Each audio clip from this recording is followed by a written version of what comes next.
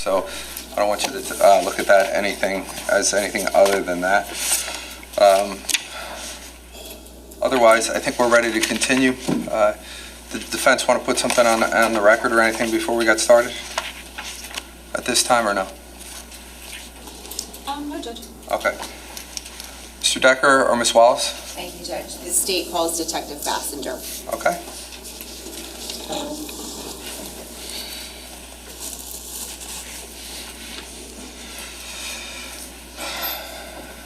Good morning. Good morning. You can just watch your step going up there. Could you put your left hand on the Bible, raise your right hand? Do you solemnly swear or affirm to tell the truth, the whole truth, and nothing but the truth, so help you God? I do. Okay, once you get comfortable, can you state your name for the record and spell your last name, please? My name is Debbie Bassinger. My last name is Bassinder. Okay. Prosecutor, whenever you're ready. Thank you, Judge. Good morning, Detective. Good morning. Where are you employed? I'm employed at the Monmouth County Prosecutor's Office In what capacity? as a detective. And how long have you been employed at the Prosecutor's Office? 8 years this month. What unit do you work in?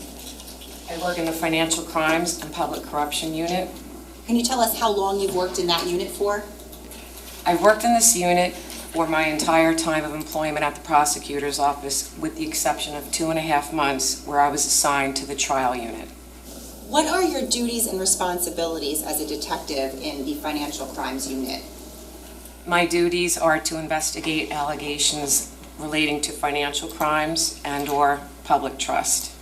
Now, what, if any, law enforcement experience did you have prior to joining the Monmouth County Prosecutor's Office? I was a special agent with the Internal Revenue Service Criminal Investigation Division. So as a special agent, were you a sworn federal law enforcement officer at that time? Yes, I was. And what was the time frame that you worked as a special agent with the IRS? From September 1993 through June of 2016. Generally speaking, what were your duties as a special agent with the IRS?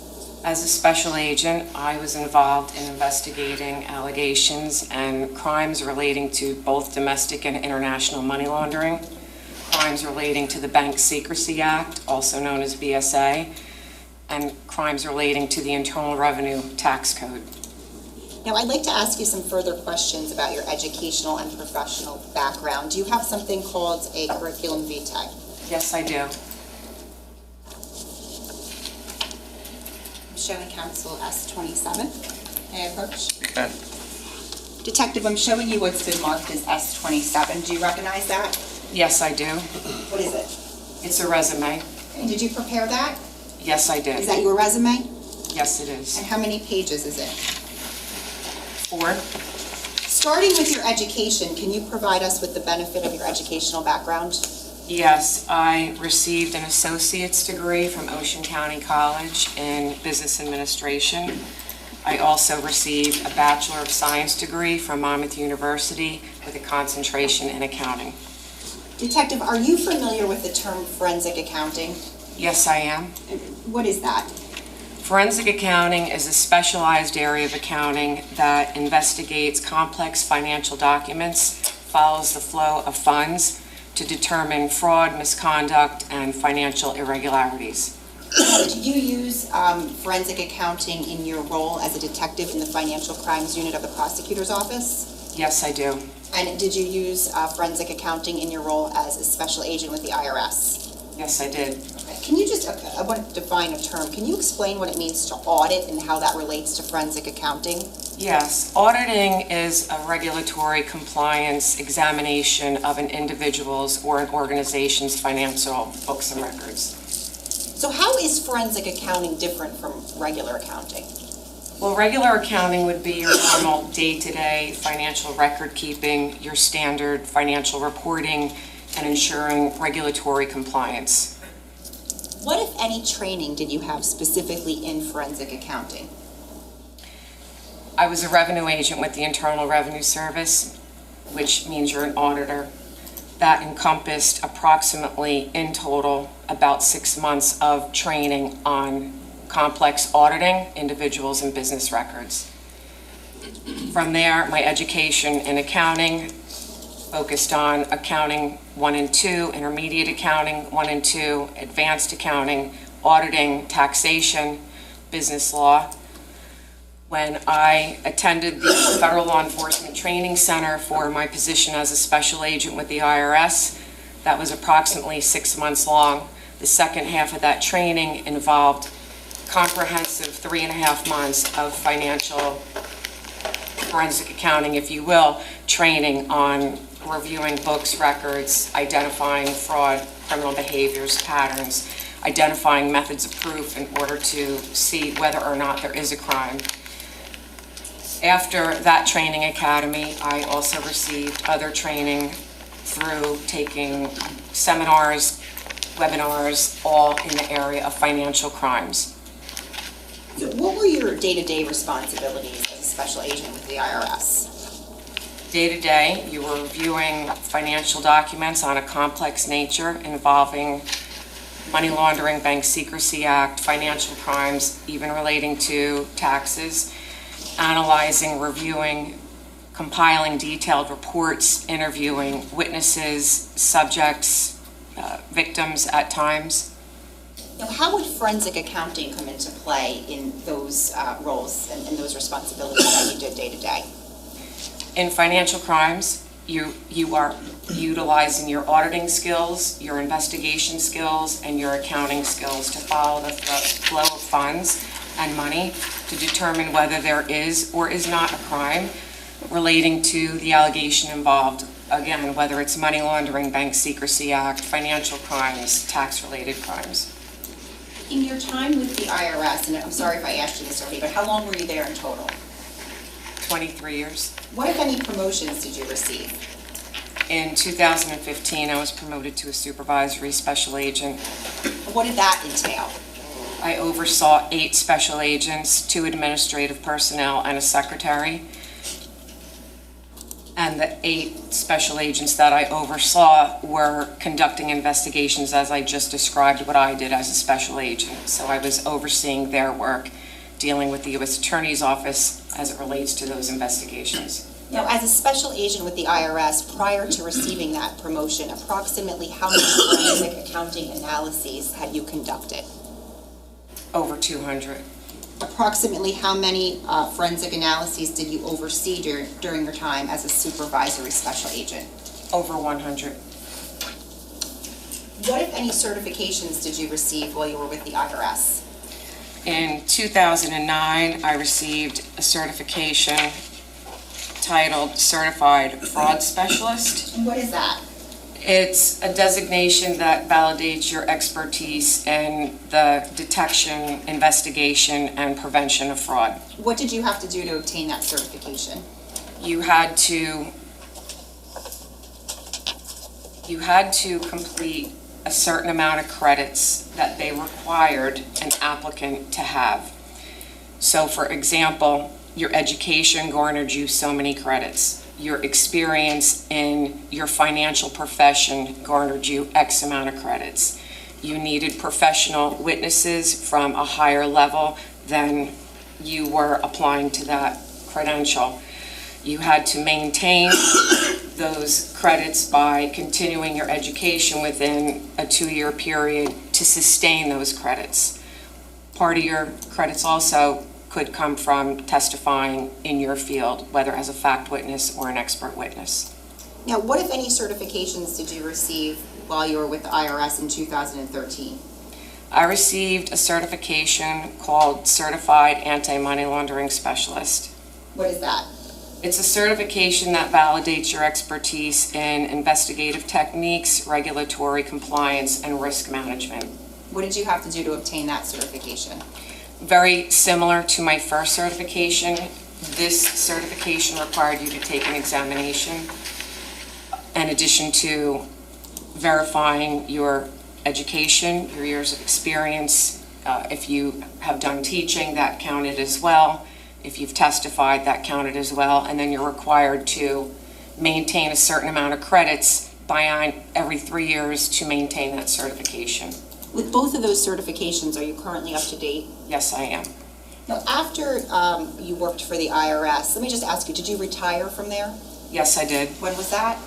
In June 2016. Where did you become employed after that? Ocean First Bank. And what was your position there? I was a senior vice president and the director of BSA Department, Bank Secrecy Act, BSA Department, and also the Security Department. Okay. And what were the dates that you were employed at Ocean First Bank? August 2016 through January 2018. Would you be able to summarize your duties and responsibilities there? Sure. For the BSA department, I was responsible for implementing, administering, and ensuring the bank's compliance with all Bank Secrecy Act. The bank at that time had approximately 125 branches, over 800 personnel, a myriad of departments both within branch and corporate. BSA oversees every employee, every department, administers all training. No, what if I'm sorry, go ahead. Also oversaw my staff in BSA, and the staff was investigating alerts that would come in from the anti-money laundering detection system, your computer systems. So if there was an alert on a customer account, they would investigate it to determine if it's worth additional investigating or if it's okay. The second half of my role in the security department, which I oversaw a staff there as well, but we handled the both internal and external security of the bank. External security meaning bank robbery, internal security encompassed internal fraud, anything happening internal within the bank.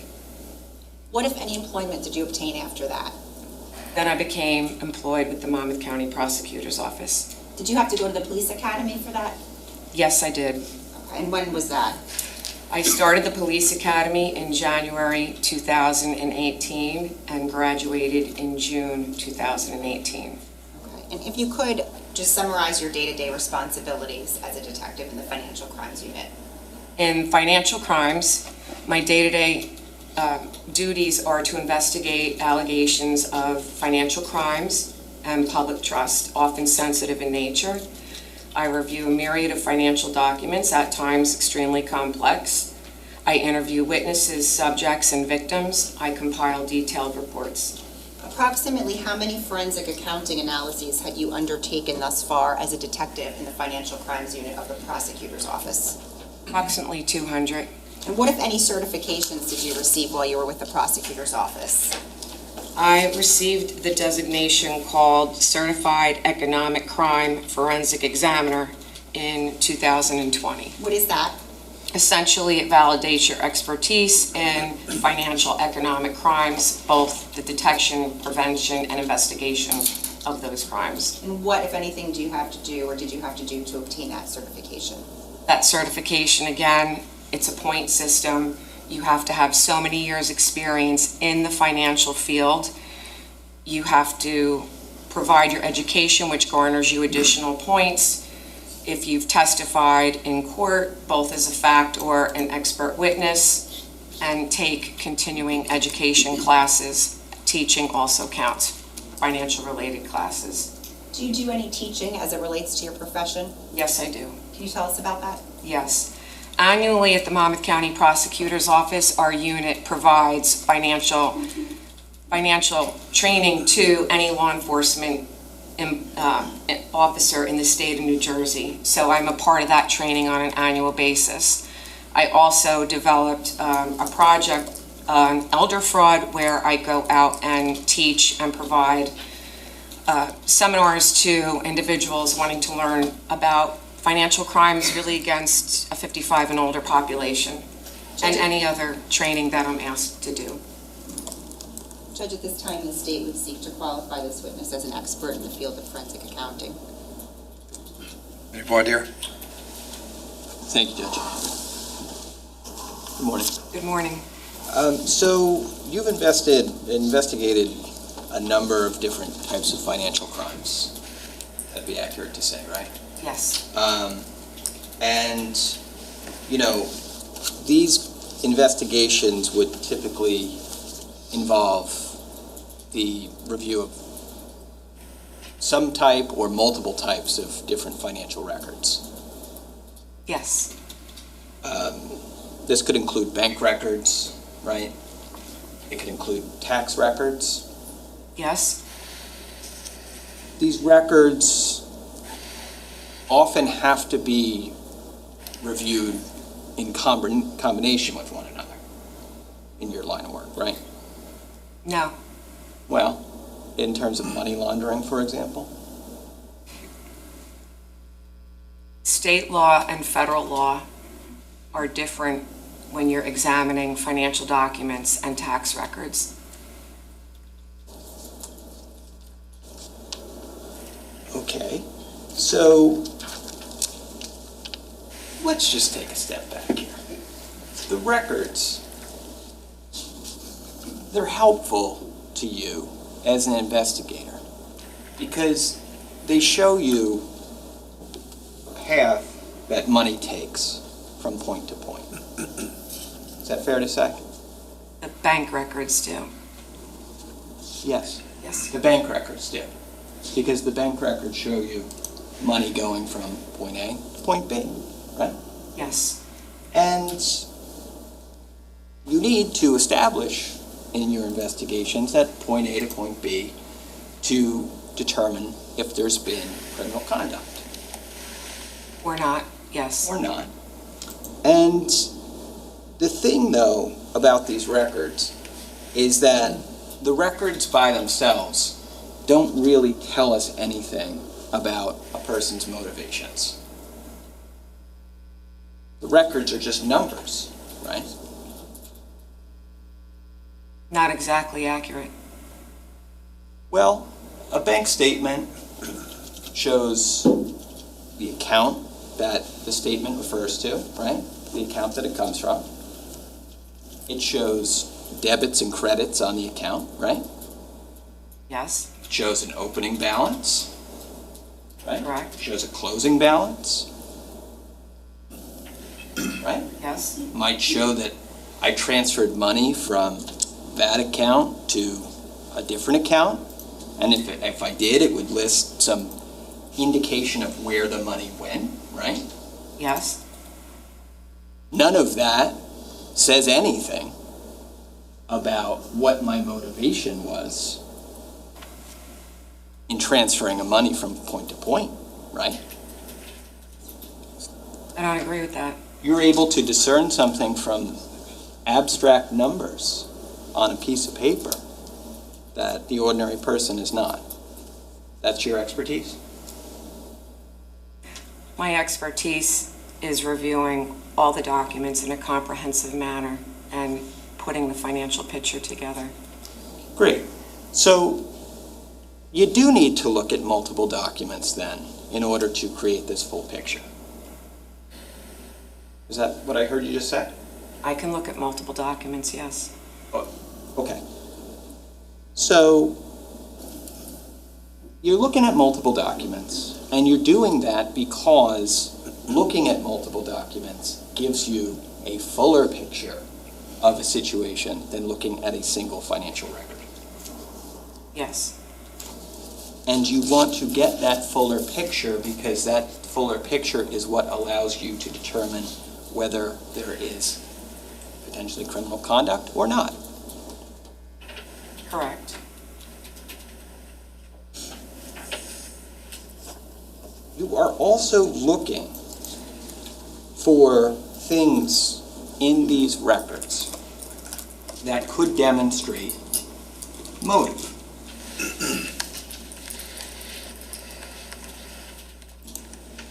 At the end of an analysis, yes. One of the things that you're trying to determine is if any of these records are supportive of or not supportive of motive. Yes, Because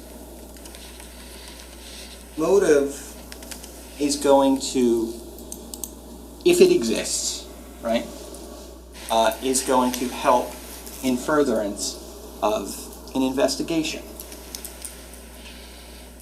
yes, Motive evidence explains why a person might have made a financial decision that they made.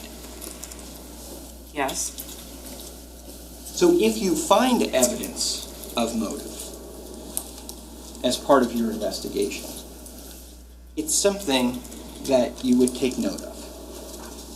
Yes. And if you took note of it, it would be because it was significant to you. Yes. And if it was significant to you, you would, in some fashion, document it. Yes. In general, in a financial investigation, you might take note of the fact, for example, that an individual has a lot of debt Yes. or has difficulty paying their debts. Yes. You might take note of the fact that a person is getting repeated calls from debt collectors. Yes. You might take note of the fact that a person is getting served foreclosure notices. Yes. You might take note of the fact that a person is having their utilities, like their water or their gas, shut off. Yes.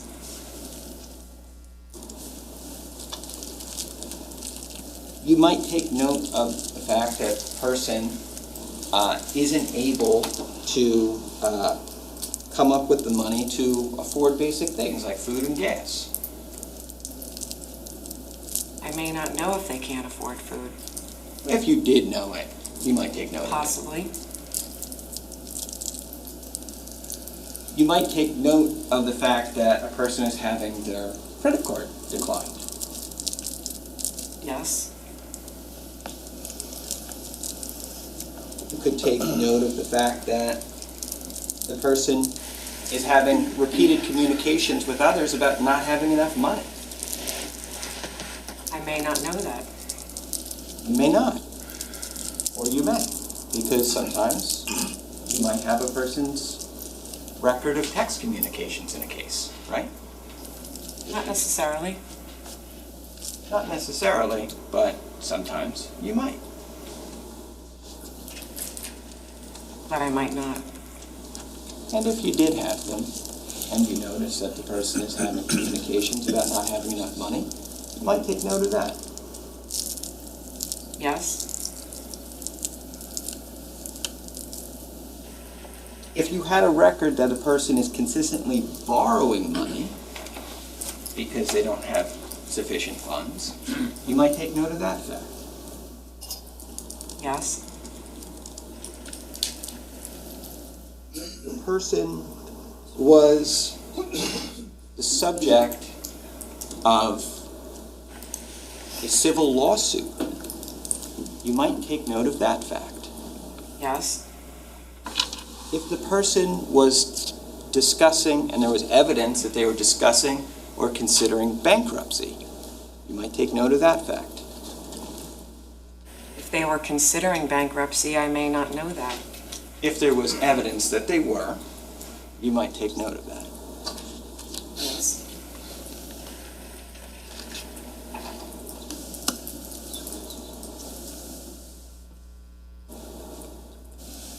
When you were with the IRS and as part of your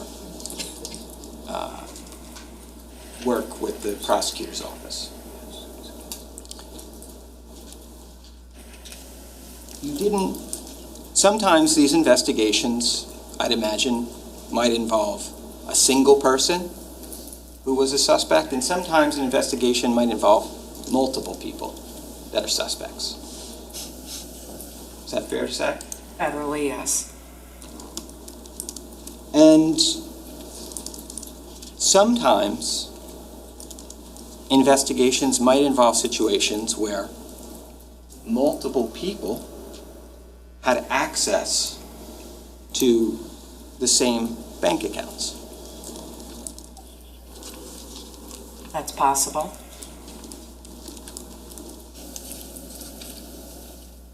Let's talk about an example of that. let's say we have a small business. Now, you're aware that small businesses often operate under a less regimented structure than large, highly regulated businesses, right? Can happen. Can I see counsel, please?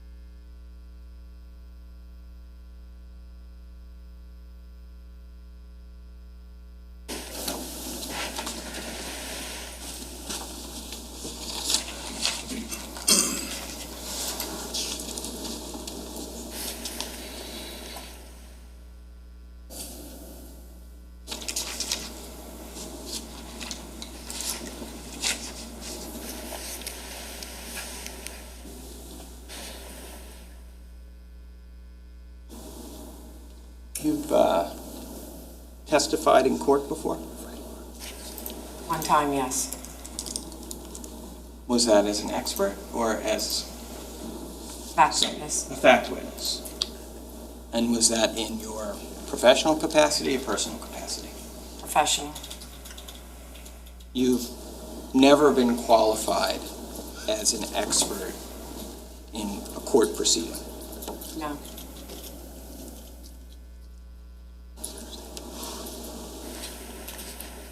when you testified as a fact witness, that was about a financial investigation? It was a joint investigation with the FBI, and there was a financial component to it, yes.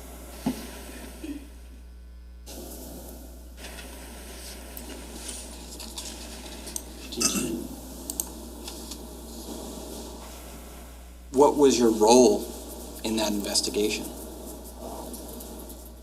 The defendant accepted bribes in the amount of $30,000. Excuse me, the defendant accepted bribes, and I was a fact witness to that. And there were also tax charges in combination.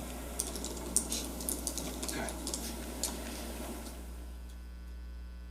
So basically your role, what I'm taking from that is your role in that case was as a detective.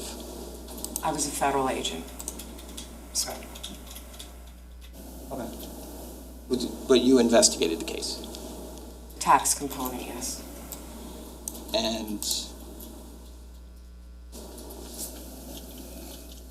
when cases like that, help me here, when cases like that go to, that was a federal court case, do I have that right? Yes, It wasn't in state court, it was in federal court. yes. Okay. When cases like that go to trial, does the government have people that they can certify as experts to testify at trial if they need them? When the case is complex in nature, yes. Okay. And where does the government go to get those experts? Within, if they need to. If they need an expert, they could go within. Okay. So those experts, for example, could come from within an agency like the IRS. Yes, And I take that to mean that that agency, the IRS, has those type of experts. yes, you're part of an expert witness cadre, which I was selected to be a part of and attended training. Okay. And then you may prepare for cases that ultimately plea out, so you don't ultimately testify because the case pled out.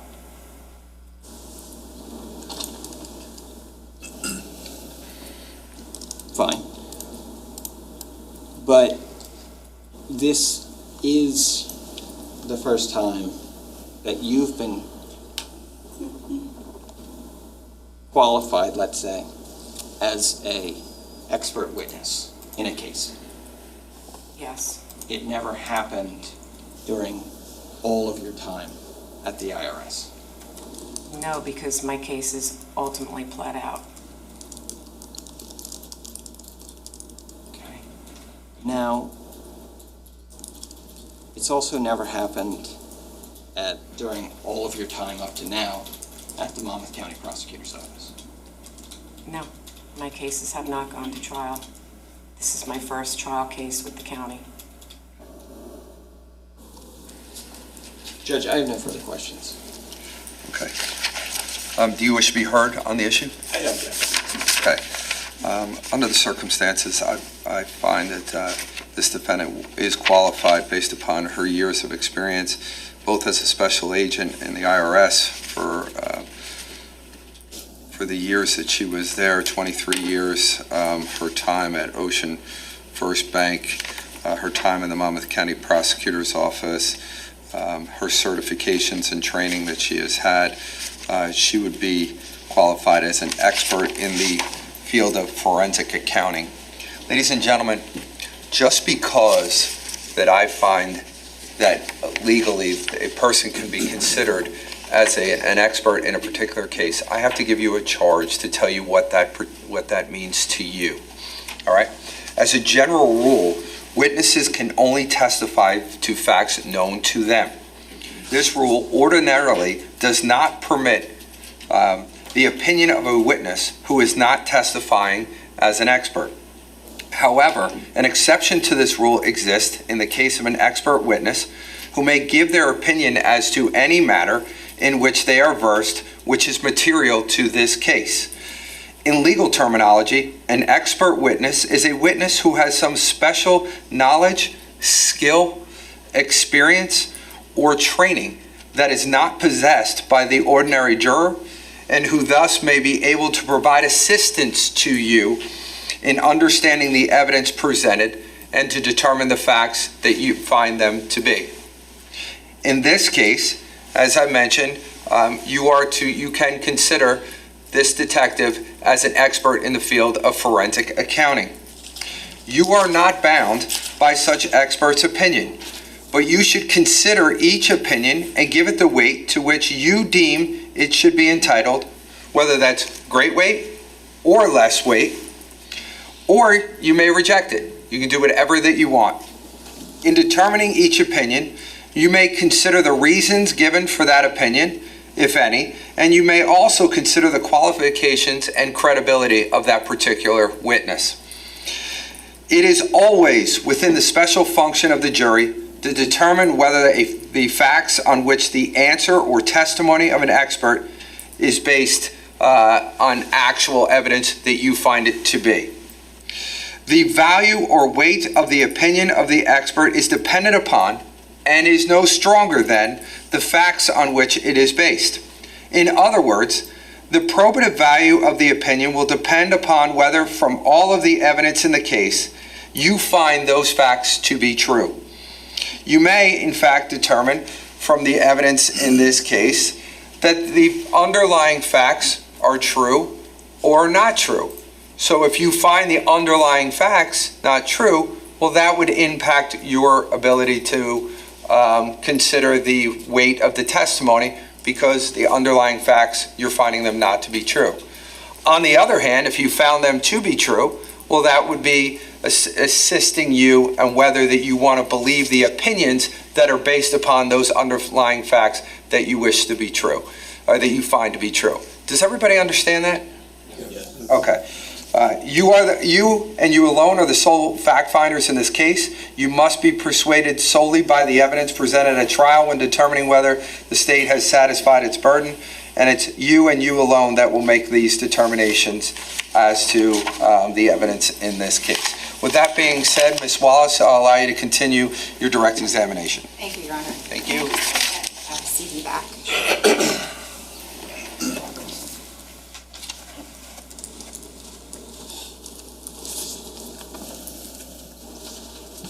Detective, are you familiar with the case State of New Jersey versus Paul Caneiro? Yes, I am. How? I was assigned to, on November 21st, 2018, by my supervisor in the unit at the time to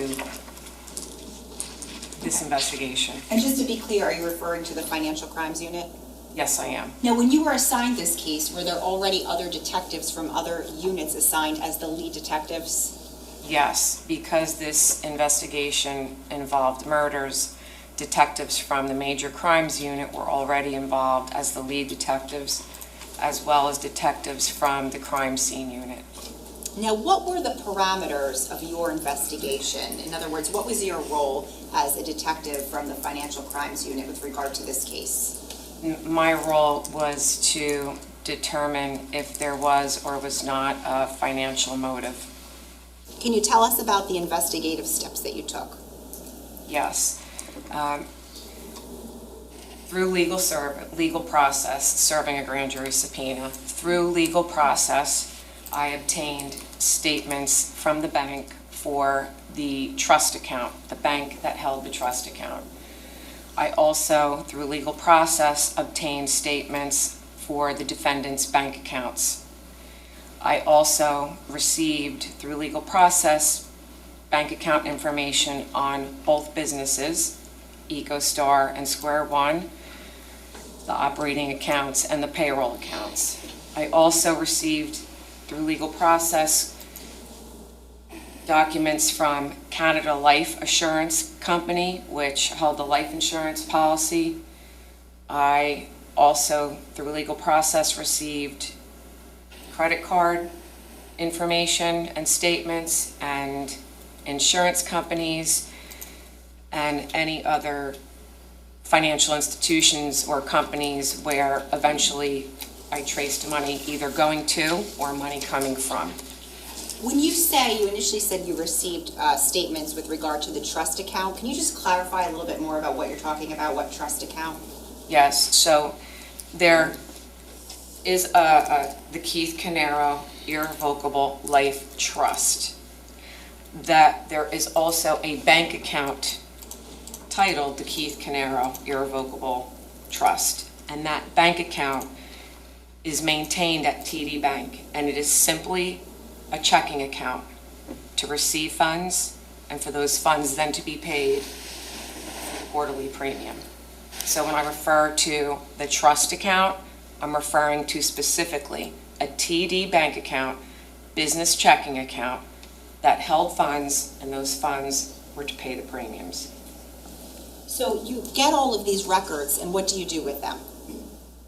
I analyzed the records, wrote detailed reports on these records. Now, during the course of your investigative process, what, if any, interviews did you either participate in or conduct yourself? I participated in the interview of the accountant, Stephen Weinstein, the CPA. I also participated in the interview of Ron Ortigas, the insurance man. I was also part of the interview with Tiffany Rivera, who was an employee at the businesses that the defendant and his brother Keith Caneiro owned. And I was also present with Detective Pat Petrozello, detective at the time, lieutenant now, when he spoke to Yusel Restrepo. Now, eventually, were you asked to narrow down the focus of your investigation? Yes, I Or your was. analysis, I'm sorry. Yes, I was. And what specifically was that? I was asked to narrow down the analysis to the years 2017 and 2018, and essentially do a review of the defendant's finances. So essentially following all the monies going into his accounts and all the monies leaving his accounts. Some of these were fixed deposits and fixed expenses, and in these years there were also one-off deposits and one-off expenses. When we're talking about bank accounts, how many personal bank accounts did the defendant have? 4. All right, and with regard to that TD trust account, how many accounts was that? There was 1. Okay, and then in terms of the businesses, how many bank accounts were there? A total of 4, because there were 2 businesses, each had an operating account, each had a payroll account. And just very briefly, the difference between an operating and a payroll account? The payroll account is going to pay the salaries of your employees for the businesses, and the operating account is paying your fixed expenses and other expenses. Okay, so right there, what we discussed, that's a total of 9 bank accounts? Yes.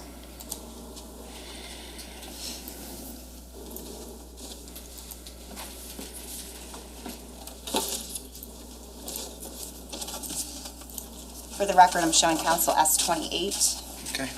May I approach them? You can.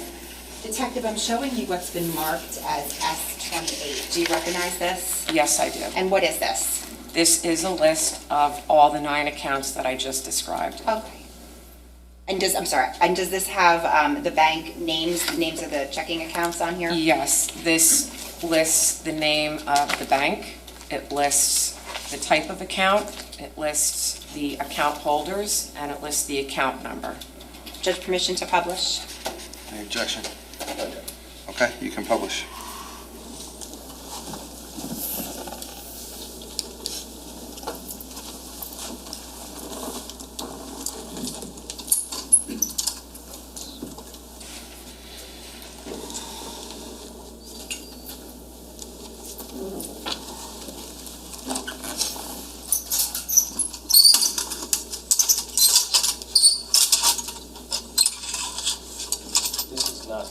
I was just about to ask, why is this on the screen?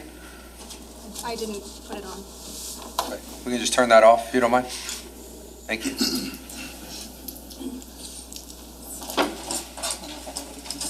a little lopsided.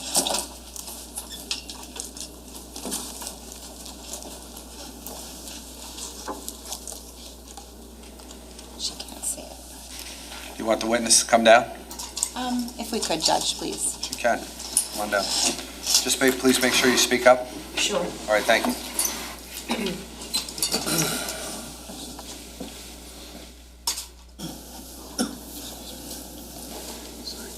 Detective Bassender, if you could, can you just take us through each of these and explain what we're looking at here? So, for example, I'm going to draw your attention to where it says number 1. What is that?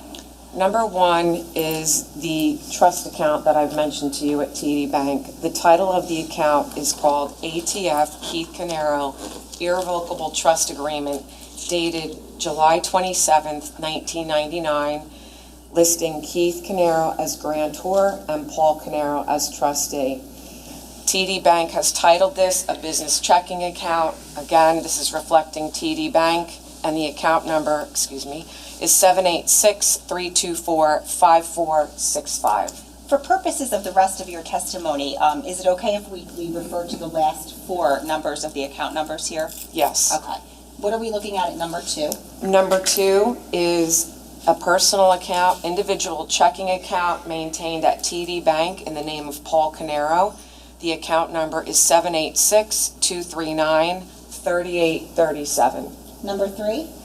Number 3 is a joint checking account maintained at TD Bank, and the account holders are Paul Caneiro and his wife Susan Caneiro. The account number is 786-206-3760. How about number 4? Number 4 is a checking account maintained at Affinity Federal Credit Union in the name of Paul Caneiro. The account number is 751-5502. Number 5? Number 5 is a TD Convenient Checking Account maintained at TD Bank, a joint account in the name of Caitlin Caneiro, the daughter of Paul Caneiro. So the account is in Caitlin Caneiro and Paul Caneiro's name. The account number is 424-931-3886. Now, numbers 2, 3, 4, and 5, are those the 4 accounts that you spoke of that the defendant has? Yes. Okay. Let's go on to what is number, if you could go through number 6 with us. Okay, number 6 is an operating account maintained at TD Bank. The operating account is J. Martin Consulting, Inc., doing business as Square One, so I'll refer to the business as Square One. But that is their operating account. The account number is 685-504-1396. Number 7. Number 7 is the payroll account at TD Bank for Square One, and the account holder is listed as J. Martin Consulting, Inc., doing business as Square One. The account number is 685-504-1388. How about number 8? Number 8 is the operating account maintained at TD Bank in the other business, which is called EcoStar Pest Management, Inc. The account number is 432-041-7234. And number 9? Is the payroll account for EcoStar maintained at TD Bank. The account holder name is EcoStar Pest Management, Inc., and the account number is 432-041-7101. Thank you, Detective. You can have a seat.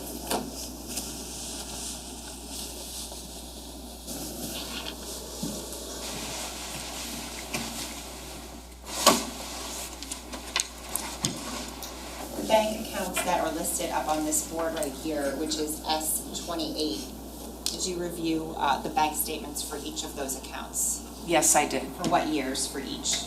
2014 through 2018, November 20th, 2018. Okay. I'm going to show you what has been marked as S29 through S38. I'm showing counsel first.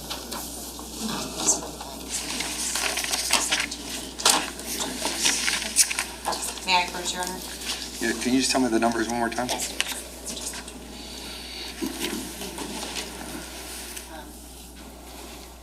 S29 Okay. through, it would be S38, and then I will take them for each. Great, thank you.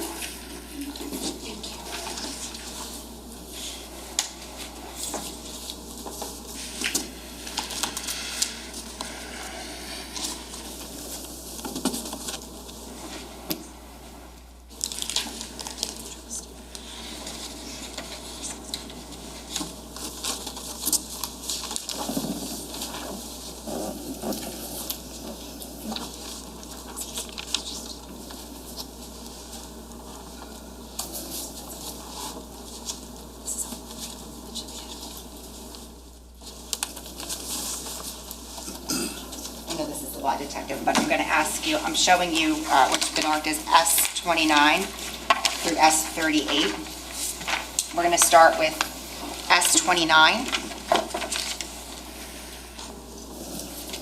Do you recognize that? Yes, I do. What is that? This is the bank statements from TD Bank in the name of Paul Caneiro. The account number, can I just say the last four digits Yes. for these? The account number ends in 3837, and the statement period is from December 24th, 2016, and it ends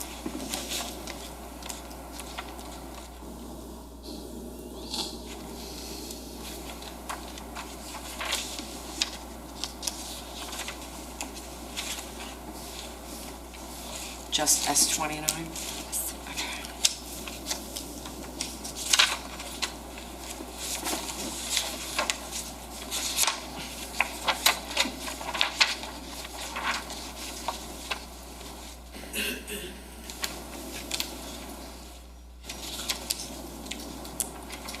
Detective, if I could, are these the bank statements for 2017 for 3837? Yes, and it ends January 23rd, 2018. Okay, and are there also the deposit slips attached to those bank statements? Yes, there are. Okay, and does this correspond to number 2 on the board over there?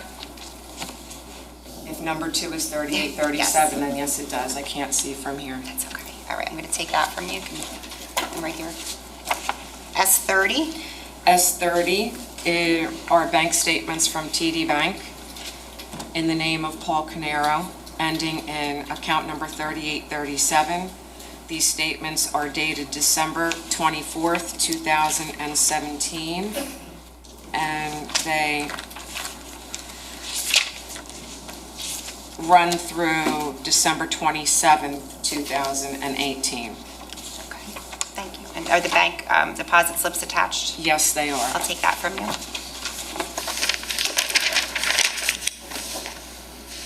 S31? S31 are bank statements from Affinity Federal Credit Union in the name of Paul Caneiro. The account ending in 5502. These statements cover the period January 1st, 2017 through December 31st, 2017. S32? Are bank statements from Affinity Federal Credit Union in the name of Paul Caneiro, ending in 5502. This has a variety of account numbers on it.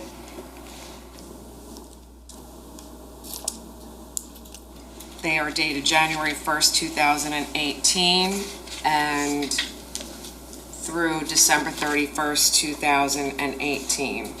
Okay, do you see S33?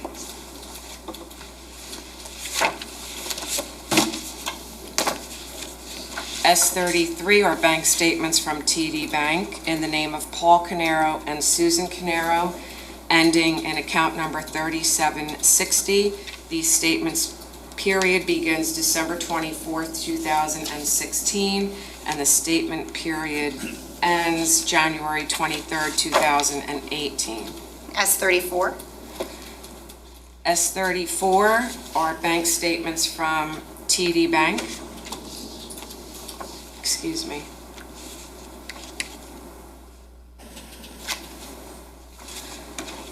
In the name of Paul and Susan Caneiro, ending in account number 3760. The statement period covers December 24th, 2017, and the last date is December 28th, 2018. S35? These are bank statements from TD Bank in the name of Caitlin Caneiro and Paul Caneiro. The account number ends in 3886. The statement period covers December 14th, 2016, and the statement period concludes on January 13th, 2018. Okay, and S36? Are statements from TD Bank in the name of Caitlin Caneiro, Paul Caneiro, ending in account number 3886. The statement period begins on December 14th, 2017, and the last date is December 26, 2018. And the last two, S37.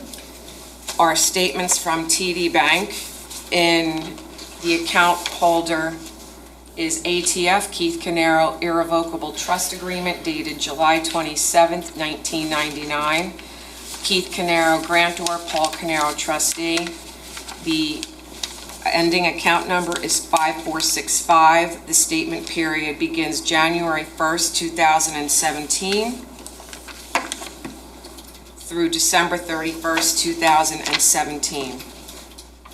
Did you mean 2018? Are you? 17, I'm sorry. And finally, S38. Are statements from TD Bank. The account holder is listed as ATF Keith Caneiro Irrevocable Trust Agreement dated July 27th, 1999. Keith Caneiro Grantor, Paul Caneiro Trustee. The account number ends in 5465. The statement period begins January 1st, 2018 through December 31st, 2018. Thank you, Detective.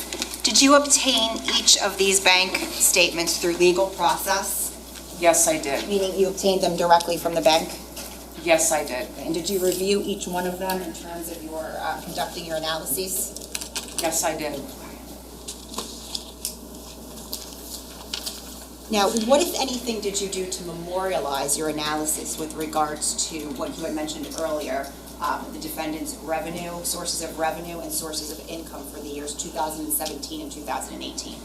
I prepared a report, and then I also prepared a supplemental report. Showing defense counsel S39 and S40.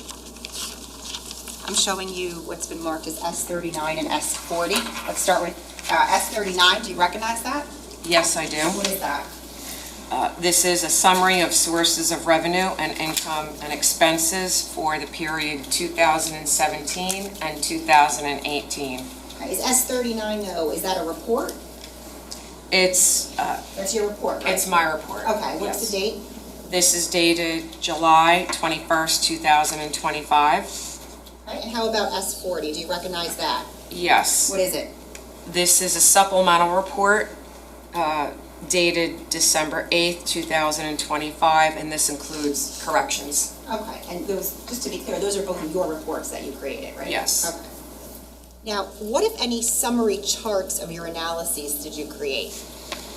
I created a summary chart of revenue for 2018, and I created a summary chart of expenses for 2017 and 18. And where are those summary charts reflected? They are reflected in the most updated summary charts are reflected in the December 8th, 2025 report. So S40? Yes. Specifically, I'm going to draw your attention to pages 3 on that report. Yes. What are we looking at there? Page 3 lists the sources of revenue and income for the years 2017 and 18. How about pages 4 and 5? What does that reflect? 4 and 5 reflect expenses for the years 2017 and 18.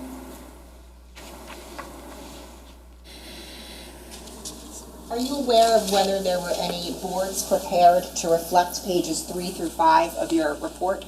Yes.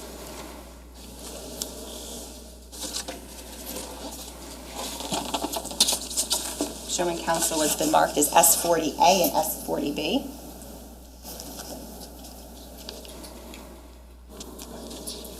May I approach, Judge? You can. I'm going to start, Detective, with S40A. Do you recognize this? Yes, I do. And what is that? That's the chart I prepared of sources of revenue and income for the years 2017 and 18. And is this board, is this in the same exact condition with the same exact substance as what is in your report on pages? Yes, on page 3. Page 3. I'm showing you what's been marked as S40A. B, I'm sorry. What is this? This is the chart of the expenses for the years 2017 and 2018. And is this reflected on pages 4 and 5 of your report? Yes, it is. And is it in the exact same condition as it is in your report? Yes, it is. I'd like to start with expenses, permission to publish S40B. Any objection?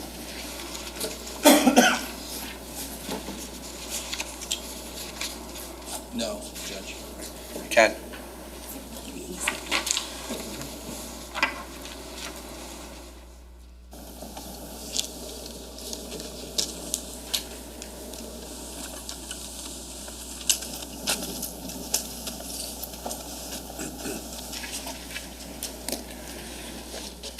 You're fine.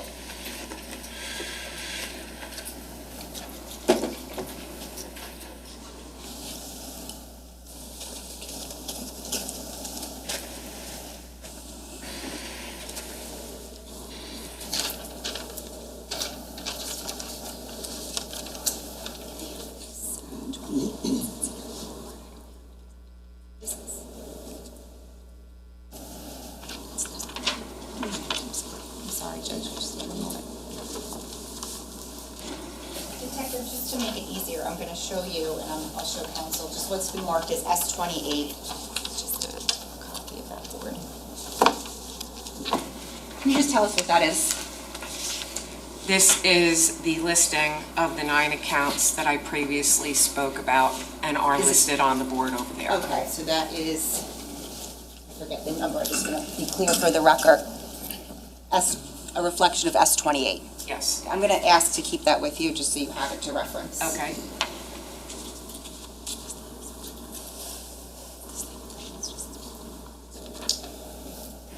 All right. S40B, which is reflected on pages 4 and 5 of your expert report. Do you see that? Yes, I do. Okay. Can you just generally explain what we're looking at? Yes. This is the list of expenses for the years 2017 and 18. It covers categories to include tax debt, mortgage payments, auto loan and lease payments, credit card payments, insurance payments, utility payments, educational costs, and miscellaneous payments, as well as payments made to Canada Life Insurance Company. I think, if you don't mind, I think it would be better if you put it right in the middle, so then everyone can see it. It's kind of in the middle for everyone. Thank you, sir. Sorry, go ahead, Detective. With a total listing per year for 17 and also 18. Okay, so there's essentially the categories that go down through 2017 and then 2018? Yes, Okay, and then each category has a total, is that right? yes, And then is there a total expenditure reflected for 2017 yes, and 2018? yes. Okay. Let's start with the first category. What does that say, the first category at the top? Tax debt, Okay. And what is listed under tax debt? these are payments made to the Internal Revenue Service. Payments were made in amounts of approximately $1,265 a month. In the year 2017, there was a larger payment within that year. So for 2017, the total payments made to the IRS is $40,523. And in 2018, total payments made to the IRS were $15,107. And just to be clear, these payments came from which of the 4 accounts of the defendants? If you could just say the last 4 numbers. It came from number 2, the account ending in 3837, the defendant's personal account. Okay. Do you know what kind of payments they were? Electronic? Electronic. check, something else? Electronic? What is the next category? The next category is mortgage. These payments were made to City Mortgage. The payments were in the amount of approximately $3,050 per month. In 2017, those payments totaled $36,600. In 2018, The payments totaled $33,550. Which of the defendant's 4 bank accounts did those come from? These payments were made from account 2, ending in 3837. What type of payments were they? Electronic payments. What is the next category? The next category is auto loan and lease. The defendant had 3 Porsche leases, and in 2017, those lease payments totaled $39,846.51. And in 2018, those payments totaled $25,906.90. These were electronic payments made from account 2, ending in 3837. And what is right under that? Alley Financial Auto. This was a payment. The defendant purchased a 2016 Jeep Wrangler in the amount of approximately $49,696 from Reedman Toll Auto World in Pennsylvania. The auto loan was obtained from Alley Bank, and the term of the loan was 60 months, 5 years. The monthly payment was $828.28, and this totaled in 2017 $10,054.97, and in 2018 payments totaled $9,906.20. And which of the defendant's 4 bank accounts did those payments come from? These payments came from account number 2, ending in 3837. The next category says credit cards. Do you see that? Yes. Okay. When you're talking about credit cards, are those personal credit cards, business, or something else? These credit cards here specifically, there's 2 credit cards from the American Express credit card company that are in the defendant's name. One credit card is in the defendant's name solely, and the other credit card, I observed the wife and children also having a card attached to that account. The defendant utilized 2 bank accounts, number 2, ending in 3837, and also number 4 from Affinity Federal Credit Union, ending in 5502. So those 2 accounts made payments to those 2 credit cards in both years. So just for the first one, American Express, the first one in order, for 2017, what was the total payments? $143,049.08. How about 2018? $120,085.51. Now, for the next one under that, the American Express, for 2017, what was the total expenditure that the defendant paid? $18,342.13. 2018? $43,044.35. The next credit card listed says Bank of America. Do you see that? I do. Okay, and what is the total expenditure for 2017? $15,623.96. In 2018? $20,089.51. And from which bank account of the 4 bank accounts did that come from? Account number 2, ending in 3837. Okay. The next credit card, Chase card. Chase card in 2017, payments totaled $7,281.83. And in 18, payments totaled $3,473. These payments were made from account 2, ending in 3837. The next one, TD retail card. Do you see that? Yes, in 2017 and in 2018, payments were $1,680 in each year, and those payments were made from account 2, ending in 3837. And finally, the Citibank card.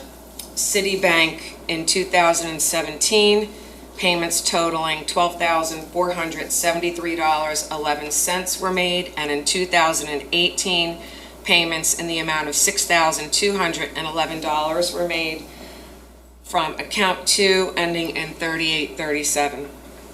The next category lists insurance. Do you see that? Yes, I do. Okay, and what is Chubb and Son? Chubb and Son is an insurance company where the defendant maintained his homeowner's policy. Okay, and can you please tell us what the total expense was for 2017? Yes, in 2017, the amount was $5,137.94, and in 2018, the amount was $2,905.81. And that came from what bank account? Account 2, ending in 3837. And by the way, these payments that we're referring to, are they electronic payments? Electronic. Okay. Utilities, do you see that category? Yes. Go ahead. Utilities consisted of First Energy, JCP&L. Payments for 2017 amounted to $5,147.84. In 2018, payments amounted to $4,915.05.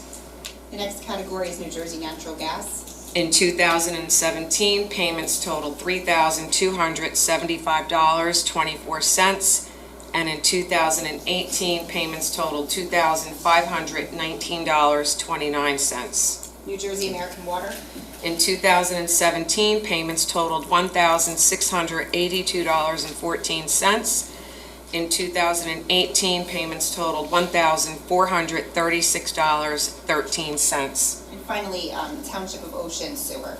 Payments totaled $460 for both 2017 and 2018. Did all of those utility payments come from the same bank account? Yes, account number 2, ending in 3837. The next category is educational costs. Is that Yes. correct? Okay. So I want to start with 2018. Can you explain what we're looking at? Yes, this is educational costs that were paid to Discover, which indicated on the payment it was a student loan payment. In 2018, the payment total was $2,525. Over the course of your review, Detective, did you see any other payments from any of the defendant's accounts in 2018 that went to some sort of educational or school loan? I did not. Now, let's go to 2017. What is that?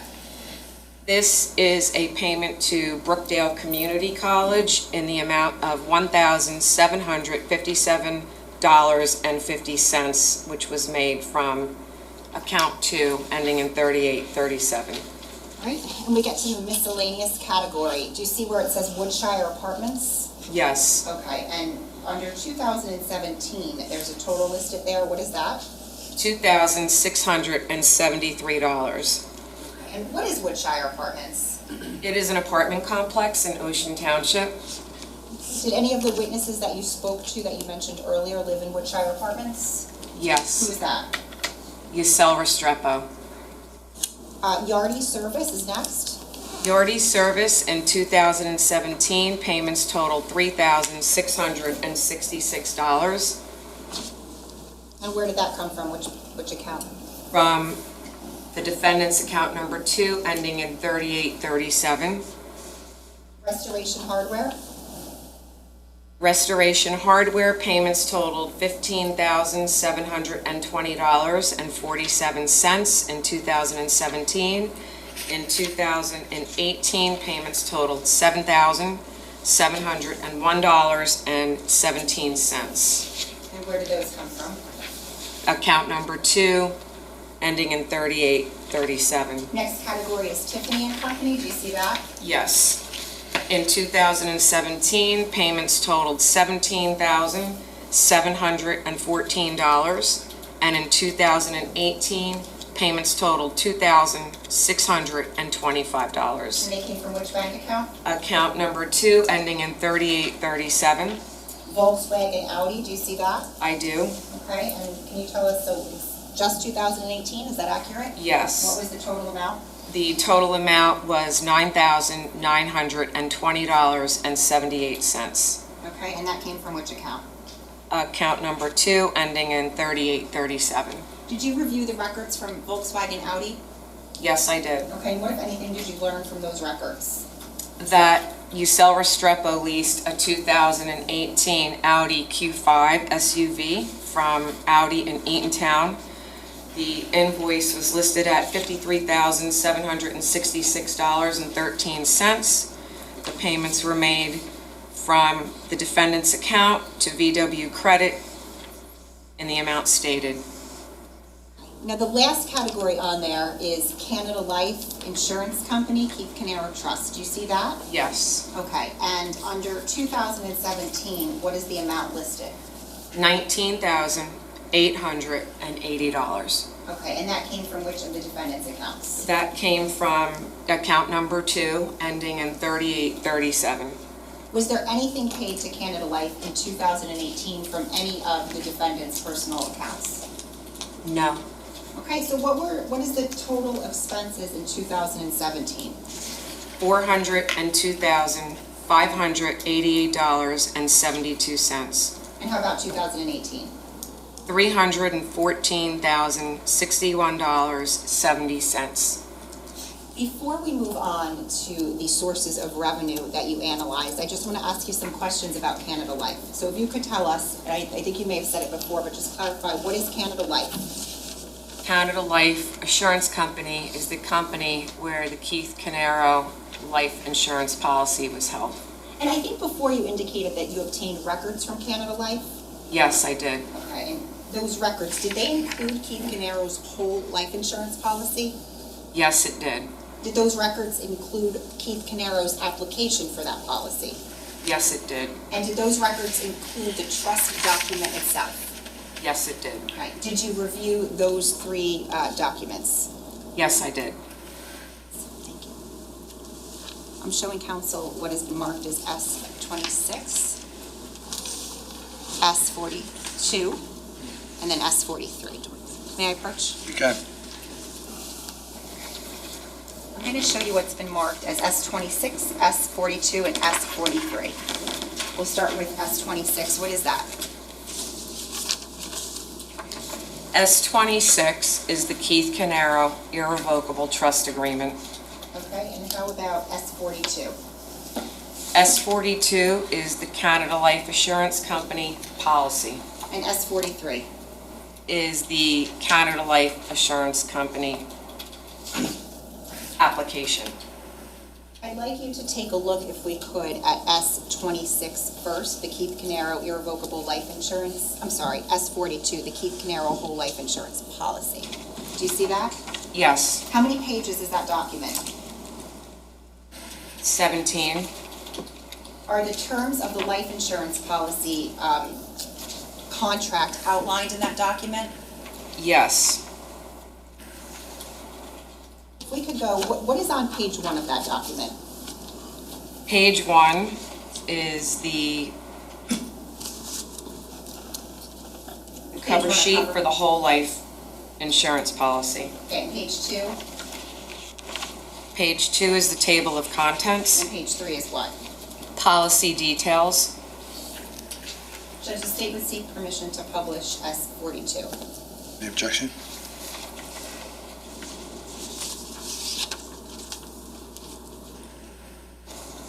Could we just go to sidebar? You can.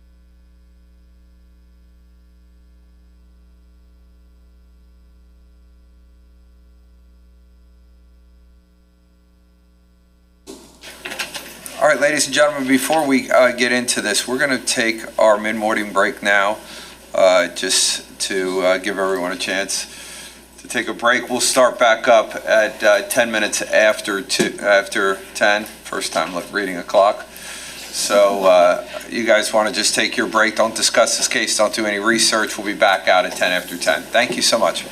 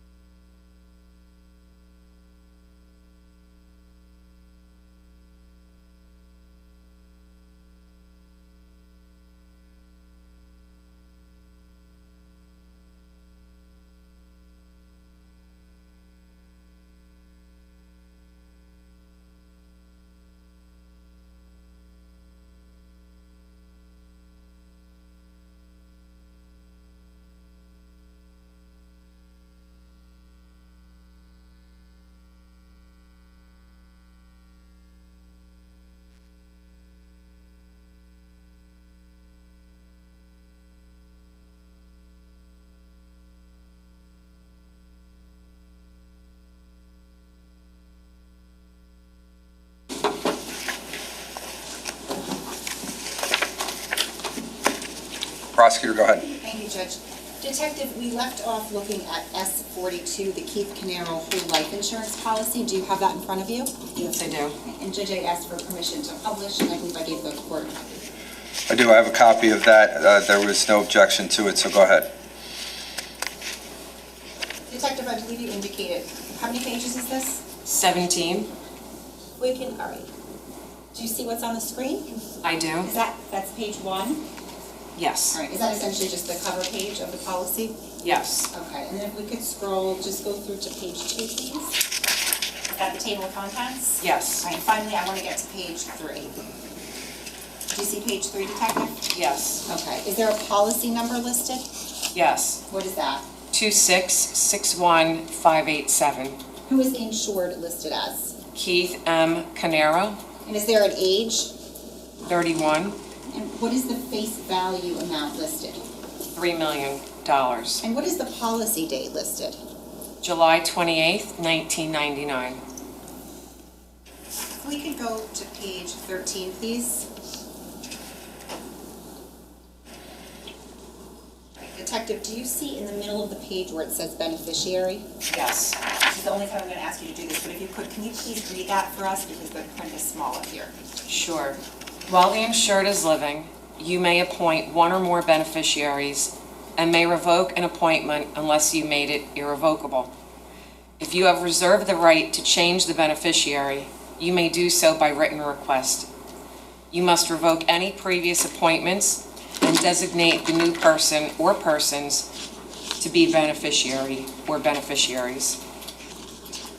Continue. Yes, please, just No. beneficiary. No appointment or change in appointment will take effect unless we receive the request. When received, the request will take effect as of the date it was signed, subject to payment or other action taken by us before it was received. The beneficiaries of this policy shall be as stated in the application unless later changed. We will pay the amount due at the death of the insured under the beneficiary appointment in effect at the date of death. If more than one beneficiary has been appointed and one or more of them dies, the proceeds will be paid to the surviving beneficiaries equally unless otherwise designated. If no other beneficiary is alive at the date of the insured, or if none has been appointed, we will pay the proceeds to you or to your estate. Detective, who, to your knowledge, if you know, based upon your review of these documents, who was the beneficiary of this life insurance policy contract? The Keith Caneiro Irrevocable Life Trust And where is that listed specifically? on the application. Okay. Can I take that back from you? I'm going to ask you to take a look at S43 now.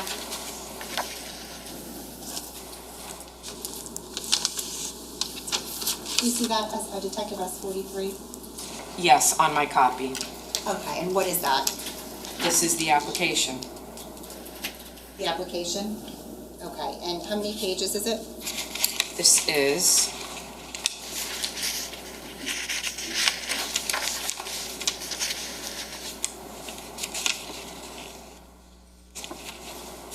And I'm sorry, they're not numbered, so if you don't mind. 9, How many? I believe 9. Okay. Judge, permission to publish. You can. We've already discussed that with defense counsel. Okay. If we could just go down to page 6, please.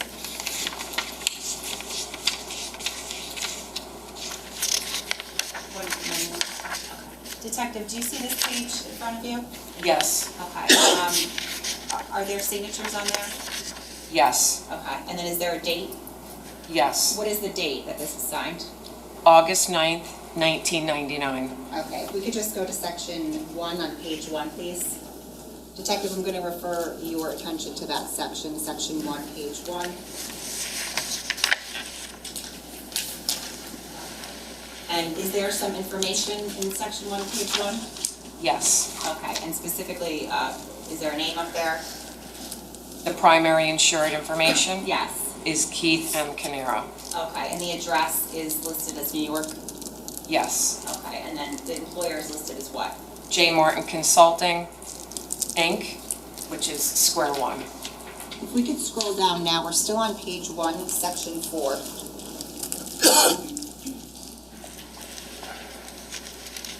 Do you see where it says owner information? Yes. Okay, and what does it say up there as to owner information? The owner is Keith Caneiro, irrevocable trust agreement dated July 27th, 1999. And what is the address listed as? 27 Tilton Drive, Wayside, New Jersey, 07712. Okay, and what's listed in front of that address, though? Paul Caneiro as trustee, in parentheses, settler. If we can now look at, it's still page 1, but section 5 right there where it says beneficiaries, do you see that? Yes. And what is listed as the beneficiary?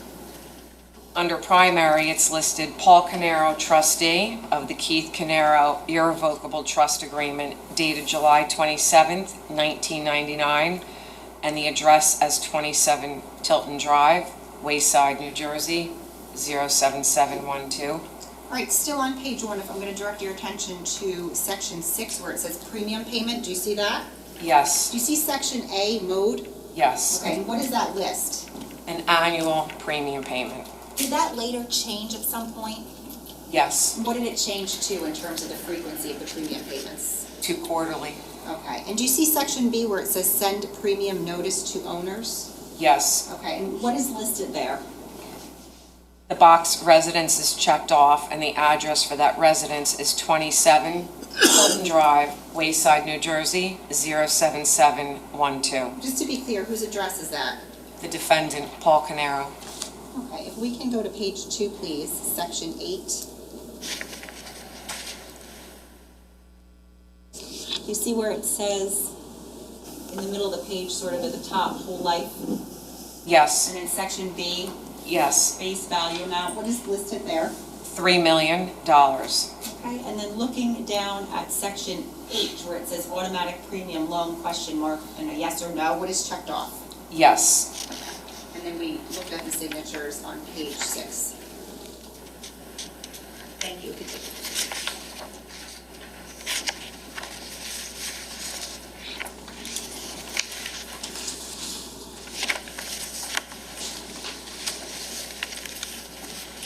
Detective, in the course of your review of the Canada Life documents, did you review something called the Canada Life Annual Policy Statements? yes. How many specifically did you review?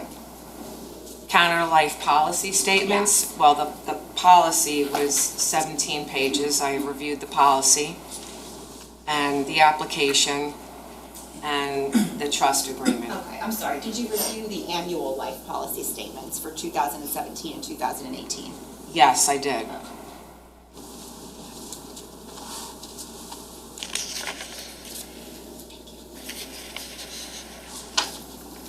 For the record, I'm showing council what's been marked as S44 and S45.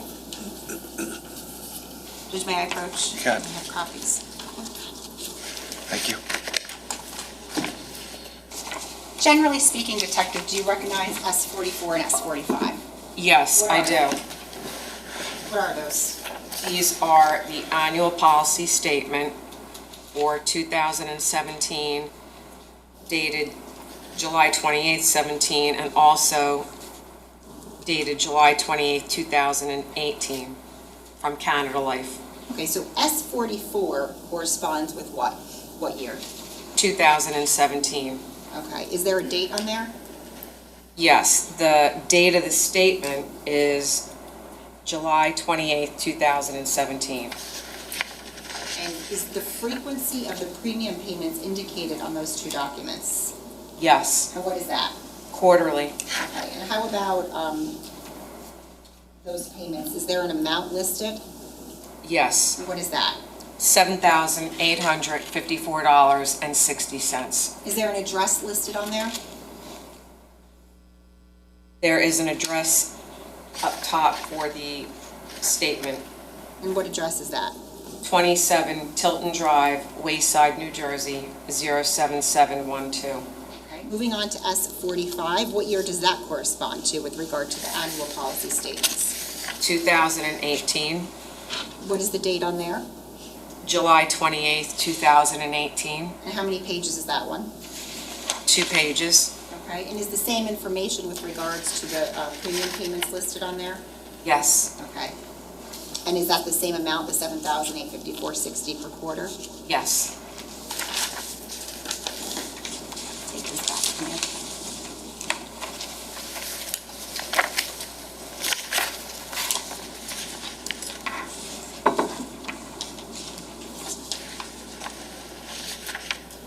Before we move on, Detective, to the sources of revenue that you analyzed, I want to ask you some questions about the TD Trust bank account 5465, named ATF Keith Caneiro Irrevocable Trust Agreement.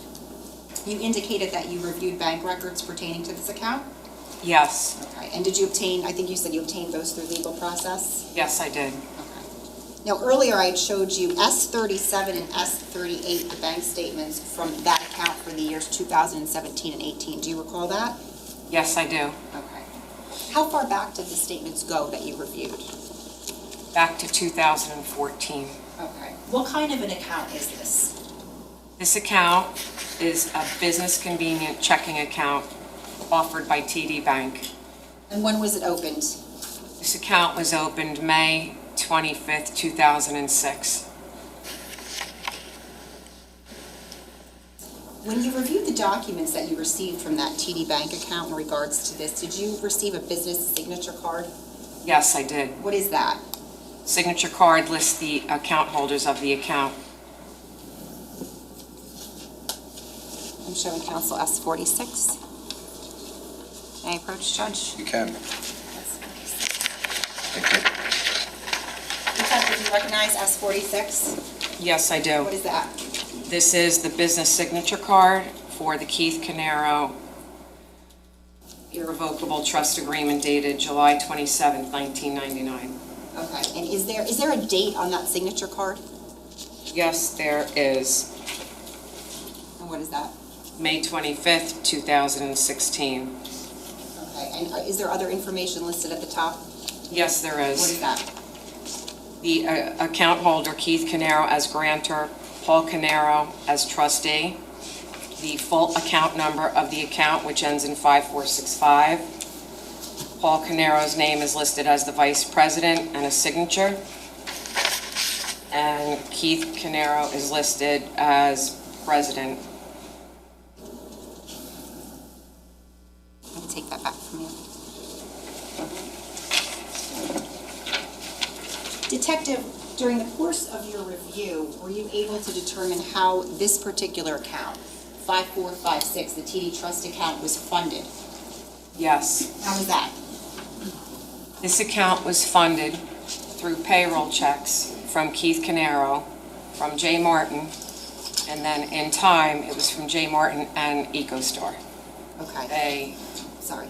were direct deposits into the account from payroll.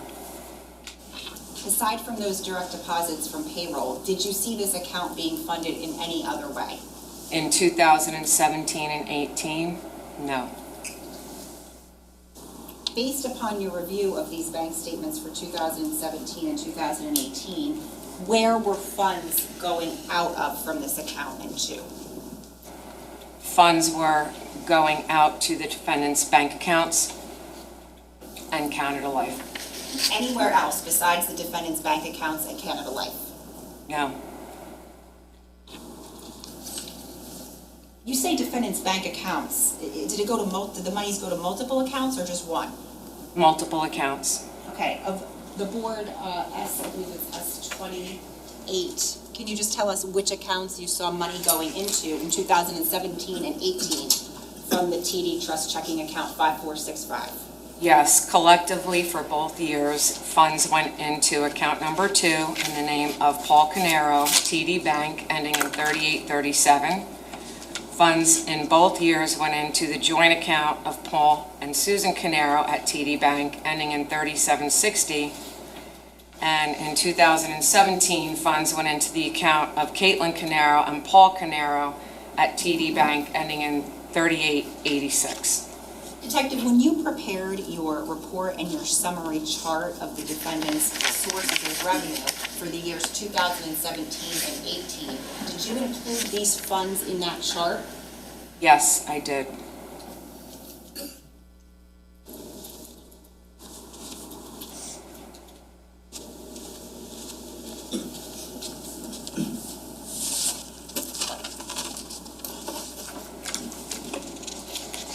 Detective, I previously showed you what's been marked as S40A, the sources of revenue.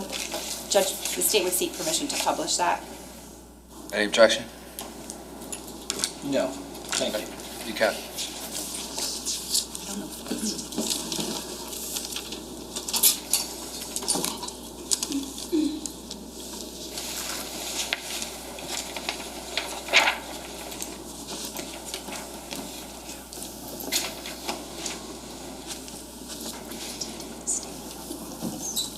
Thank you, Judge. Detective, when you looked at the defendant's sources of revenue for the years 2017 and 2018, were you able to identify any steady or consistent streams of revenue that he received for those years? Yes, I did. And on the chart specifically, can you point to us where that would be? Yes, steady streams of revenue occurred in the category titled disability. Also, business income, and under the title Keith Caneiro Irrevocable Trust, which is under additional revenue sources. Now, there are other sources of revenue on that chart, right? Yes, What were those, generally speaking? could be a loan, could be a distribution from a 401k, it could be one-off deposits into the account as a revenue stream. Let's start with the first category, disability insurance payments. What is listed as the first item under that category? The first item is disability benefits that came from U.S. Treasury Social Security. In 2017, the total was $141,364, and in 2018, the total is $29,352. Now, for the year 2017 and 2018, did all of those payments go into one of those four accounts of the defendants? Yes, Which one was that? into account number 2, ending in 3837. Okay. For the time frame of 2018, you indicated that the defendant received $29,352. Yes. Do you recall what dates he received those payments on? They were typically monthly payments in amounts ranging from $1,700 through $2,527. The second category says Sun Life disability insurance payments. Do you see that? Yes. Okay, and can you just explain to us what that is? Yes. Jay Martin, also known as Square One, had used Sun Life as their company to provide disability to employees. That's where Sun Life comes in, through the company. Okay, and in 2017, how much did the defendant collect from that? $60,000 in 2017, and in 2018, $9,540. Now, in 2017, what bank account did those funds go into? These funds went into account number 2, 3837 And at how TD about Bank. in 2018? In 18, there were 2 checks, in 18 they went into account 2, 3837. I want to retract that. In 18, there were 2 checks in November and December of 18, and they went into the joint account of Susan and Paul Caneiro, ending in 3760. Do you recall the specific dates of those 2 checks in 2018? Yes. One check is dated November 20th, 2018, in the amount of $2,110. And the second check is dated December 20th, 2018, in the amount of $7,430. Next category says Unum Disability Insurance Payments. What is that? Unum Disability is a private disability plan obtained by the defendant. And in 2017, how much revenue did the defendant receive from that plan? In both years, he received the same amount, which is $104,390 into account number 2, ending in 3837. Okay, the next category lists business income. Do you see that? Yes. And the first item under there, I'm going to draw your attention to where it says J. Martin Square 1. Do you see that? Yes. Okay, now, in 2017, how much revenue did the defendant and his family receive through payroll from the businesses? In 2017, $108,636. In 2018, the amount is $117,851. Just to clarify, does that reflect a gross or a net? Gross. Now, in 2017, was there also an auto reimbursement that the defendant and his family received? Yes. What was that? $27,290.11. And in 2018, $36,627.19. Was that a lump sum or something else? It was a lump sum added into the paycheck. Would they receive it all at once, I'm asking, or was it put into the paycheck each pay period? It was put into the paycheck. Okay. So you would have gross pay plus the auto reimbursement, then the deductions. Understood. What, if any, other benefits did the defendant and his family receive through the businesses? The business paid their health insurance. And the next category under business is EcoStar. Do you see that? Yes. And for 2017, what was the amount that was received through income from the payroll to the defendant and his family? $5,400 in 2017, and in 2018, $26,400. And again, does that reflect gross or net? Gross. Now, I should back up. I should have asked you this. Let's go back for a second to J. Martin Square 1. In 2017, that $108,636, which account did that go into? That went into the defendant's account. One moment. Just if you're referring to your report. I am referring to my report. Okay. In 2017, all the deposits were deposited into Affinity Federal Credit Union, account number 4. In 2018, they continued to be deposited into that account. However, on October 12th, 2018, through the end of November 2018, those deposits also went into account number 2, 3837. Okay. And just to clarify, 3837 and the 1515 account? 5502. 55. Same, interchangeable if you hear us say 1515 or 5502.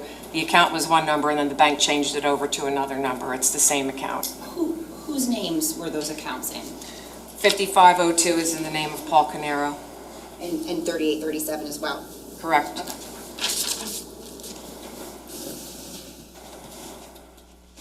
We just spoke about EcoStar, and you had indicated that, I believe in 2017, the payment was $5,400 for that year. What bank account did that go into? Those deposits, I'm referring to my report, in 2017.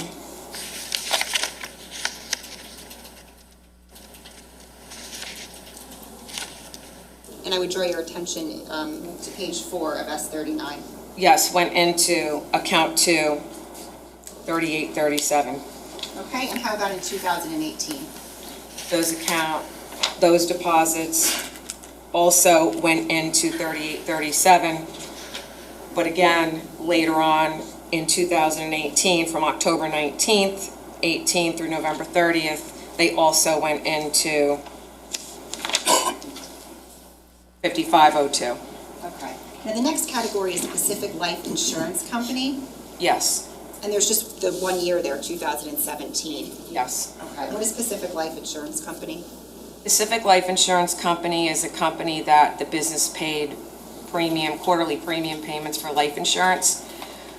When you are on disability, your quarterly premium stops. So the business paid those quarterly premiums. At this point, the defendant, Paul Caneiro, was on disability, so this amount of $3,665.95 reflects Pacific Life giving back that premium payment, which he deposited into his account 23837. It's a one-off deposit. Thank you. The next category is loans from 401k. Do you see that? Yes, I do. In total, in 2017 and 2018, how many loans were taken from the 401k? Actually, in 17, there's one, and it is a distribution of $28,350. Okay. Do you recall the date that that was distributed? April 4th, 2017 is when it was applied for. And on April 14th, 2017 is when the deposit occurred into account number 3, ending in 3760, the joint account of Paul and Susan Caneiro. Okay. Do you recall I'm going to draw your attention to April 14th of 2017, was there any monies later transferred on that date from that sum into a different account? Yes. So on April 14th, 2017, the $28,350 was deposited into the joint account 3760. 3 days later, on April 17th, a transfer was made from that account number 3, into account number 2, the defendant's account at TD Bank ending in 3837. The amount of the transfer was $27,200. I'm going to draw your attention to the next category, which is April of 2018. Do you see that? Yes. Okay, and just explain to us what we're looking at here and what that source of revenue, where that came from. Okay. This is a loan taken out from their employer's 401k. The loan was applied for on April 23rd, 2018. And how much was that loan? $14,000. The amount deposited into the account after fees was $14,093.74. Okay. When was that amount deposited?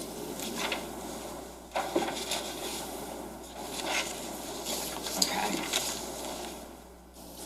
The amount of the deposit after the fees was on April 30th, 2018, and it came from Ameritrade Trust Company in the amount of $14,008.74, and that was deposited into the joint account with Susan and Paul Caneiro, account 3, ending in 3760.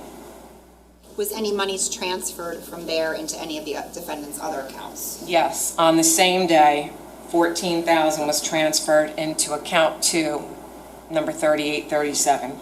And finally, under May of 2018, do you see that? Yes. Okay, and what are we looking at here? Okay. This was a distribution. It was a hardship withdrawal applied for by Susan Caneiro in the amount of $50,000.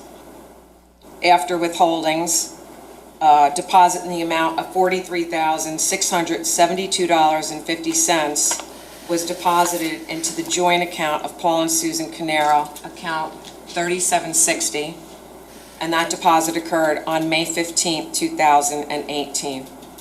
And was money transferred from that account, from that deposit anywhere else? Yes, of the $43,672.50 that was deposited into the account, on the exact same day, $43,000 was transferred out and into the defendant's account number 2, ending in 38 37.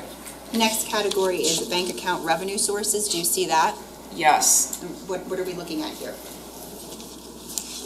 Bank account revenue sources, consider this a revenue stream because in 2017, a total of $12,346.72 came into the defendant's account number 2, 3837.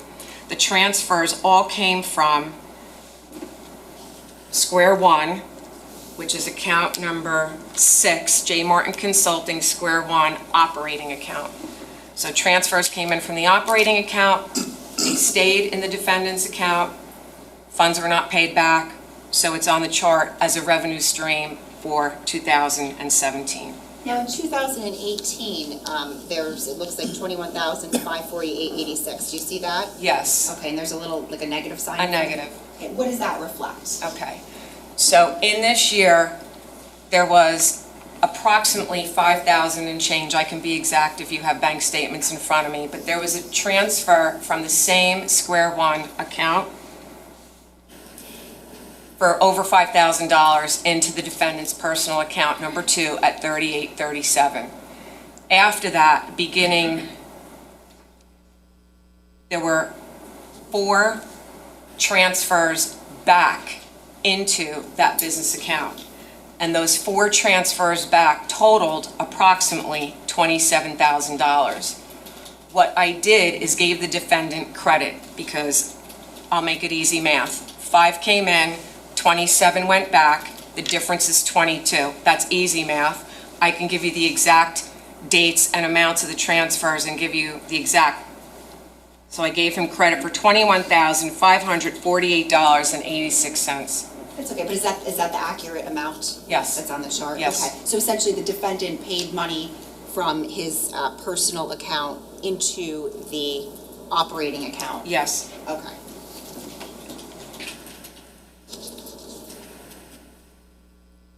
Was that from 3837? Yes. Okay. And then finally, underneath, we have EcoStar operating account. Do you see that? Yes, I do. Okay, in 2018 lists an amount. What is that? $4,700. Okay, and can you explain that to us? Yes. In 2018, there were 4 transfers that went from EcoStar Pest Management, Inc. operating account ending in 7234, which is number 8 on your chart.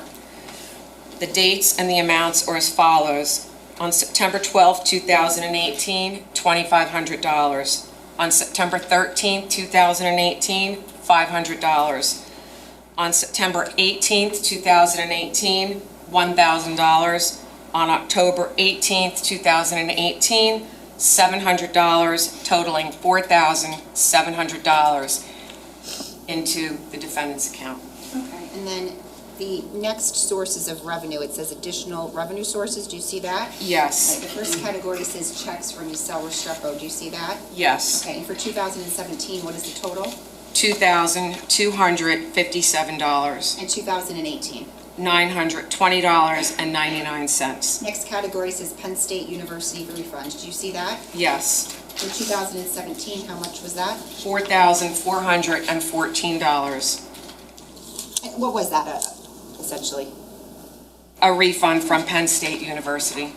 Okay, and then the next category is Chubb Insurance Company. Do you see that? Yes. Okay, and just refresh us as to what that is. That is the company where the defendant maintains his homeowner's insurance policy. Okay, and for 2018, you list $73,512. Do you see that? Yes. Okay, and was that all one lump sum, or was it broken up? No, there was a Chubb payout on 2 separate claims. One claim was in the amount of $62,753.68. That claim was in February of 2018, and then in March 2nd, 2018, a second claim in the amount of $10,759 was paid out. So this was a one-off revenue stream for those years, and they were included as a revenue stream. Okay. The next category that you have is, and I believe it's the last category, is the Keith Caneiro Irrevocable Trust, TD Bank 5465. Do you see that? Yes. Okay. Is this the TD Trust account that we have been speaking about? Yes, Okay, and it's listed as number 1 up on, right, the number S28? yes. Okay. Explain to us what we're looking at in your summary chart for 2017 and 18, please. In 2017, a total of $33,680 was deposited into accounts in the defendant's name or joint accounts in the defendant's name. From where? These were deposited into account 2, Paul Caneiro, ending in 3837. The joint account, number 3, Paul Caneiro, Susan Caneiro, ending in 3760. And account number 5, Caitlin Caneiro and Paul Caneiro, ending in 3886. Okay, but just to be clear, the $33,680, that came from where? It came from the account number 1, ending in 5465, the Keith Caneiro Irrevocable Trust Agreement dated 7/27/99. And how about 2018? How much revenue did the defendant receive from that TD Trust account? $44,500. I want to discuss and stay on, you know what, before we do that, let me ask you this. How did you first identify these electronic transfers out of that trust account into the defendant's bank accounts? In reviewing the bank statements for the trust account, again, when I refer to the trust account, it's account number 1, I saw where the money was coming from. I then went back to those source documents, and I saw where the money was going to, and I went to those source documents, bank accounts, or companies. So just to clarify, during the course of your investigation of all of the bank accounts, what did you review first? The trust account. And from there, that led you to? Other accounts. So from there, when I saw the sources coming in, which was payroll and the businesses, I then through legal process obtained business accounts, bank accounts for both businesses operating in payroll. I also received documentation from the payroll companies. I saw funds going out to Canada Life, so I was able to get through legal process documents from Canada Life. I saw payments also, transfers being made to account number 2, Paul Caneiro, ending in 3837 at TD Bank. I saw transfers going to Paul and Susan's account at TD Bank, account number 3, ending in 3760. And I also saw a transfer going to Caitlin and Paul Caneiro at TD Bank, ending in 3886.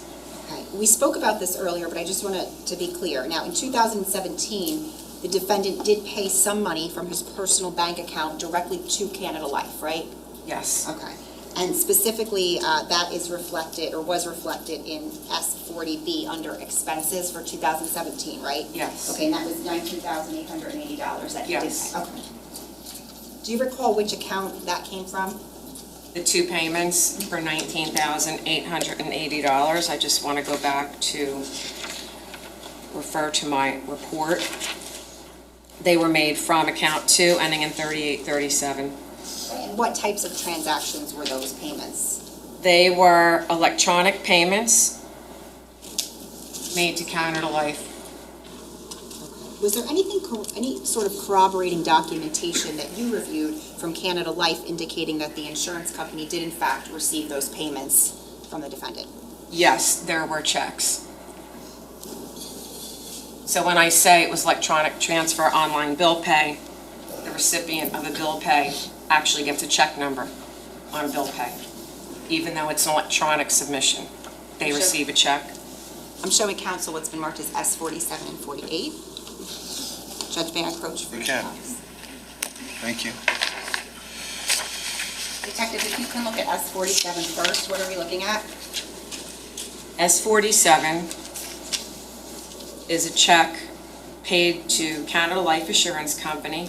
It's dated July 19th, 2017, in the amount of $8,000. And this came from the account of Paul Caneiro at TD Bank, account number ending in 3837. Okay. And S48 is what? S48 is a check paid to Canada Life Assurance Company in the amount of $11,880, dated August 2nd, 2017. This check was issued from the account of Paul Caneiro at TD Bank, ending in 3837. Thank you. Grab those back from you.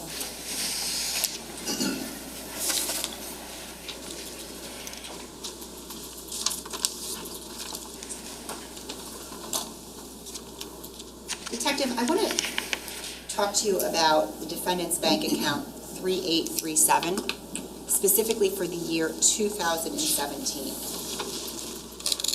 If I showed you that bank account, would you be able to identify for us each transaction in that account where the defendant transferred money out of that TD Trust account into 3837? Yes. I'm going to show you what's been marked, and I'll show counsel first as S29.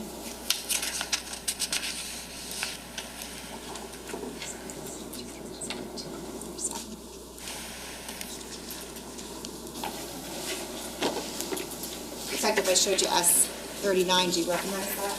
I do. I'm sorry, 29. Right, S29, I believe that is. Yes. What is that? This is a TD Bank account in the name of Paul Caneiro.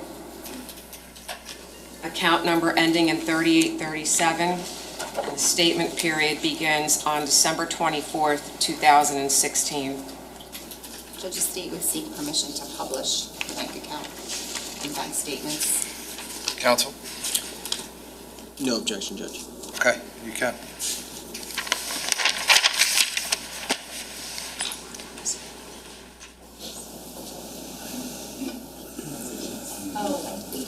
There should be an undo button up there.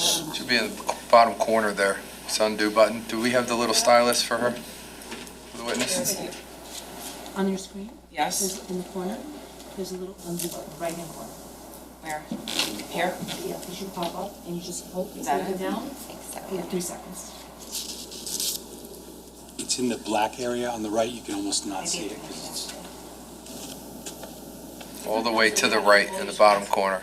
Yeah, if you look at the screen, up there, in the bottom right. Yeah, I'm on it. I'm on it. Oh, this here? Yeah. Just keep it until One more. Yeah. All right. We can go to the first page just to orient us. At the top of the page, on the right where it says statement period, what is that? December 24th, 2016 through January 23rd, 2017. Okay, what dates of the month do the bank statements start and end on here? They start on the 24th, they end on the 23rd. Okay, and just to clarify, the pages are numbered that way, so with the 24th being page 1, and then the the last page would be the last page, the last Correct. date. Okay. We can go to page 3, please, for a moment. Just to get us familiar with the layout of this. So the top right of the page up there, what are we looking at? What date is this? It's dated statement period December 24th, 2016 through January 23rd, 2017. The first transaction on the statement is dated January 3rd, which would be 2017, And the account number on this is what? ending in 3837. Detective, if I ask you to identify each time that a transfer was made into this account from the TD Trust bank account, would you be able to do that? Yes. Okay, I'm going to direct your attention, if we could please go to February 16th.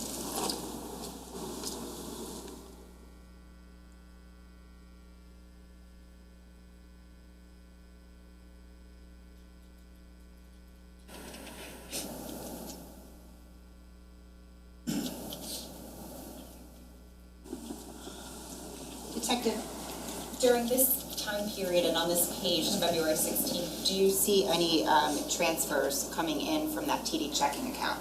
I do. Okay, can you point that out for us? On February 16th, an electronic transfer credit occurred in the amount of $2,400. Can we scroll up just a little bit so we can see the debits and please go up to the top of the page if you could. All right, so just to be clear, so it says debit, right? Yes, And then credit. yes, Okay, and then balance. And Correct. those are the columns. Okay, Correct. you could just, I'm sorry, go back to February 16th, thank you. Can you circle for us where you see that? $2,400. Yes. And then just circle for us or underline the last 4 digits of the bank account from which that came. Okay. I'm going to direct your attention now to March 17th.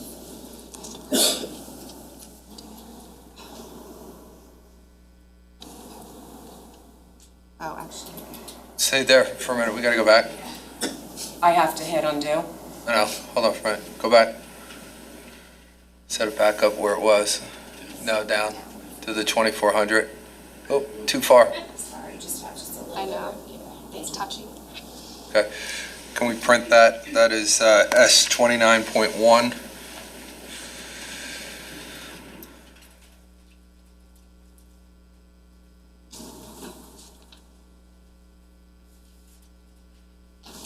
All right, we can now undo it. Thank you.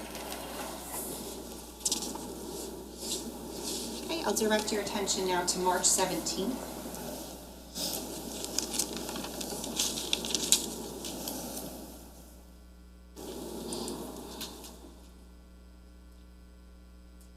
Detective, do you see any transfers on March 17th from the TD Trust account?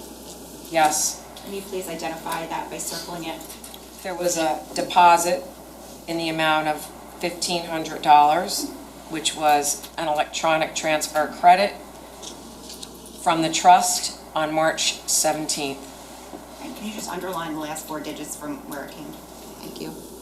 We can print that, that's S 29.2.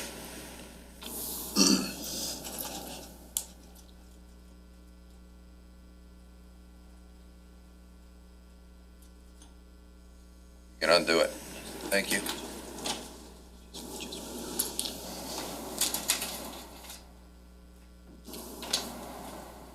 I'm going to draw your attention now to April 7th.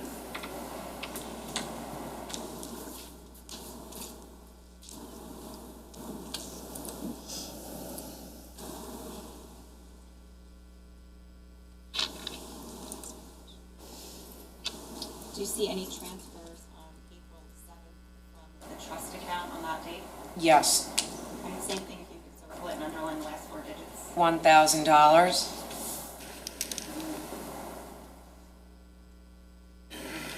Print that, please, 29.3.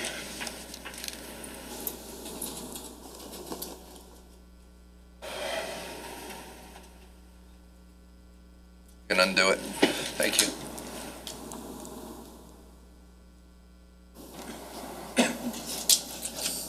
I'm going to draw your attention now to June 16th. When we get there, if you could let us know if you see any transfers from the TD Trust checking account on that date.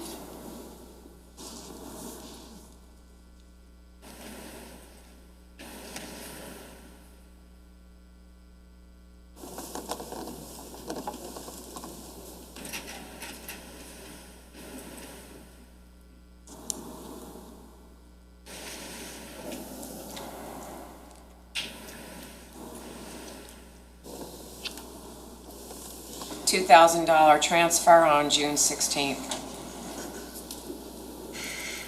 29.4. Print.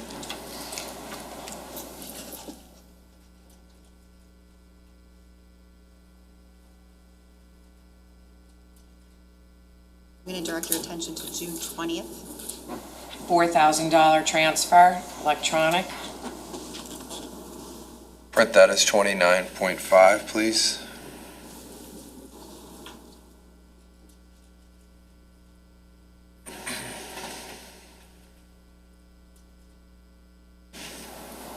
I'm going to direct your attention now, if we can go to July 21st of 2017.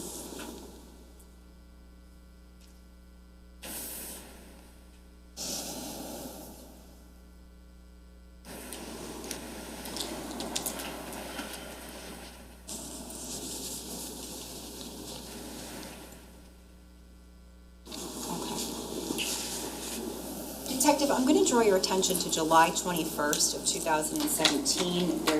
It looks like there's a number of transactions, but the second one from the top, do you see that?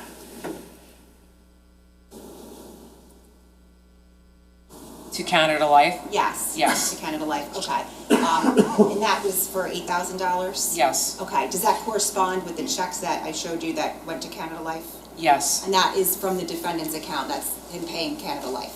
yes. Okay. Now, it says next to 721, just tell us what that says.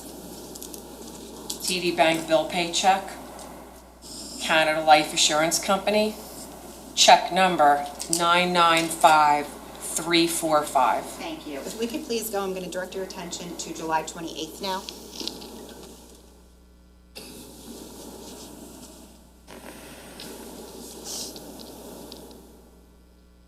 Do you see any transfers from the TD account on that date? $7,000 on July 28th. Print that also, 29.7.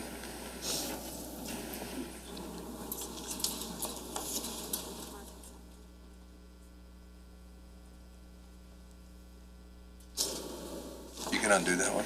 Thank you. Detective, you can undo the... I'm going to direct your attention, if we could go to August 2nd of 2017.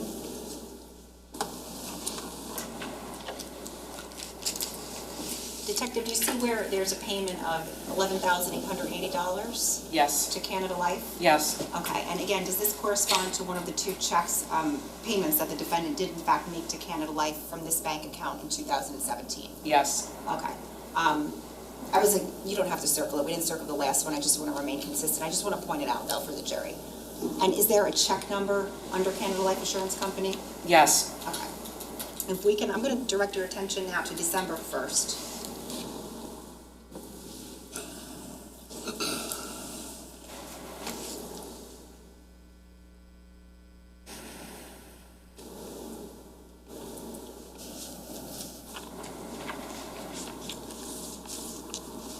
Detective, do you see any transfers on, I think if we can just go up a little bit.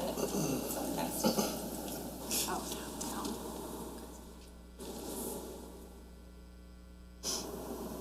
Okay. Do you see any transfers here on December 1st? from the- 10,500. Thank you. You're underlining for the record the last four digits, 5465? Yes, Print that as 29.8.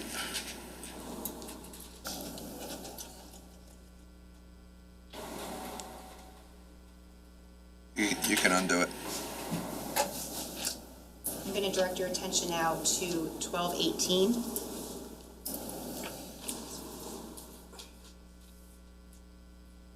Any transfers here from the TD checking account that you see? yes, 2,500 from account 5465. 29.9. Please pray it. You can undo it.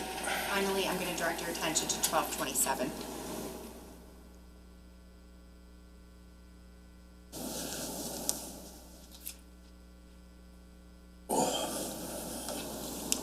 Any transfers from the TD checking account here that you see on 1227? Yes, $1,000 from 5465. Print that as 29.10.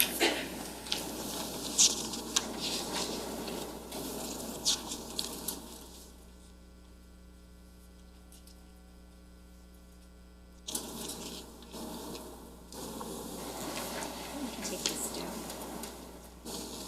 Showing counsel what has been marked. Actually, let me ask the critical question. Detective, you indicated that you noticed in 2017 multiple transfers going into multiple of the defendant's bank accounts for that year. Yes, Did you notice any going into the joint checking account 3760 in 2017? yes, Okay. I'm going to show you what's been marked as S33. I'm showing counsel. Yes. I don't know if they're labeling it. I'll take that back. Detective, do you recognize S33? Yes, these are TD Bank statements in the name of Paul Caneiro and Susan Caneiro, ending in account number 3760, which is number 3 on the chart. And this is for the statement period December 24th, 2016 through January 23rd, 2017. And just for the record, how many transfers, if you recall, were into this account for 2017 from the TD Trust account?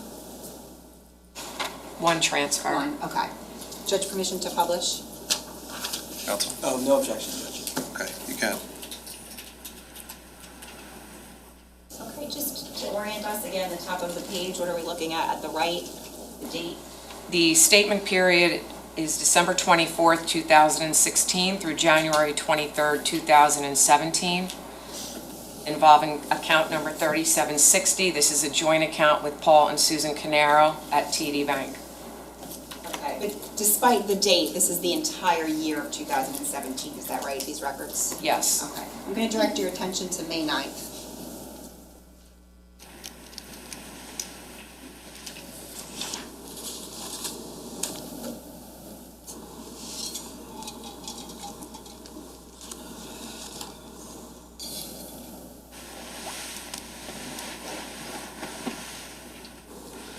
Detective, do you see any transfers coming in from the TD Trust account on that date? 1,500 on May 9th. Print that as 33.1.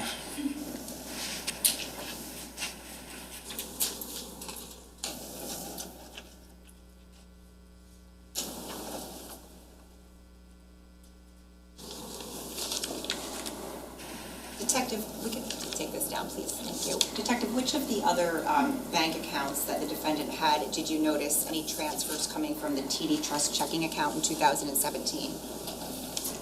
There was a transfer made to the TD Bank account with Caitlin and Paul Caneiro, ending in 3886. How many? One. Just one? Okay. Showing counsel S35. I'm showing you what's been marked as S35. I'll take the other ones back. Thank you. Detective, do you recognize that? I do. What is that? These are TD Bank statements in the name of Caitlin Caneiro, Paul Caneiro, ending in account number 3886, and the statement period is December 14th, 2016 through January 13th, 2017. Permission to publish? No objection. Okay, can. Detective, what is the last 4 digits on this account? 3886. And just to be clear, are these the statements from 3886 for the entirety of 2017? Yes. Okay, I'm going to refer your attention to February 21st.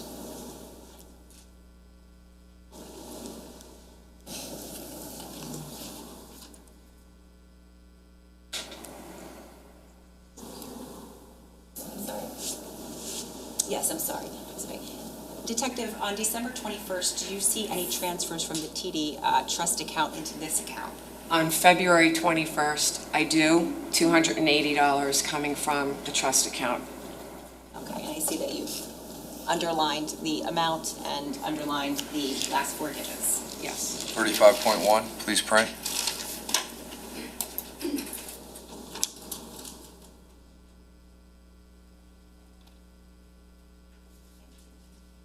Take those back.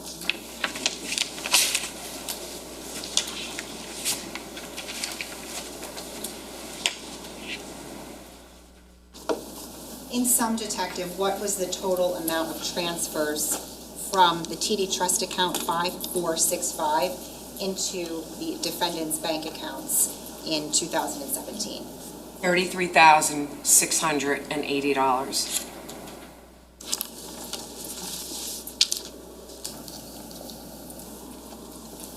I want to move on to 2018 now. On the chart S40A, under sources of revenue, do you see where it reflects the TD Trust checking account? Yes. Okay. And what is the total amount there? That amount is $44,500. Which bank accounts of the defendants did those sums go into, or that sum go into? Account 2, the defendant's account ending in 3837, and account 3, the joint account with the defendant and his wife ending in 3760. So in 2018, how much money did the defendant pay to Canada Life, if any, from his personal bank accounts? 0. Okay. If I were to show you the bank accounts for 2018, specifically 3837 first, would you be able to identify those transfers for us? Yes.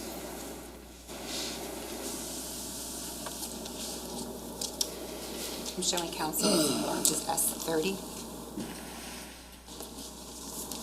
Detective, do you recognize this? I do. What is that? These are bank statements from TD Bank in the name of Paul Caneiro. Account number ending in 3837. Statement period covers December 24th, 2017 through January 23rd, 2018. Like we did with 2017, would you be able to identify each of the transfers that the defendant made into this account from the TD Trust checking account? Yes. Permission to publish. Okay. Go ahead. Again, just for purposes of identification, is there a bank number on here? Yes, Last 4 digits? the account number ends in 3837. Okay, this is the entirety of the bank statements for 2018 from this account. Yes. I'd like to direct your attention to January 2nd.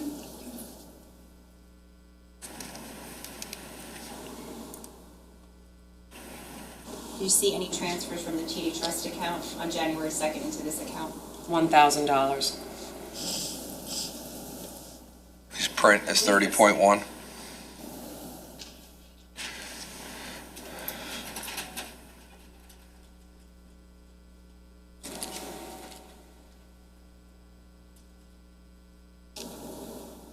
Okay, Detective. Now, on January 10th, which is the same page, is there, I believe it's the same page, oh, it's not, I'm wrong, I'm sorry. I'm going to direct your attention to January 10th. Do you see any transfers from the TD checking account into this account? $500. Please print as 30.2.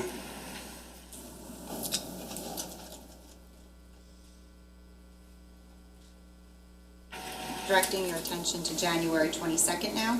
Do you see any transfers from the TD Trust checking account on that date into this account? $2,500. 30.3. Drawing your attention now, I'm sorry, you can take that off. Drawing your attention to February 5th. Same thing, if you see any transfers from the TD Trust checking account. $2,200. Let's not move for a second. And just make sure it printed on the 30.3. It did. Okay, so this would be 30.4.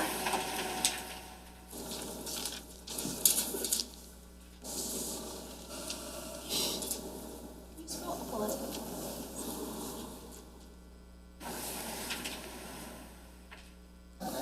I'm sorry, I'm going to direct your attention now to May 1st.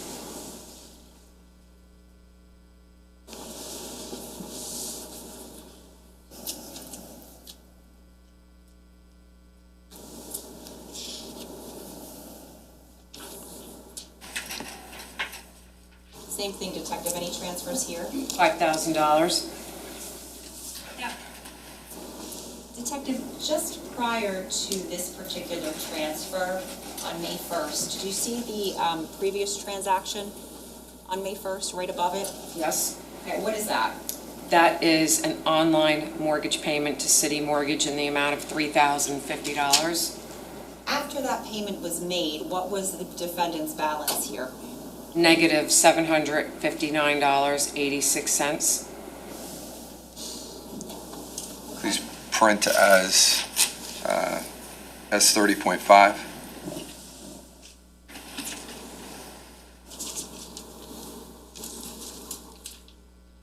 Detective, you can erase that. Thank you. I'm going to draw your attention to 618 now.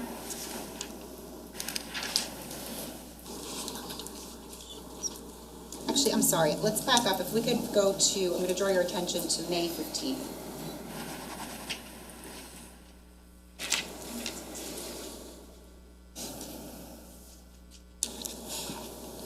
Detective, on May 15th here, there's a number of transactions. I'm going to draw your attention to the second one on May 15th. Do you see that? The amount, The amount that went into this account. $43,000. And where did that come from?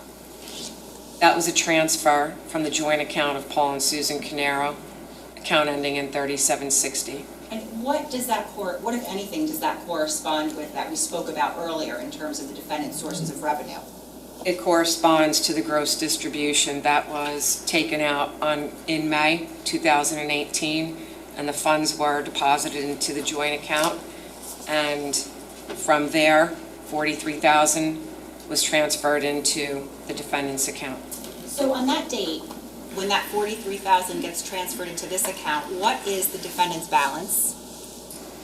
$1,137.61.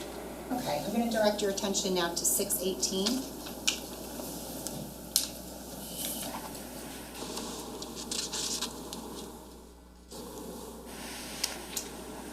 Detective, do you see any transfers from the TD Trust checking account on this date? $7,500, Just prior to that, what was the balance? $4,015.66. Thank you. Please print as 30.6.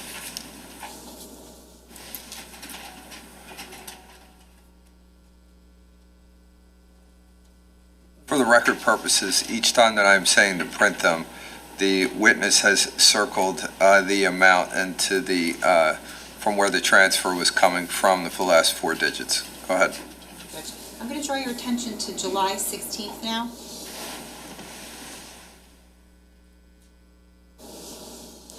Any transfers on this date from the trust account? $4,500.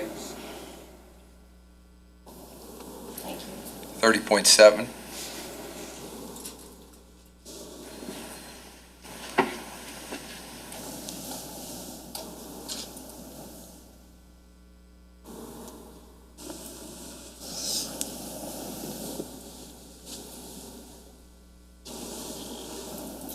Detective, if you could erase, thank you.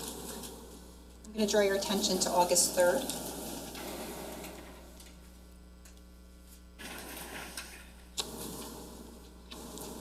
$4,000. And that's coming from the TD Trust account. Yes. 30.8 will be printed.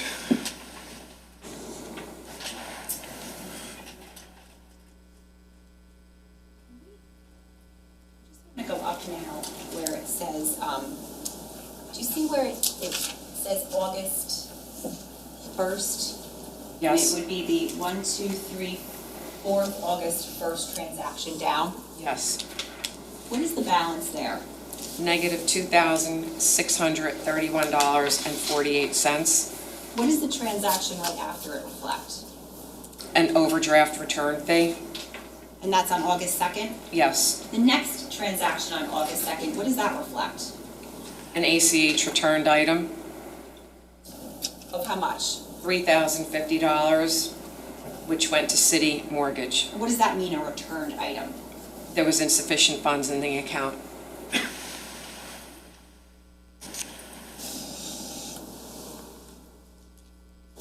On August 3rd, do you see any transfers from the TD Trust account into this account?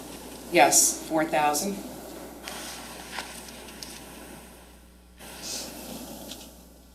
Just prior to that, on August 3rd, there's a deposit. Do you see that? Yes. And how much is that? $441.76. And that comes from where? EcoStar Pest. Thank you. Printed as 30.8.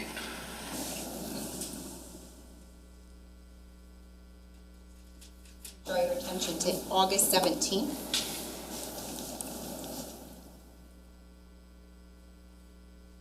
Any transfers here, Detective, from the trust account? $2,500, account 5465. What was the balance just prior to that on August 17th? $452.84. Thank you. Print is 30.9.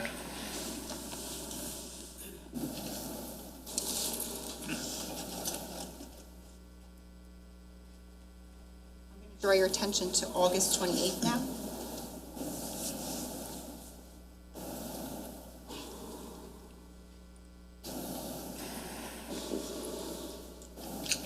$1,000 from account 5465. Just prior to that transaction on August 28th, do you see that there's another transaction right above it on August 28th? Yes, What is that? the transaction is an electronic payment to Bank of America, For how much? $1,333, And then what is the balance after that? negative $517.29. Thank you. Print is 30.10.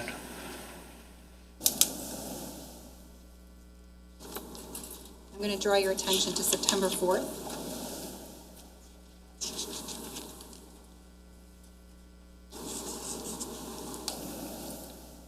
$300, From? 5465.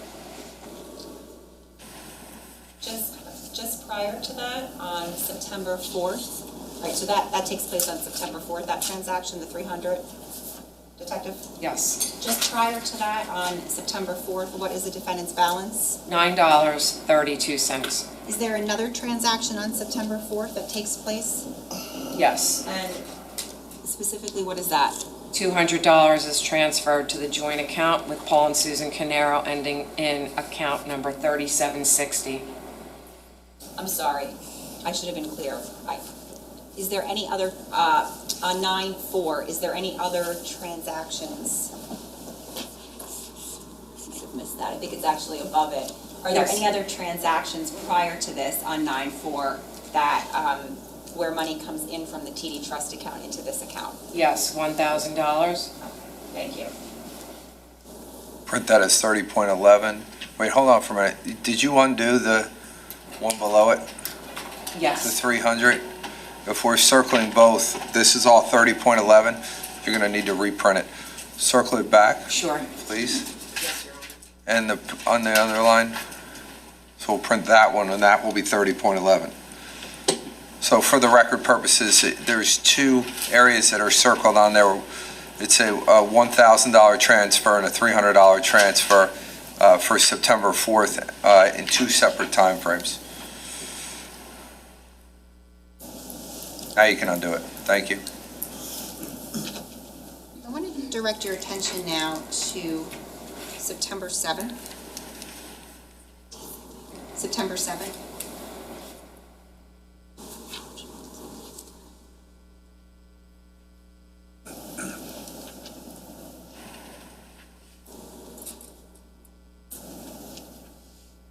One, two, three, four, five. I'm sorry, 1, 2, 3. On the 4th, September 7th, 5th, on the 5th, September 7th transaction, do you see that, Detective, where it Yes. says Allstate? Yes, And there's a debit or a payment there? How yes. much is that? The payment is in the amount of $5,283.35, What is the defendant's balance after that?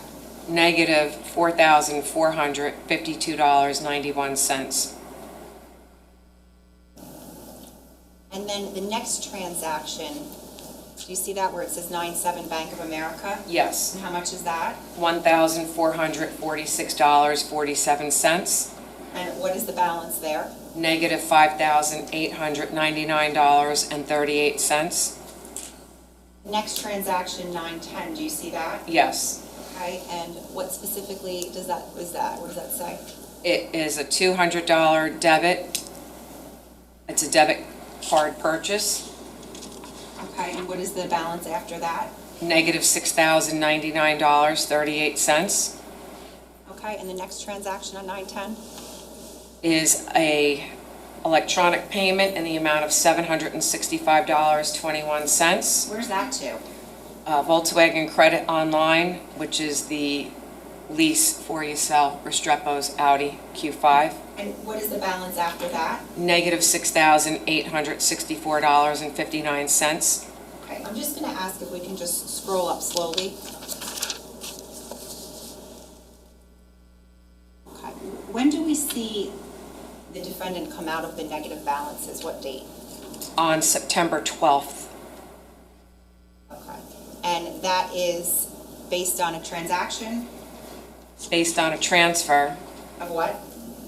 an electronic transfer credit from checking account ending in 7234, which is account number 8 on the chart, the EcoStar Pest Management Operating Account. Thank you. I'm going to draw your attention now to 917. Any transfers from the TD Trust account on this date? 1,300 from 5465. After that, on that same date, is there a transaction? Yes. What is that? On the same date, there's an electronic payment to Ally Financial Auto, online payment in the amount of $828.28. And what is the defendant's balance after that? Negative $307.25. I'm going to draw your attention to 10-4. Let's print that. If we could print that as 30.12, please. Go ahead, counsel.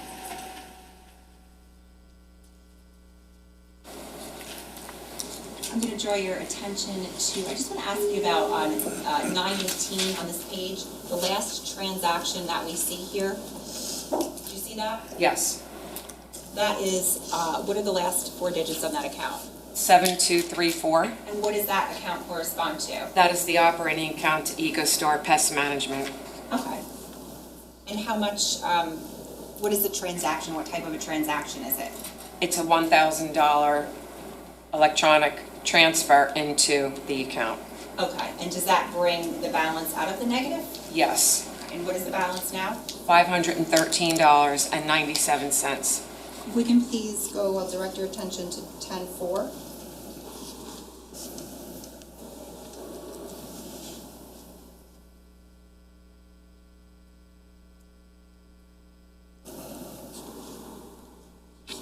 Any transactions or transfers on this date from the TD Trust account? $1,500 from 5465. And just prior to this transfer, still on 10-4, what was the defendant's balance? Negative $868.07. I'm going to draw your attention now to, oh, I'm sorry. Print that as 30.13. I'll draw your attention now to 10-9.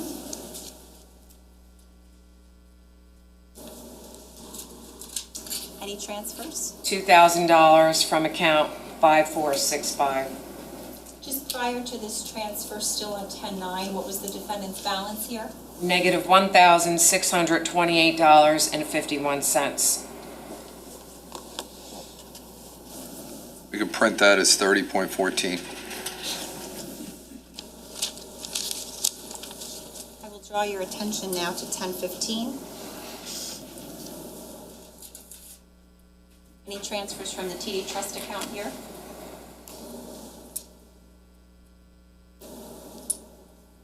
$1,200 from 5465. Thank you. Print as 30.15.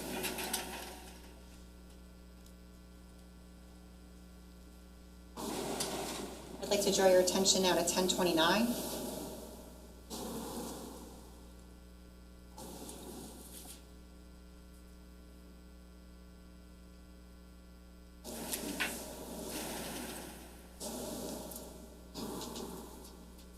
Any transfers here from the TD Trust account? $2,000 from 5465.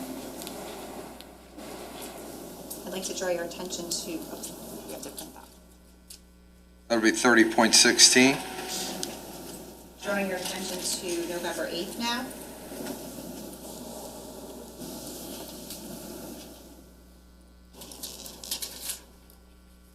$1,000 from 5465. Printed as 30.17.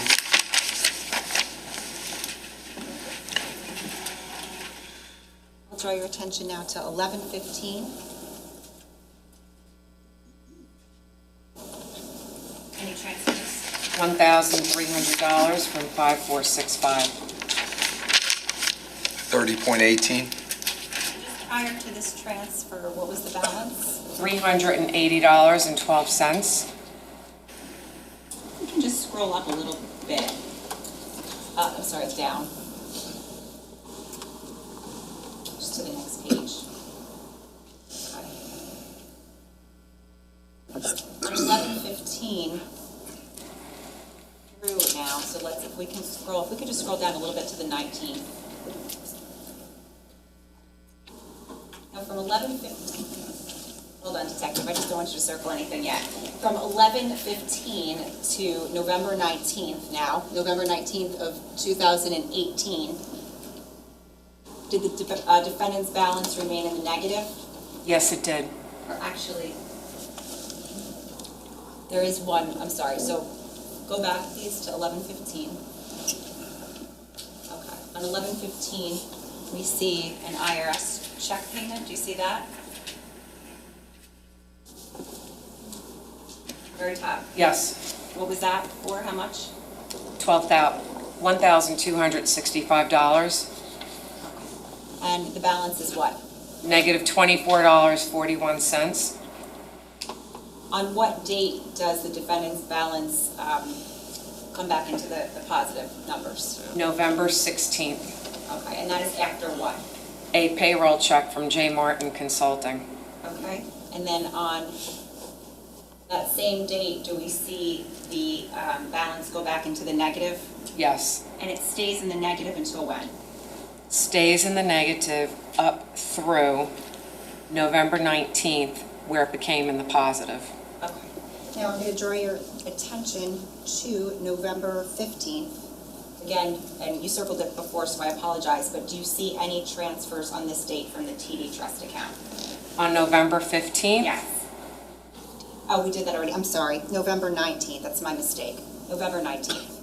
$1,200 coming from 5465. Okay, and just to be clear, we're talking about November 19th of 2020? Of 18, sorry. 2018. Okay. November 19th. After that date, are there any other transfers? Can we print that as 30.19? I'm sorry, I didn't mean to cut you off. Are there any other transfers after the 19th from that TD Trust checking account into any of the defendant's accounts? No. Thank you. Okay, we can, let's take this down.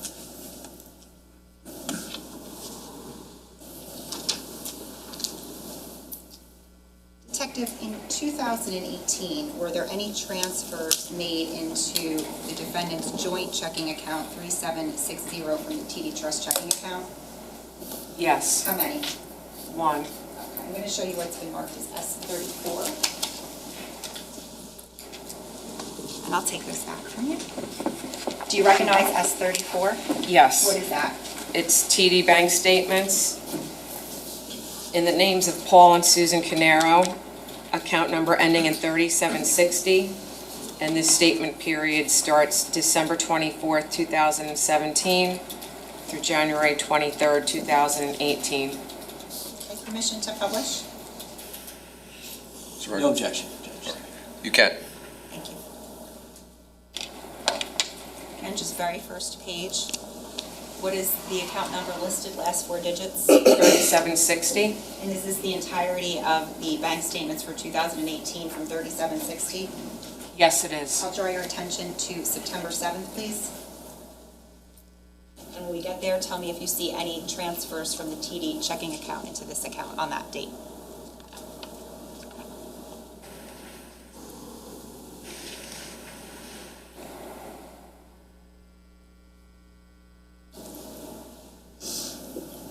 Yes, $1,000 from the 5465. Thank you. Print is 34.1.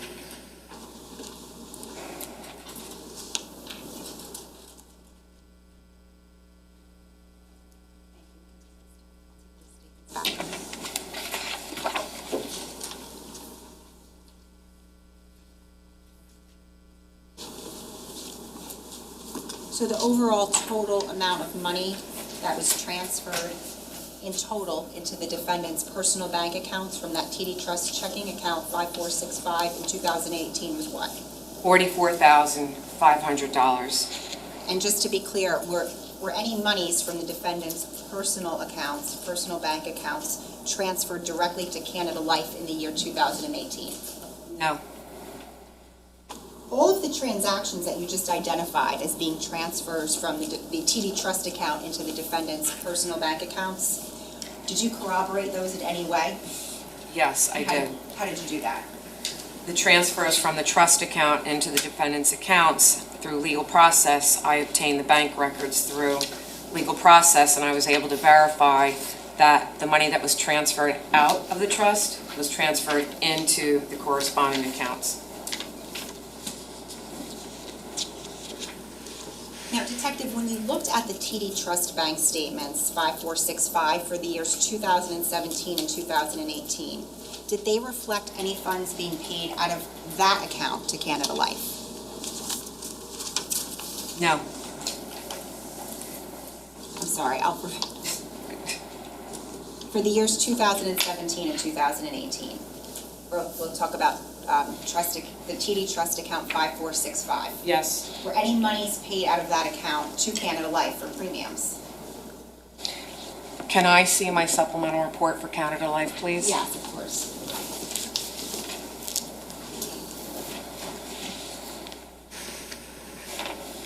I'm going to show you what's been marked, show counsel first, as S54.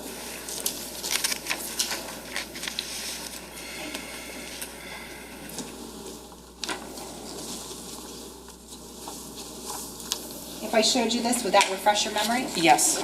If you could just read it to yourself and tell us when your memory is refreshed.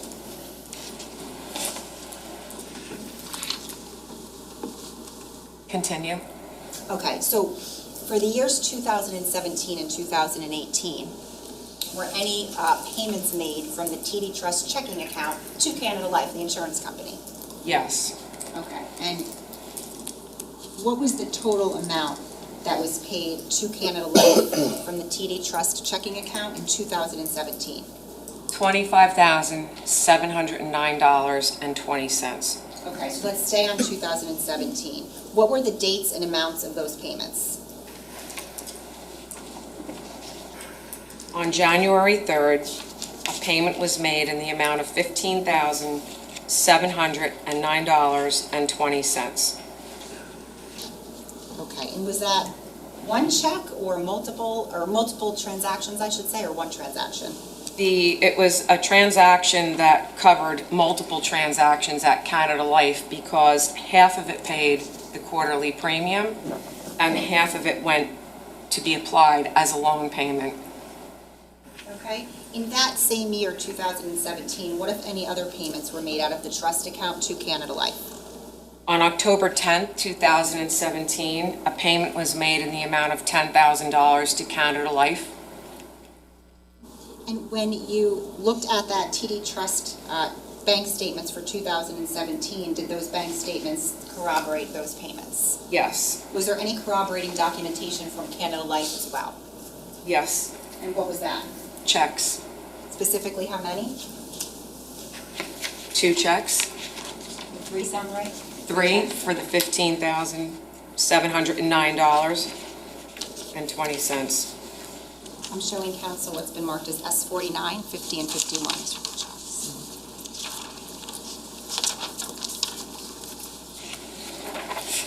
Let's start with S49, Detective. Do you recognize that? Yes. And what is that? This is a check issued from the TD Bank, account titled ATF Keith Caneiro Irrevocable Agreement dated 7/27/1999. This is check number 220, payable to Canada Life in the amount of $7,854.60. It is dated December 27th, 2016, but it was recorded and received at Canada Life on January 3rd, 2017. If you could look at S50, please. Do you recognize that? Yes. What is that? This is a check issued from TD Bank with the account holder of ATF Keith Caneiro Irrevocable Agreement dated 7/27/1999. The check is payable to Canada Life in the amount of $7,854.60 and is dated December 27th, 2016, but was credited on January 3rd, 2017. And finally, I'm going to ask you to take a look at S51. Do you recognize that? Yes. What is that? This is a check issued from the Keith Caneiro irrevocable agreement dated 7/27/99. The check is in the amount of $10,000 payable to Canada Life dated October 11th, 2017. Detective, I'll take those back from you. Detective, in 2018, were any payments made from that TD Trust checking account to Canada Life? Yes, How many? one payment, And what was the amount of that? $8,500. Did the TD Trust checking account reflect that payment? Was Yes, there any corroborating documentation from Canada Life? yes, a check.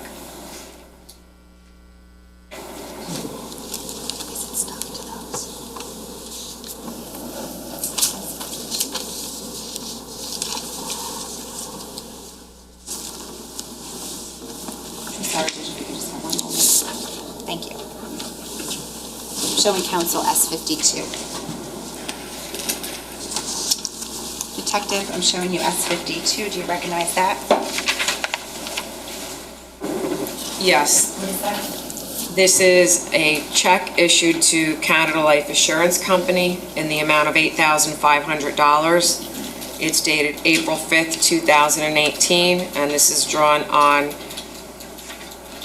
TD Bank, account 5465, titled ATF Keith Caneiro, Irrevocable Trust, agreement dated 7/27/99.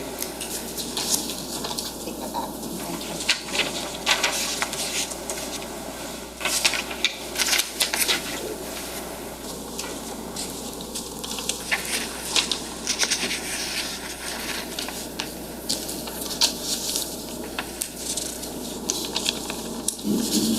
Detective, we just talked about for 2017 and 2018, funds that were transferred out of that TD checking account to the defendant's own personal bank accounts. Were you able to trace those funds as to where they went? Yes, And what was that? What were they used for? to pay the defendant's personal living expenses. Now, during the course of your investigation, was there any documentation from Canada Life that you reviewed regarding missing premium payments? Yes. Okay, and do you recall specifically what that was? Yes, I reviewed the quarterly billing statements and also the notices for the missed premium payment. The missed premium payment notices went out 60 days after the payment was due. So for example, if the quarterly premium payment was due January 28th, the notice would be dated March 27th. Also indicated in those notices was, what was indicated in the notices is that the automatic loan provision of the policy paid the missed premium payment. Showing counsel what's been marked as S53. Detective, I'm showing you what's been marked as S53, if you could take a look at that.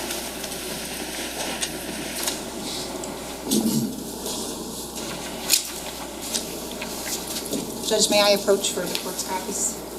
Thank you. Thank you. Appreciate it. Detective, do you recognize what's in that binder? Yes, I do. And specifically, what are those?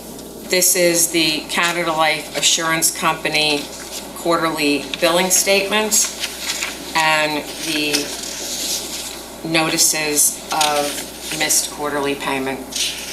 Permission to publish? Oh, I'm sorry, no objection, Judge. Okay, go ahead.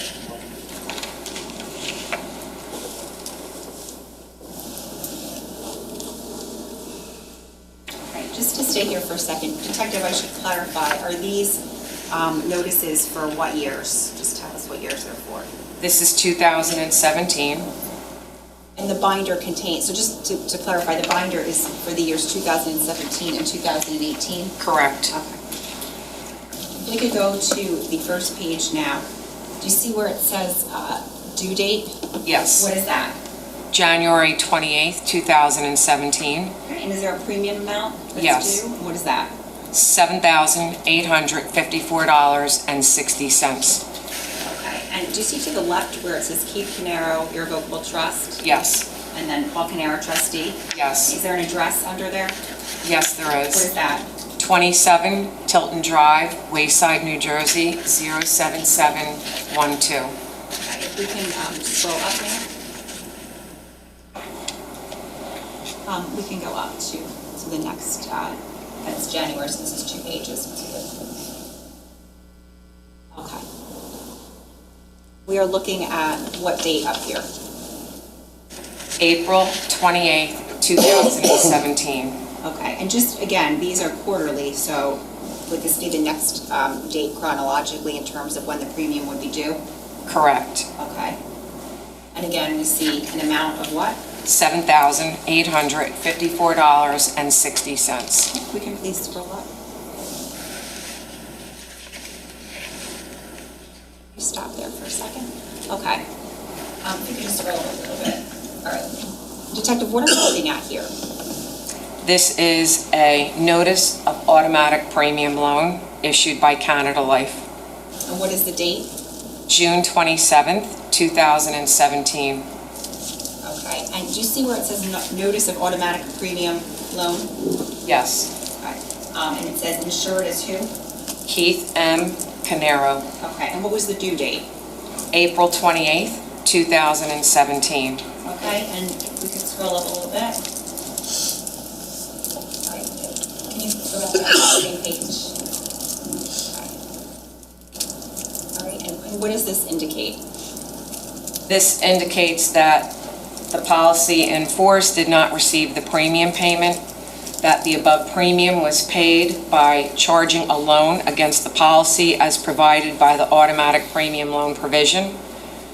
This purpose of this provision is to keep your policy from lapsing when a premium is not paid within the grace period, and when there is sufficient net cash value in the policy to advance the premiums. We can scroll up again, please, to the next date. All right, what is the next date here? July 28th, 2017. Okay, if we can scroll up. The next date, yes. And the next date is what? October 28th, 2017. Okay. And was that essentially the four quarterly premium dates that we just went through? Yes, Okay, and of those four, there was one letter for a missed payment from April, is that right? that is right. Okay, if we can scroll up, please, now to 2018. Okay, do you see where it says due date January 28th of 2018? Yes, Okay, and the premium amount, is that right? yes. Okay, if we can scroll down a little bit.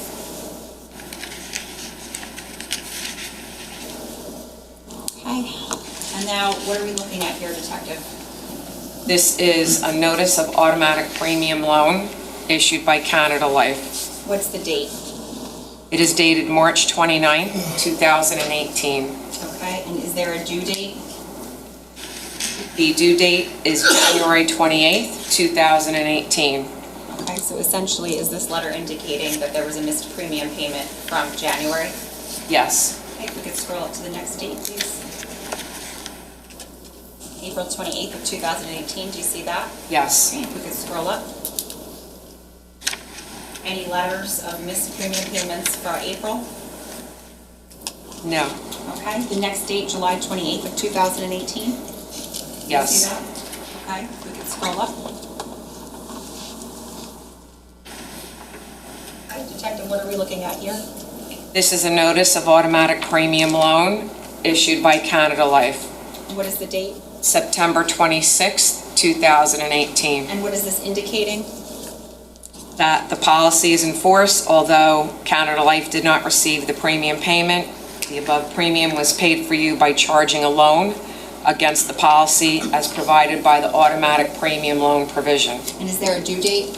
The due date is July 28, 2018. I think that's the last of it, but if you could just scroll up just to show us, please. Okay, and the next one we come to is October 28th of 2018. Do you see that? Yes. Okay. Now, when you reviewed these documents, when there was a missed premium letter that went out, what was the time frame between the due date and the missed premium? 60 days. Okay, so 60 days after this date would have been what?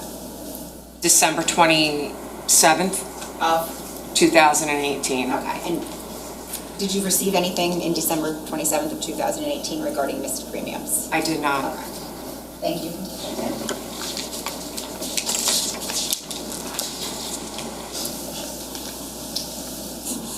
Detective, during the course of your investigation, what, if any, documentation did you receive from Stephen Weinstein? Through legal process, Steve Weinstein, the CPA, provided a myriad of financial documents to include bank statements and other financial documents. It was voluminous.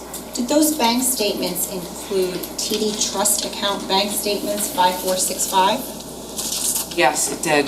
Do you recall the time frame of those bank statements that you received from Mr. Weinstein? Yes. What was that? January 18 through September 18. Did you review those statements? I did.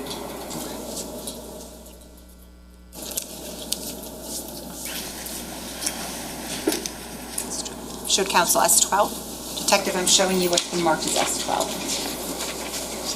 Do you recognize those? Yes, I do. I'm sorry, S53. Okay. Which thing? No. Oh, okay, I'm sorry. This is S12.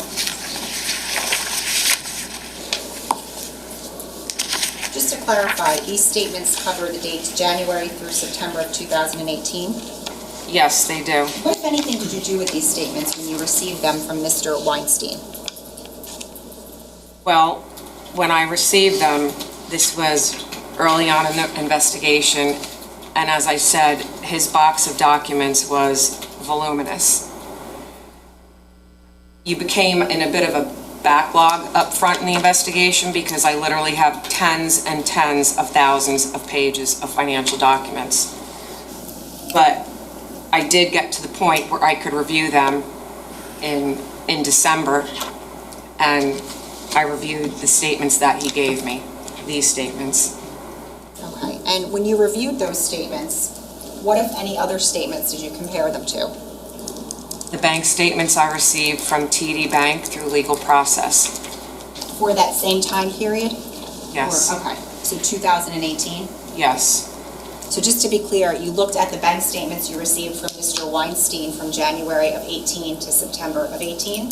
Yes. And did you compare those from the bank statements you received through legal process from January of 18 through September of 18?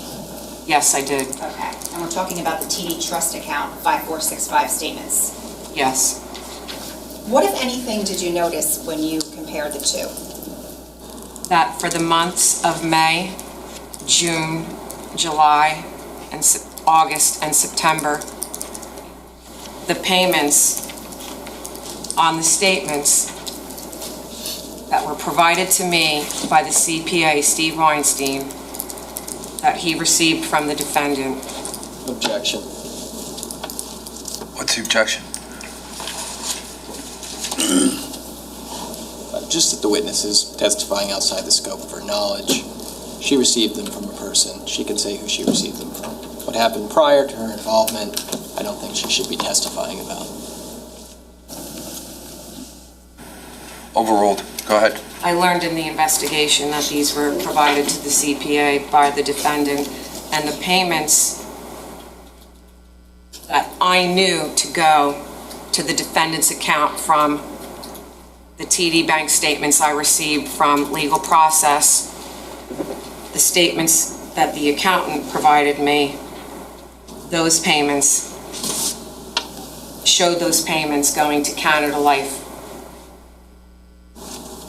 Okay. Judge, permission to publish S-12? No. Previously discussed, no objection. Okay, go ahead.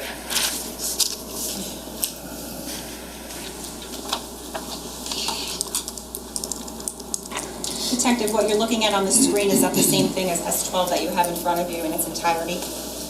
Yes. Okay, if we can go through this for a moment, we can scroll up. Now, you indicated that you noticed alterations starting in when? May. May, okay. We can go to May.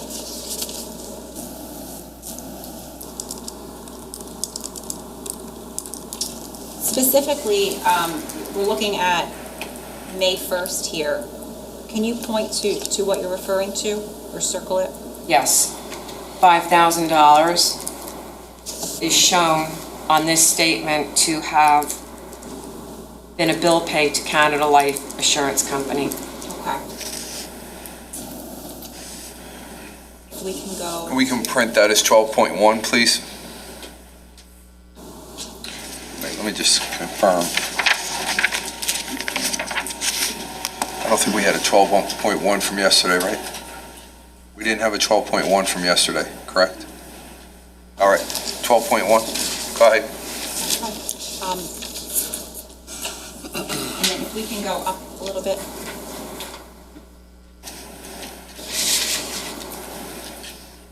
Okay, we're looking at, I'm going to draw your attention to June 18th. What are you circling here? $7,500 is shown to have been a TD bill paid check to Canada Life Assurance Company. Okay, we can scroll up a little bit. S 12.2.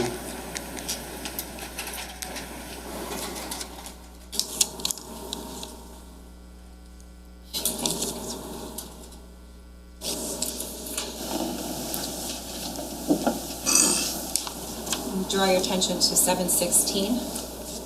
$4,500 is shown to have been a TD Bank bill pay to Canada Life Assurance Company.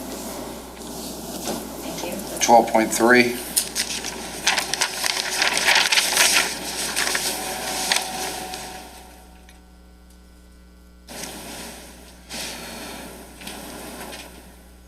We're on August 3rd now. $4,000 is shown to have been a TD Bank bill pay to Canada Life Assurance Company. We're going to stay on the same page. Judge, I don't know if you want to print or since it's the same page. We'll do both on the same page, go ahead. Okay, is there any others that you see on this page? $2,500 is shown to have been a TD Bank bill pay on August 17th to Canada Life Assurance. Detective, any others on this page? $1,000 is shown to have been a TD Bank bill pay to Canada Life Assurance Company on August 28th. Thank you. 12.4.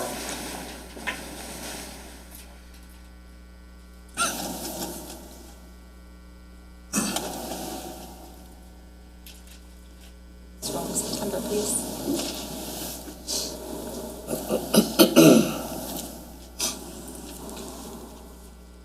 Detective, we're on September now, specifically starting with September 4th. September 4th, TD Bank bill pay shown to have been sent to Canada Life Insurance.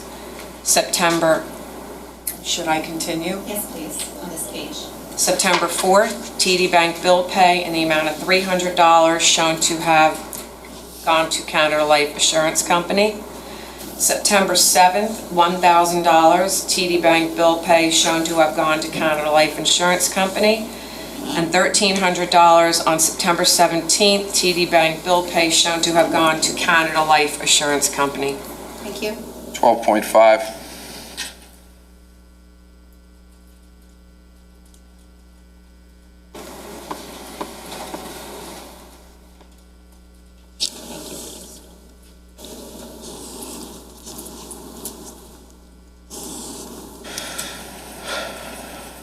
Oh, that's, yes, I'm sorry. Okay, and that's what you received through September, is that right? Correct. Okay.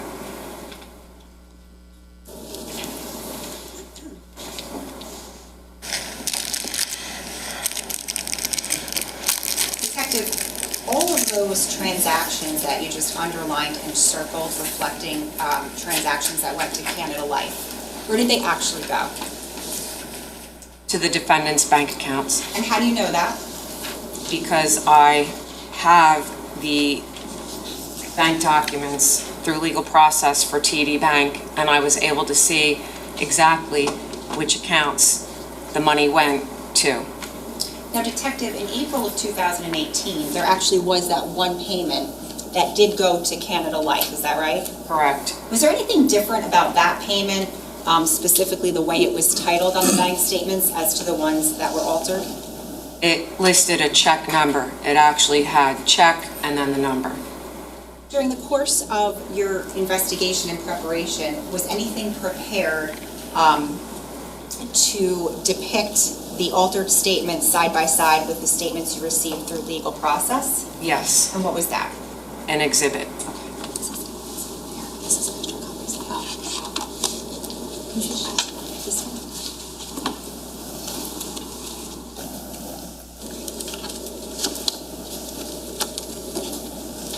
Detective, I'm going to show you, first I'll show counsel what's been marked as S1I.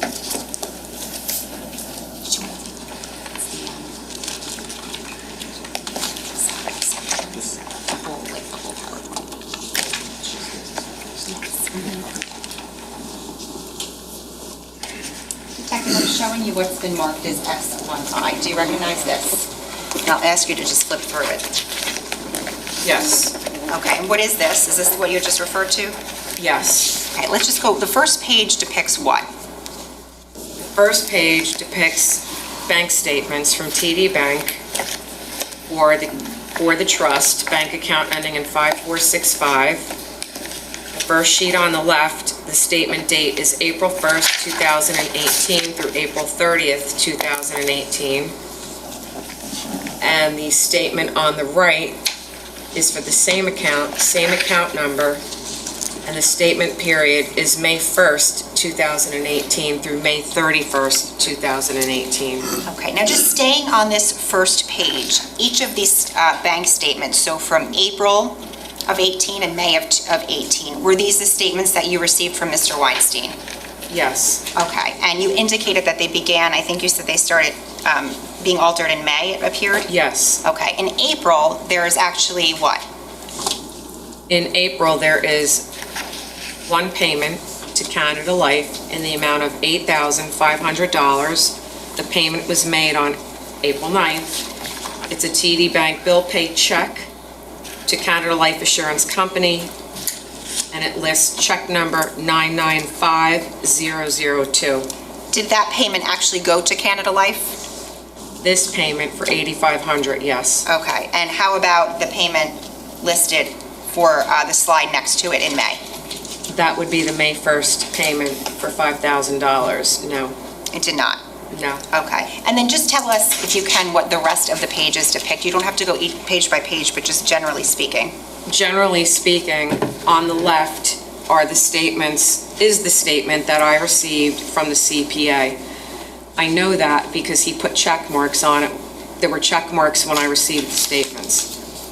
So on the left is the statement from the CPA, and on the right is my statement from TD Bank that I obtained through legal process. Judge, permission to publish, and I have a copy for the court. No objection. You can. I have it. Thank you.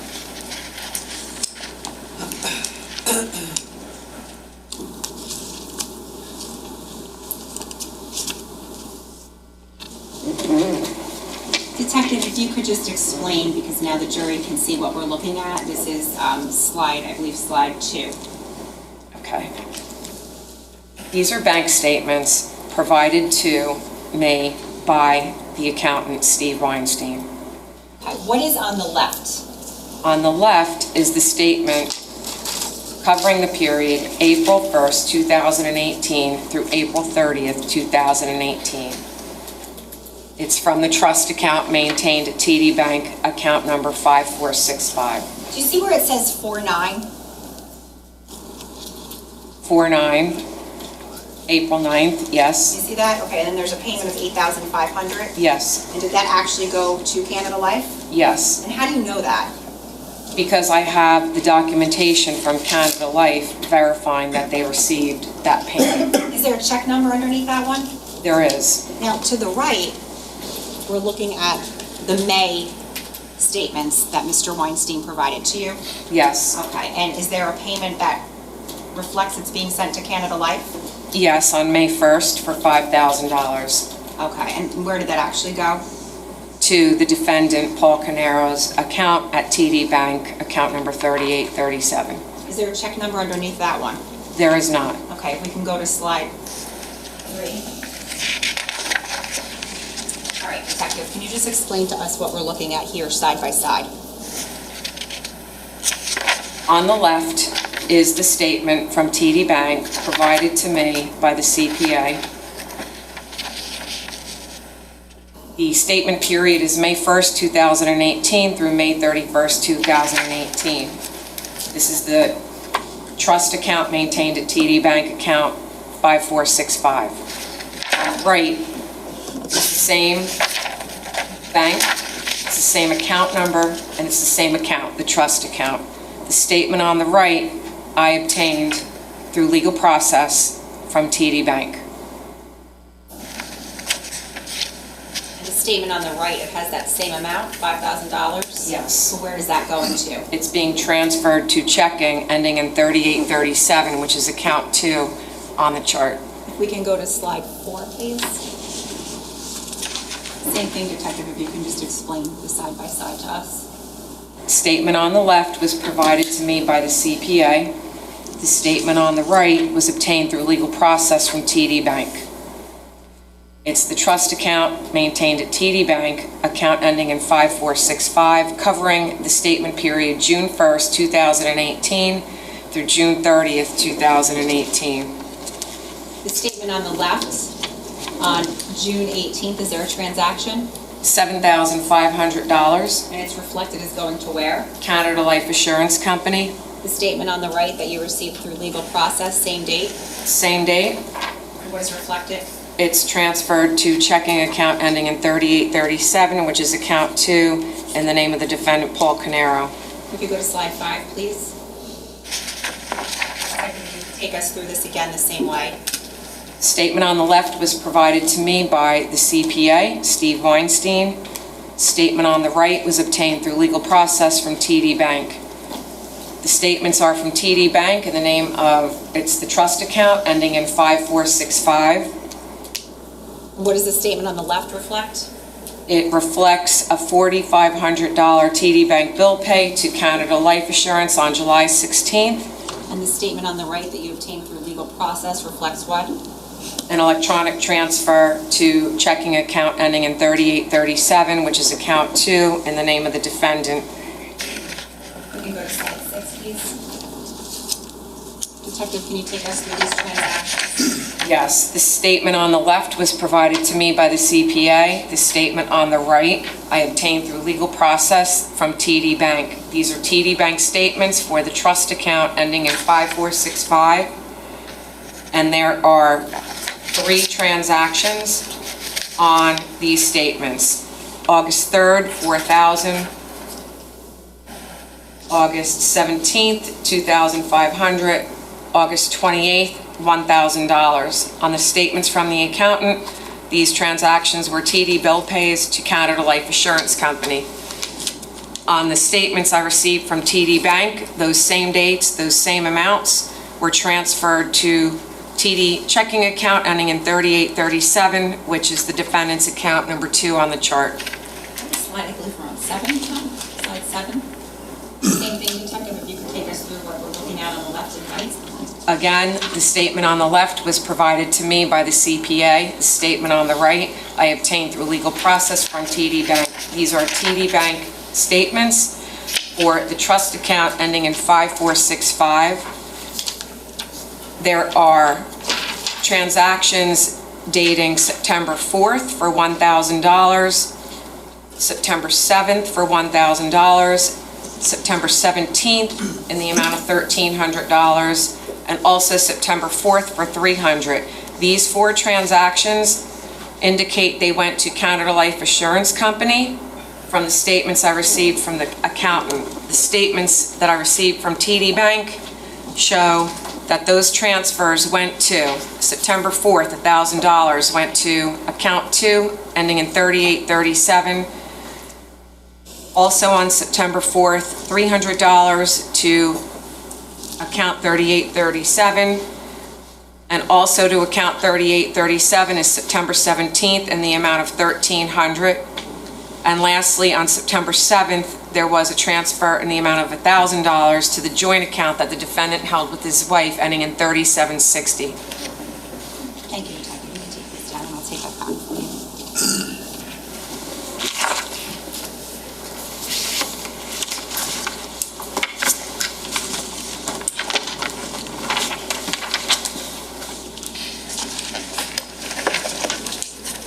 Detective, for purposes of, you spoke about the defendant's sources of revenue for the years 2017 and 2018. Just to kind of give us a complete picture, do you know whether Susan Caneiro, the defendant's wife, worked or was employed?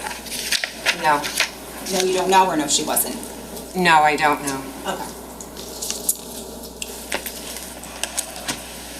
During the course of your investigation, Detective, did you learn whether or not Keith Caneiro had security cameras inside of his home at 15 Willow Brook Road?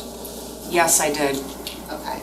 And specifically, were you made aware of those by the investigative team? Yes, I was. Do you know where specifically those cameras were located inside of the home? Yes, there were 2 cameras. One was in the kitchen and one was in the office. And they were Wise cameras. Do you know whether those Wise cameras contained any stored recordings? Yes, they contained stored audio and video recordings. Were there any recordings that you specifically reviewed in the course of your investigation? Yes, there were. Okay, and do you recall specifically what you reviewed from what dates? Yes, there were 2 recordings. They were dated November 19th, 2018. One recording was approximately 3:50 p.m., and that was a recording that was in the kitchen. And the second recording was approximately 6:05 p.m., and that recording was involving the office area.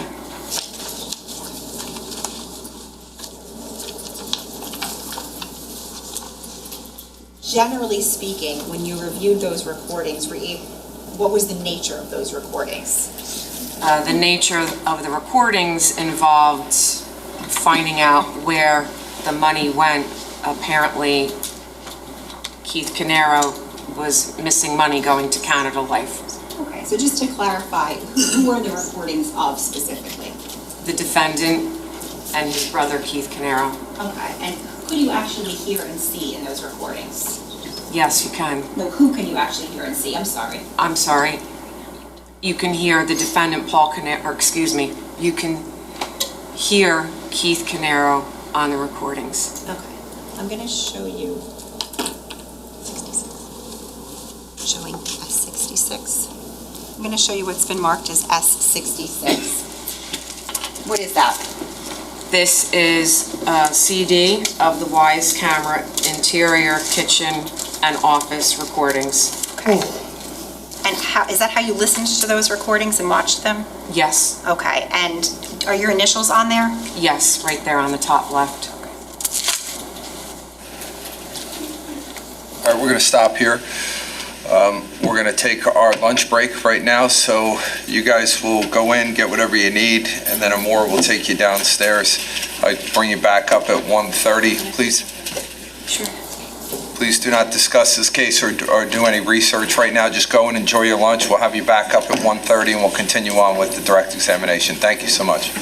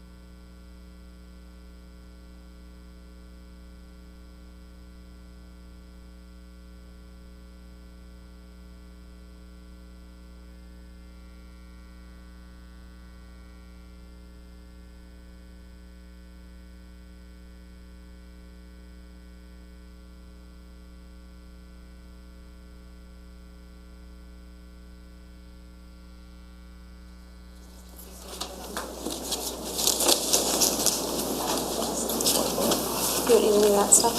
I'm just gonna keep this. Yeah. No, I don't want that stuff. I thought it was just her reports that we got. That stuff. Can I go, can I just look at what's up there? So I know Yeah. what it is? You know what? Oh, we gotta go. Sorry. With the internet or the? I got it. No, it's right there. Oh, I don't need that. She's done the two I was worried about.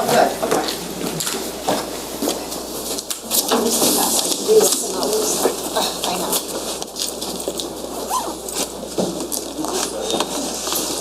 What can I carry? We're leaving the boards here, or they might use them on. They might, yeah. Do you want to leave the cart here, or do you want to take it down? You can leave it, I think. Okay. I'll bring my computer and the bag. Sorry.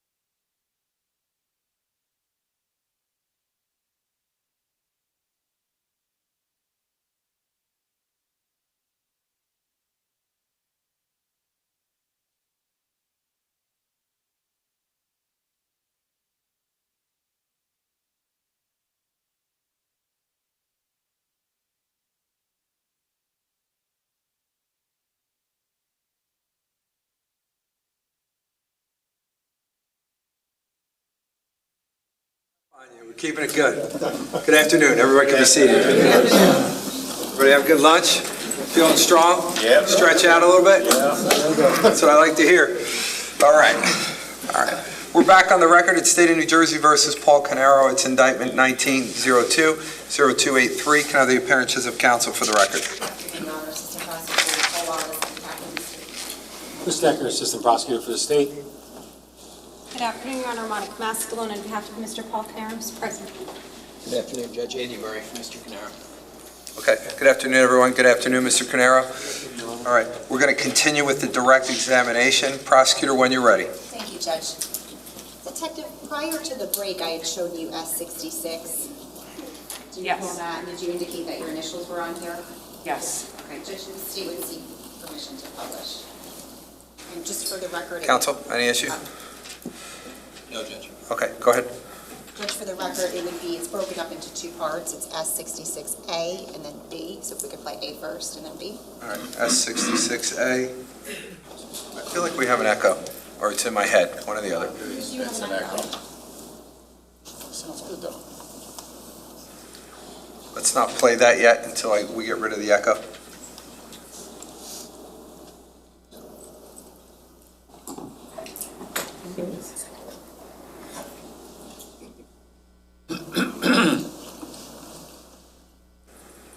How about now? Testing, testing. All right. Good. Good? You want me to sing? Not yet. That's hurtful. You know, how do you know? I could be great. You're in the mood. Yeah, listen. All right. Prosecutor, when you're ready? I'm sorry, Judge, if there's apparently a technical issue with the trouble. There we go. Yep. This is 66A.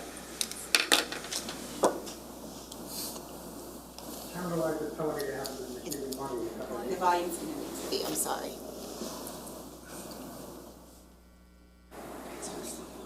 I don't know if it's their volume or our volume.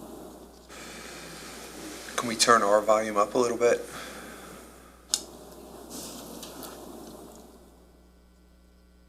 I'm at 100. Yeah, we'll turn ours up. Ours is maxed. Let's see what happens. Hey, what are you doing? Canada Life is telling me they haven't been receiving money except in April. That doesn't make any sense. Canada Life is saying they haven't received money since April. I know it's not true. I need you to send me the statement ASAP because I'm on the phone with them all day already.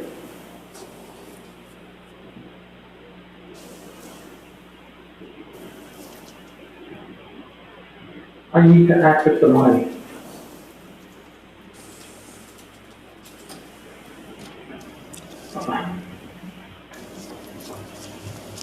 Fine. Do you have it scanned somewhere?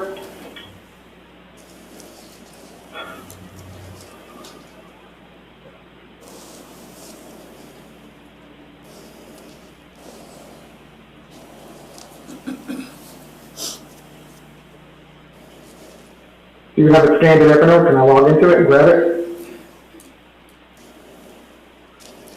Do you have the online access? I'll just go online and see it. You don't have the online access?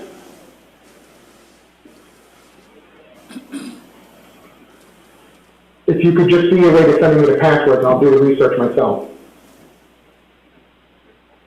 Thanks. This next one would be S66B. Okay.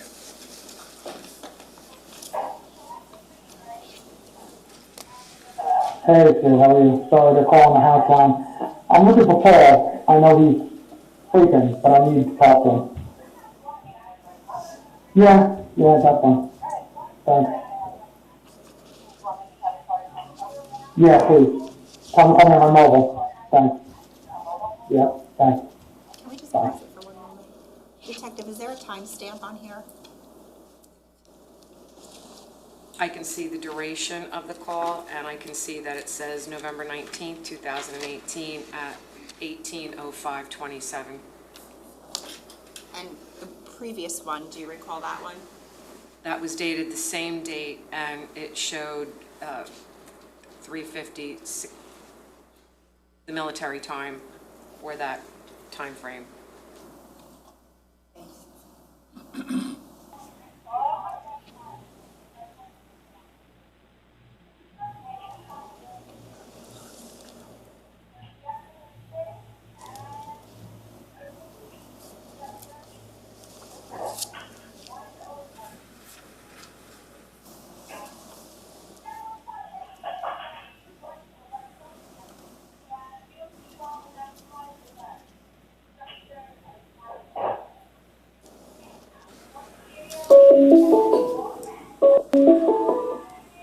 Hi.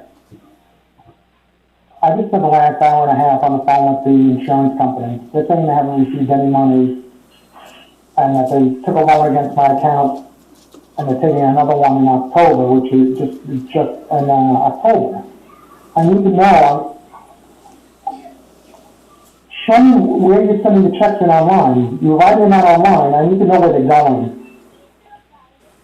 I need you to wake up, Paul, and do it. Short of you being dead, I need to see what's up. You need to log into your account then. You log into the TV account. Give me the log into the TV account. Your TV account, you don't know your TV login. Go find it and give it to me. I need to see it now, Paul. I need to see it. I need to see it now. I need it. I understand, Paul. I understand that. I just spent half the day. Paul, I'm telling you. I need it. I need it.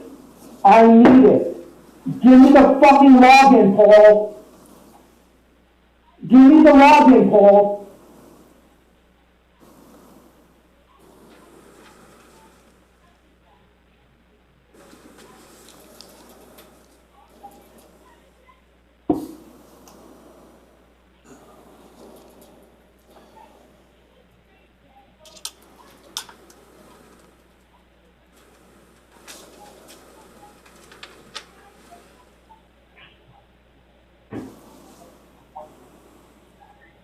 Paul, just give me the login so I can see where the money went. Then get on your computer and tell me where the money went. Paul, somebody else could read it to you there. I need to know where that money went.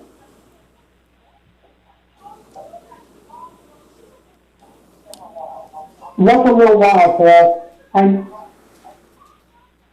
I understand you're saying you need to wake the fuck up, Paul. Paul, I'm telling you, I just spent half the day looking for this. I need to know where it went. Paul.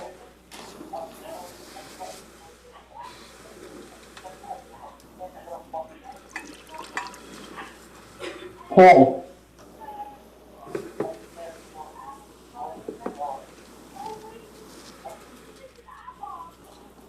Are you sure it went to the right place this time?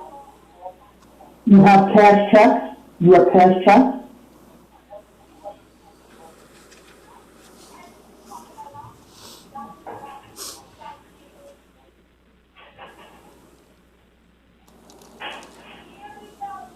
Paul.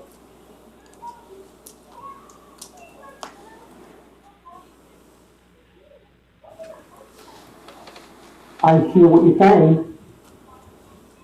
Paul, I'm worried. I need to know where it went.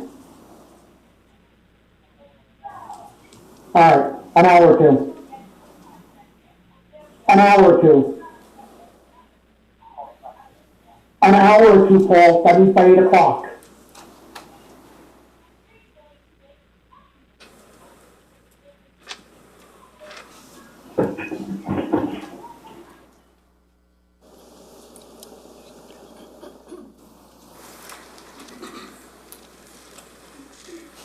Nothing further. Okay, cross-examination.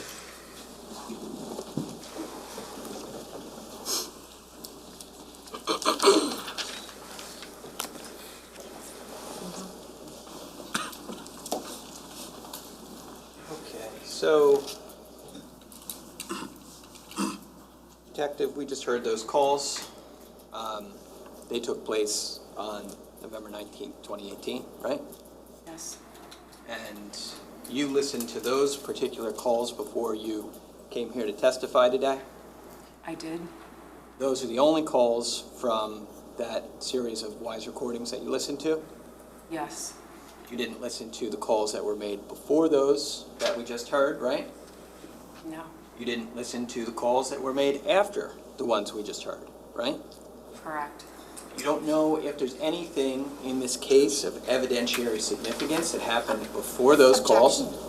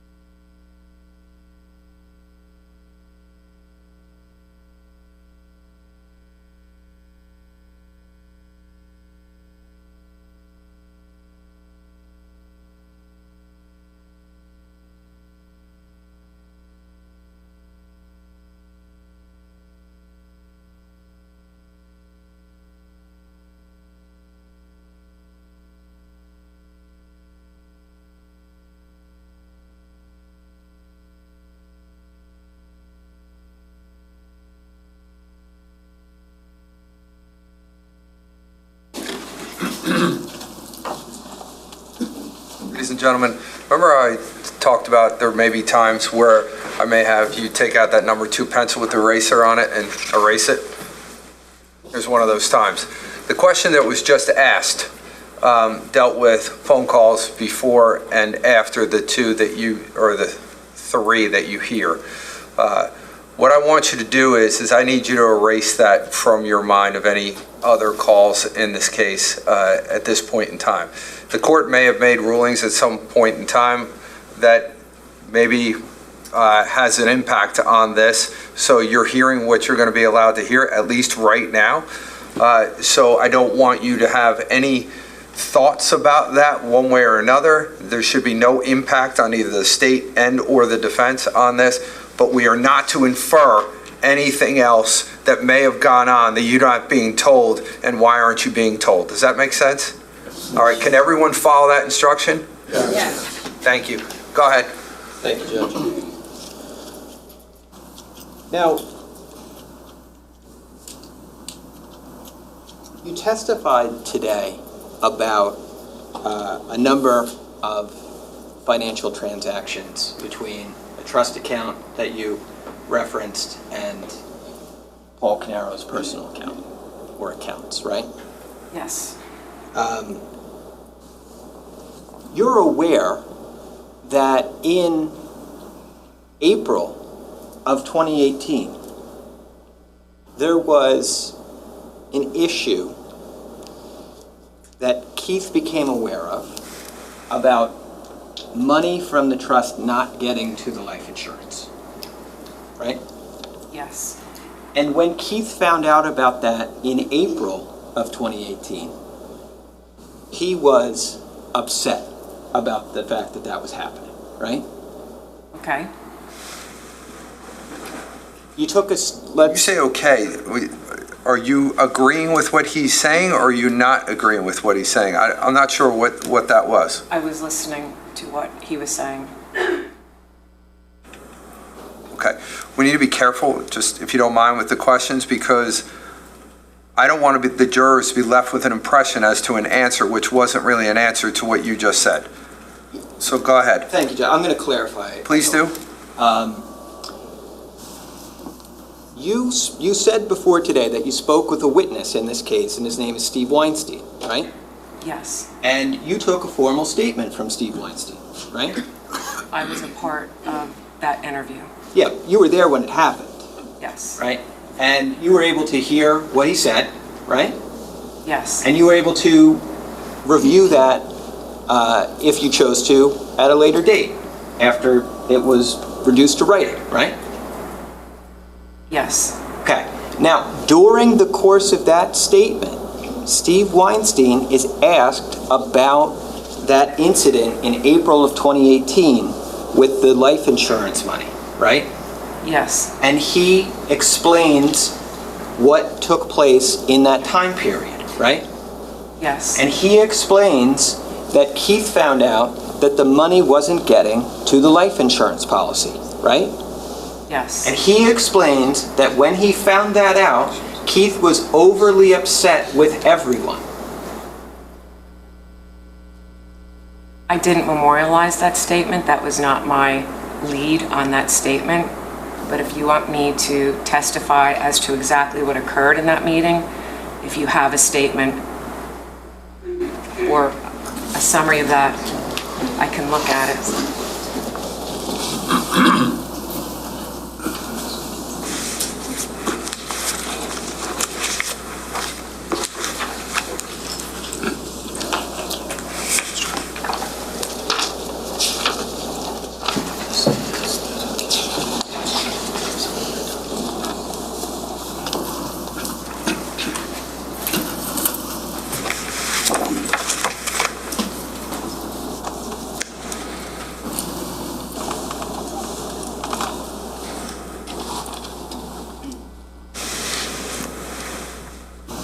Judge, I'm going to approach. This is S9. Okay. Detective, just so you can see the front of this. Sure. This is marked S9, okay? Yes. You recognize this to be the statement of Steve Weinstein? Yes. Okay. Yes. And I'll just show you on the last page of this document. We're going to see a date and a time, which is January 24th, 2019, right? Correct. 5:23 p.m. Correct. Signed by Steve Weinstein. Yes. Signed by yourself. On the third signature, yes. Sure, but you signed it, right? Yes, I Signed did. by Detective Petrozello. Yes. Signed by Detective Zarello. Correct. Okay.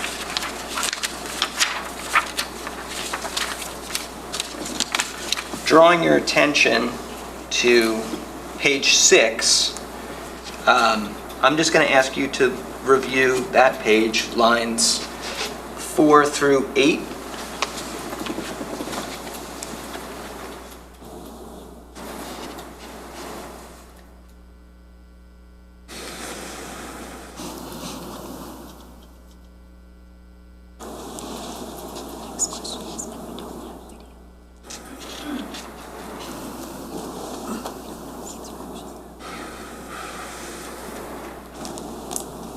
Yes, Okay.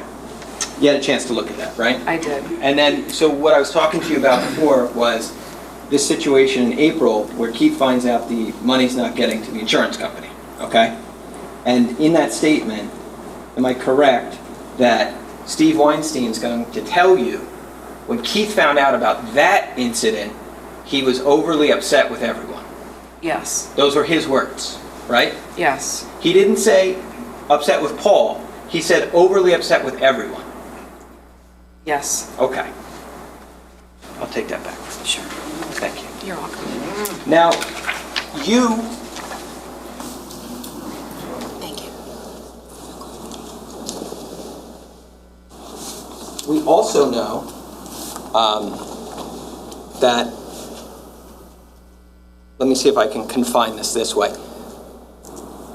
You testified earlier that you watched the three Wise camera videos that we saw today, right? The two videos. Okay. If there were conversations about the issue that happened in April of 2018, right? We wouldn't know that were recorded. We wouldn't know because we haven't seen those, right? Right. Okay. So we didn't have a chance, other than the statement of Mr. Weinstein, to see Keith's demeanor back in April of 2018 when he found out about the issue of money not getting to the insurance policy. Correct. Now, we also know that you're here talking about finances in this case, not because it's somehow, independent to the charges, but it both supports charges in this case, right? Yes. And it also goes to the essence of the state's theory of motive. Right? Correct. And so this financial evidence goes to the heart of the state's theory about why Paul would kill Keith, right? Correct.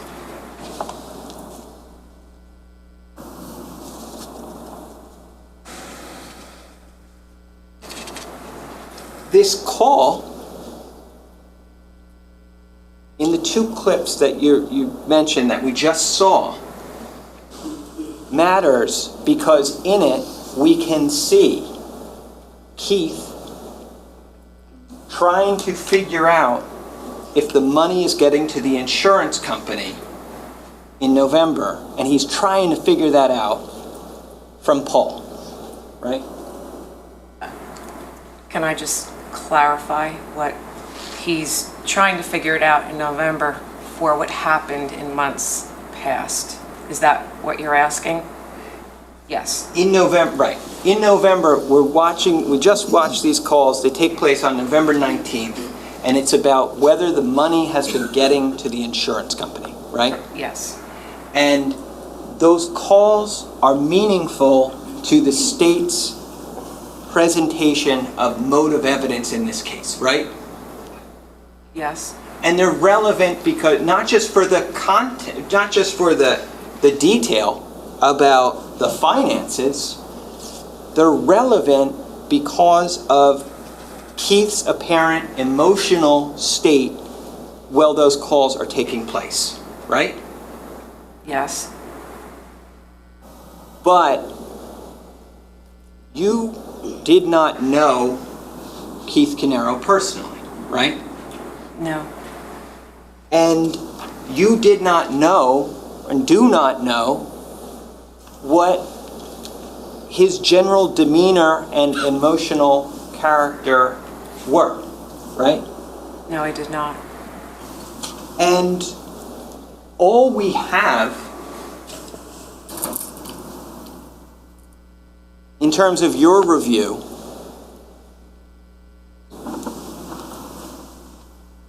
is what we can see in terms of what's on that video, right? Yes.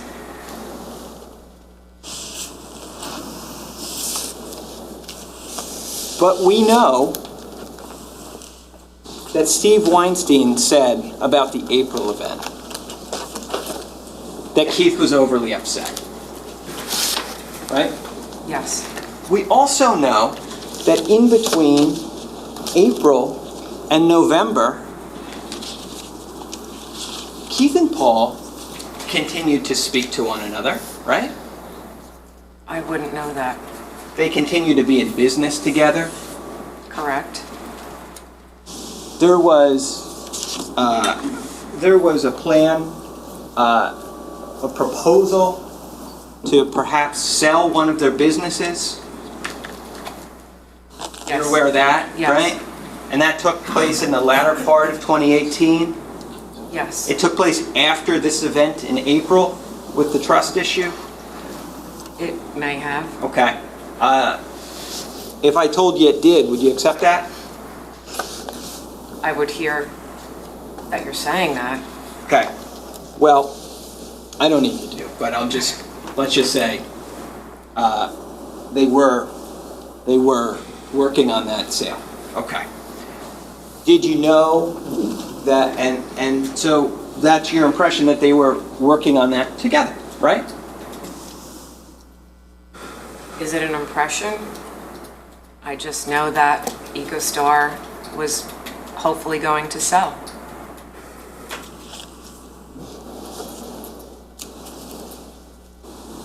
Then we get to November, and what we're still dealing with is this issue of whether money's getting to the insurance, and the issue is it coming from the trust to the insurance policy, right? Yes. You documented for us today what that amounted to in terms of transfers from the trust to places other than the insurance policy, right? Yes. And that was about $33,000 in 2017, right? Yes. And about $44,000 in 2018, right? 44,500. And in total, we're talking about, in terms of your number estimates, about $78,000. Yes.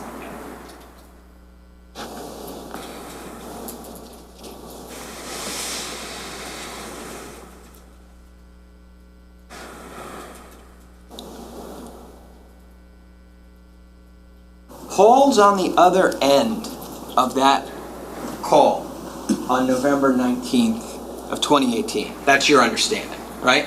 That is my understanding. Paul can hear what Keith's saying.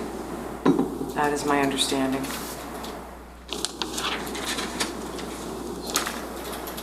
We don't know what Paul is saying back to Keith. Correct. We don't know if Paul's apologizing or if he's telling his brother to calm down. Right? Correct. Paul knew his brother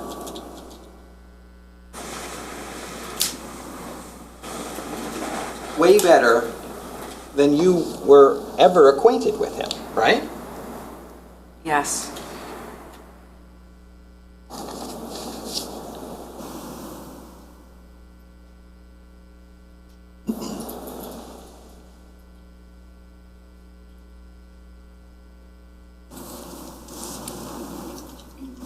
And I guess the issue is this. I think we touched on it earlier today. It's important for a detective in a case to look not just to the things that strengthen arguments for motive, but to look to the things also that may weaken support for motive. Agreed. Prove or disprove.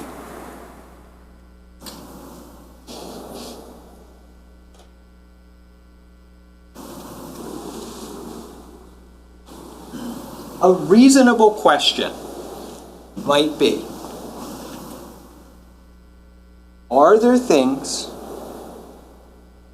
in the financial records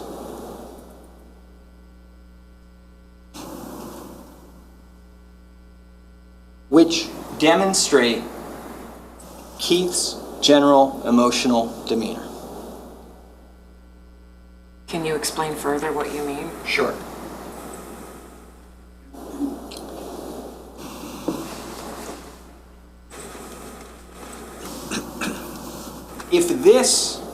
If Keith upset on these calls on November 19th, if Keith upset on these calls is an aberration for him, a way that he doesn't usually present, a way that his brother, who knows him very well, would find disconcerting and unusual and shocking and uncomfortable, that is a very different thing than if Cole knows this is just how Keith acts. Do you understand what I'm saying? I understand. So if there was evidence that could tell us whether on one side Keith's demeanor that night was an aberration, or on the other side that it was maybe a more general emotional reaction that others who knew him would see him to have, in either event, that would be important for us to know. Are you asking me, would it be important for me as a financial detective to know? I'm asking you as a detective who participated in this investigation with other detectives, because let's remind everyone, you weren't isolated completely to finance. You spoke with other detectives in this case, right? I have spoken with other detectives, mainly the detectives that I was with when I participated in the interview of the CPA, Steve Weinstein, when I participated in the interview of Ron Artigis, when I participated in the interview of Tiffany Rivera, also a financial interview, and in speaking to Yacel Restrepo. So I have not been a part of any other interviews. I follow the money. Okay. I am a detective in the financial crimes unit. Yeah, but you're a part of this case, aren't you? You're a detective in this case. Technically. Okay, let's stay with technically. Okay. That's fine. But technically, you're a detective in this case, right? Investigating the financial aspect. And technically, you know what the state's motive theory in this case is. You already told us that, right? Yes. And technically, you know that the state is looking for evidence that's supportive of their motive theory, right? Yes. And technically, you know that whether you find things that are supportive of or weaken the strength for that motive, it's important for you to note that to others involved in the case, right? Financially speaking, yes. If you see things, so this is the point then. If you see things in the financial records that go to a determination of whether Keith's character on those calls was an aberration or part of his general character, it's important because it either strengthens that motive or lends to the idea that there may be less support for that motive, right? Right. Okay. So, if there was in the financial records an indication that Keith was a very high-strung guy, that would be important for you to know. I'm not sure I follow you, but if you can give me an example of how the financial aspect of the investigation would connect with that, I would understand you better. I thought I just did that for like 10 minutes. Did I not do that? Okay. The motive evidence you're aware of, right? Yes. We talked about the fact that that Paul knows his brother very well and you don't know his brother at all, right? Correct. We talked about the fact that it's important as to whether this is unusual behavior for Keith in terms of his emotional character on those calls, or whether it's usual behavior, right? Yes. You've agreed with everything I've said so far, right? And then you agreed that if there was evidence one way or the other to support either of those contentions, it would be important to note for others in the case. And you agreed with that, right? Yes. Okay, so now we're at the point where I ask you if there was evidence in the financial records that indicated Keith was a high-strung guy who could flip out at the drop of a dime.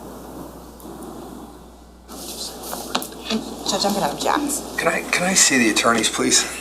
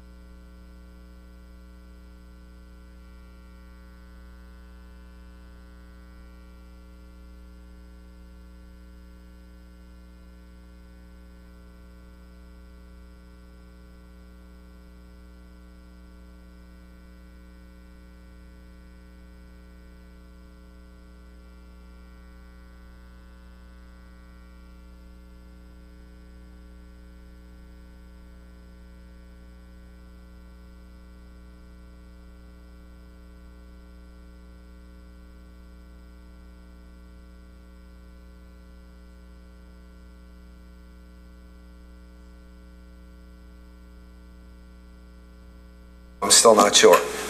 And then I'll give the state the chance to respond. Judge, do we have a way, we have the record electronically. Could we bring it on the screen?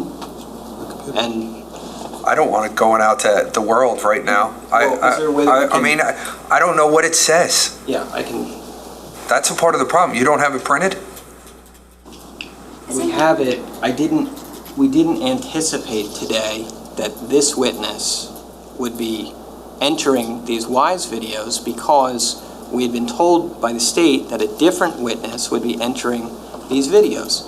And I didn't even anticipate, Judge, going into this line of questioning with this witness until it was told to me during a break that this was the witness who was going to be doing this. Okay. So, And we understood that this morning, which was before the break, but nothing was printed out during the break with the understanding that you were going to go down this path. I would assume, because you seem to be referencing something that leads me to believe that you were going to go down this path after lunch. I was going to have to, Judge, because we don't have a printer here, I was going to have to show it to the witness on a screen. Are these documents anywhere else? We have them somewhere? Judge, I mean, if they could be identified, we probably have the financial records in the building. I mean, we have the financial records in the building. I'm talking about that we don't have them here in this room. We have it in a conference room down the hall. If we were told exactly what they're looking for, yes, we could get it quickly. Didn't Mr. Gonzalez say we can turn off these screens and only have these ones on? He said as the witness's screen would still be on with ours, but the big ones could be turned off. Can you do that, Anna?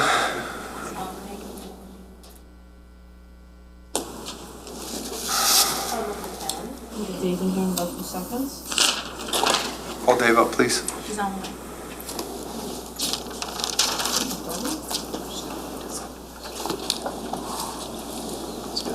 Dave, can we look at a document just on our screens on council table and at the witness box and in my monitor without showing it on screens? Yes, before you plug in the laptop.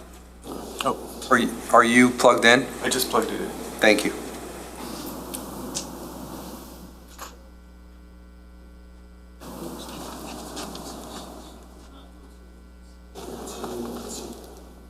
The witness is going to need to see it, though. Judge, she can pop over and look at our screen or the state screen or, I mean, Let me see the document first. Right, you can bring it up. I have it on my screen. So it's not on my screen either? it's not on our It's screen not on either. any screen. You guys have to go to the front. Are you sure? The front right there. We're ready at It's this ready table. to be shared.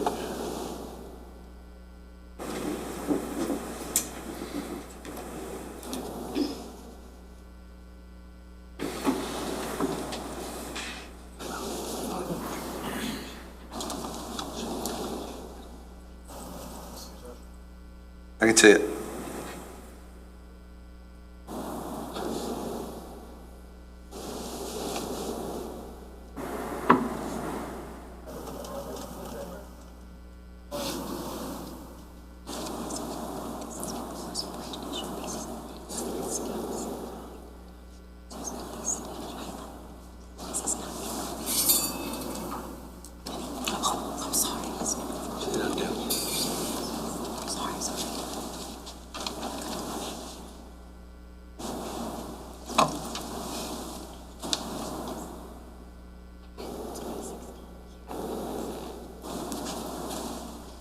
You scroll down for me?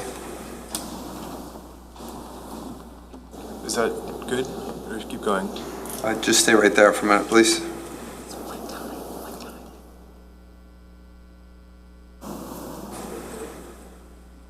Keep going down. That's the end of it. Okay.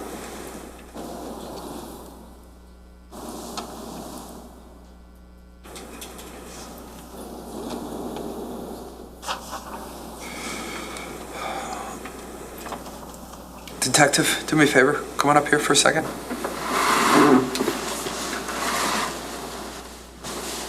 You can come on all out. Yep.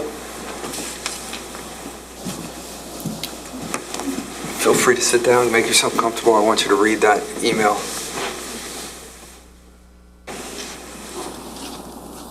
If I have to scroll down, do they scroll They're or I gonna do? do it for you. Okay. I'll do it. I'll do it. Hold on.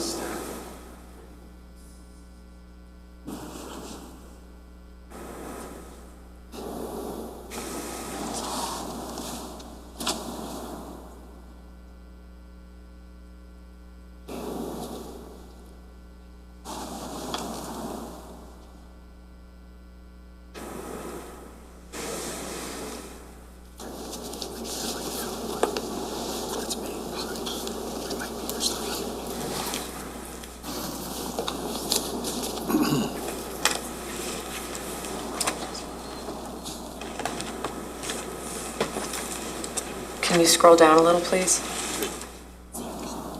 Okay.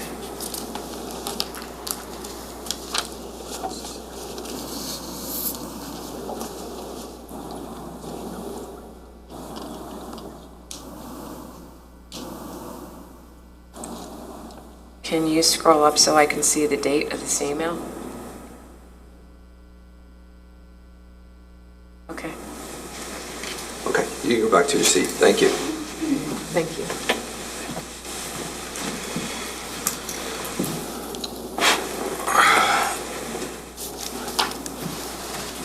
Outside the presence of the jury, you can ask the questions you want to ask, and then we'll go from there.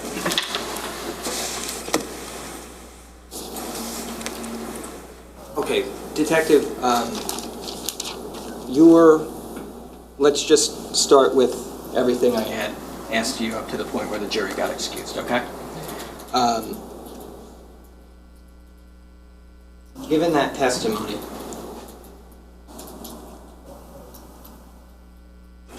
here we have a record that was in the Bates discovery, right? Yes, And we see that it's an email communication, yes, and this is from the TD Bank emails that were turned over by TD to you, right? yes, And it's in reference to, you would place it in a report, but it's in reference, not this specific document, but the emails themselves are in reference to Keith Caneiro's attempt to get a mortgage refinance, right? right, And this is within those, and by the way, I think it was several thousands of documents that were in there, right? yes, And this is one of them, right? yes, But what this email does talk about is Keith being a high-strung guy, right? I think when anyone owes the IRS money, my experience, having come from IRS, they're all high-strung when they owe IRS debt. Okay. But this was about a refi. Because he had to pay, he also wanted to use the funds for an IRS debt. Right.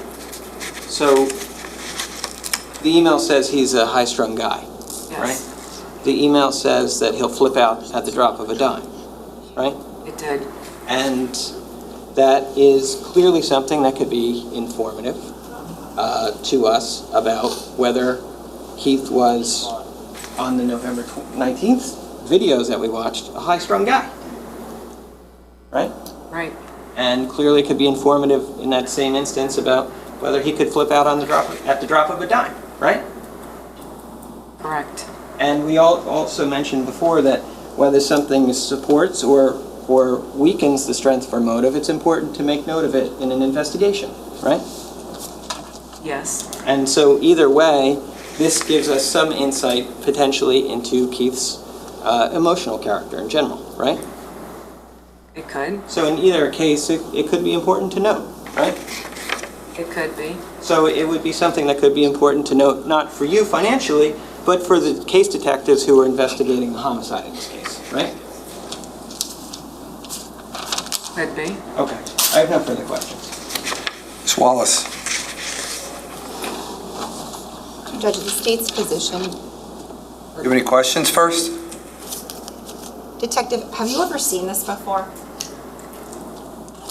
I'm certain I probably have, but again, there were tens and tens and tens of thousands of documents in this case. If I reviewed a document a one-off time 8 years ago, I couldn't physically possibly go back and review 50,000 pages to prepare for today. Do you have any independent recollection of reviewing this? Specifically, no, but if I received it back then, I probably had hands and eyes on it at one point.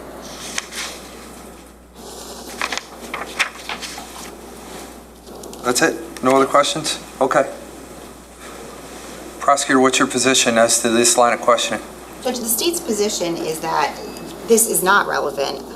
The state fails to see how a one-time email from an individual who, we don't even know who this individual is, on September 14th of 2016 can characterize the victim's general demeanor. The detective has testified she doesn't even recall seeing this. However, should the court allow this line of questioning, the state submits that it would open the door to each and every reaction that Keith Caneiro had to somebody else and things he said to somebody else when he was upset that upon learning that his brother was stealing from him.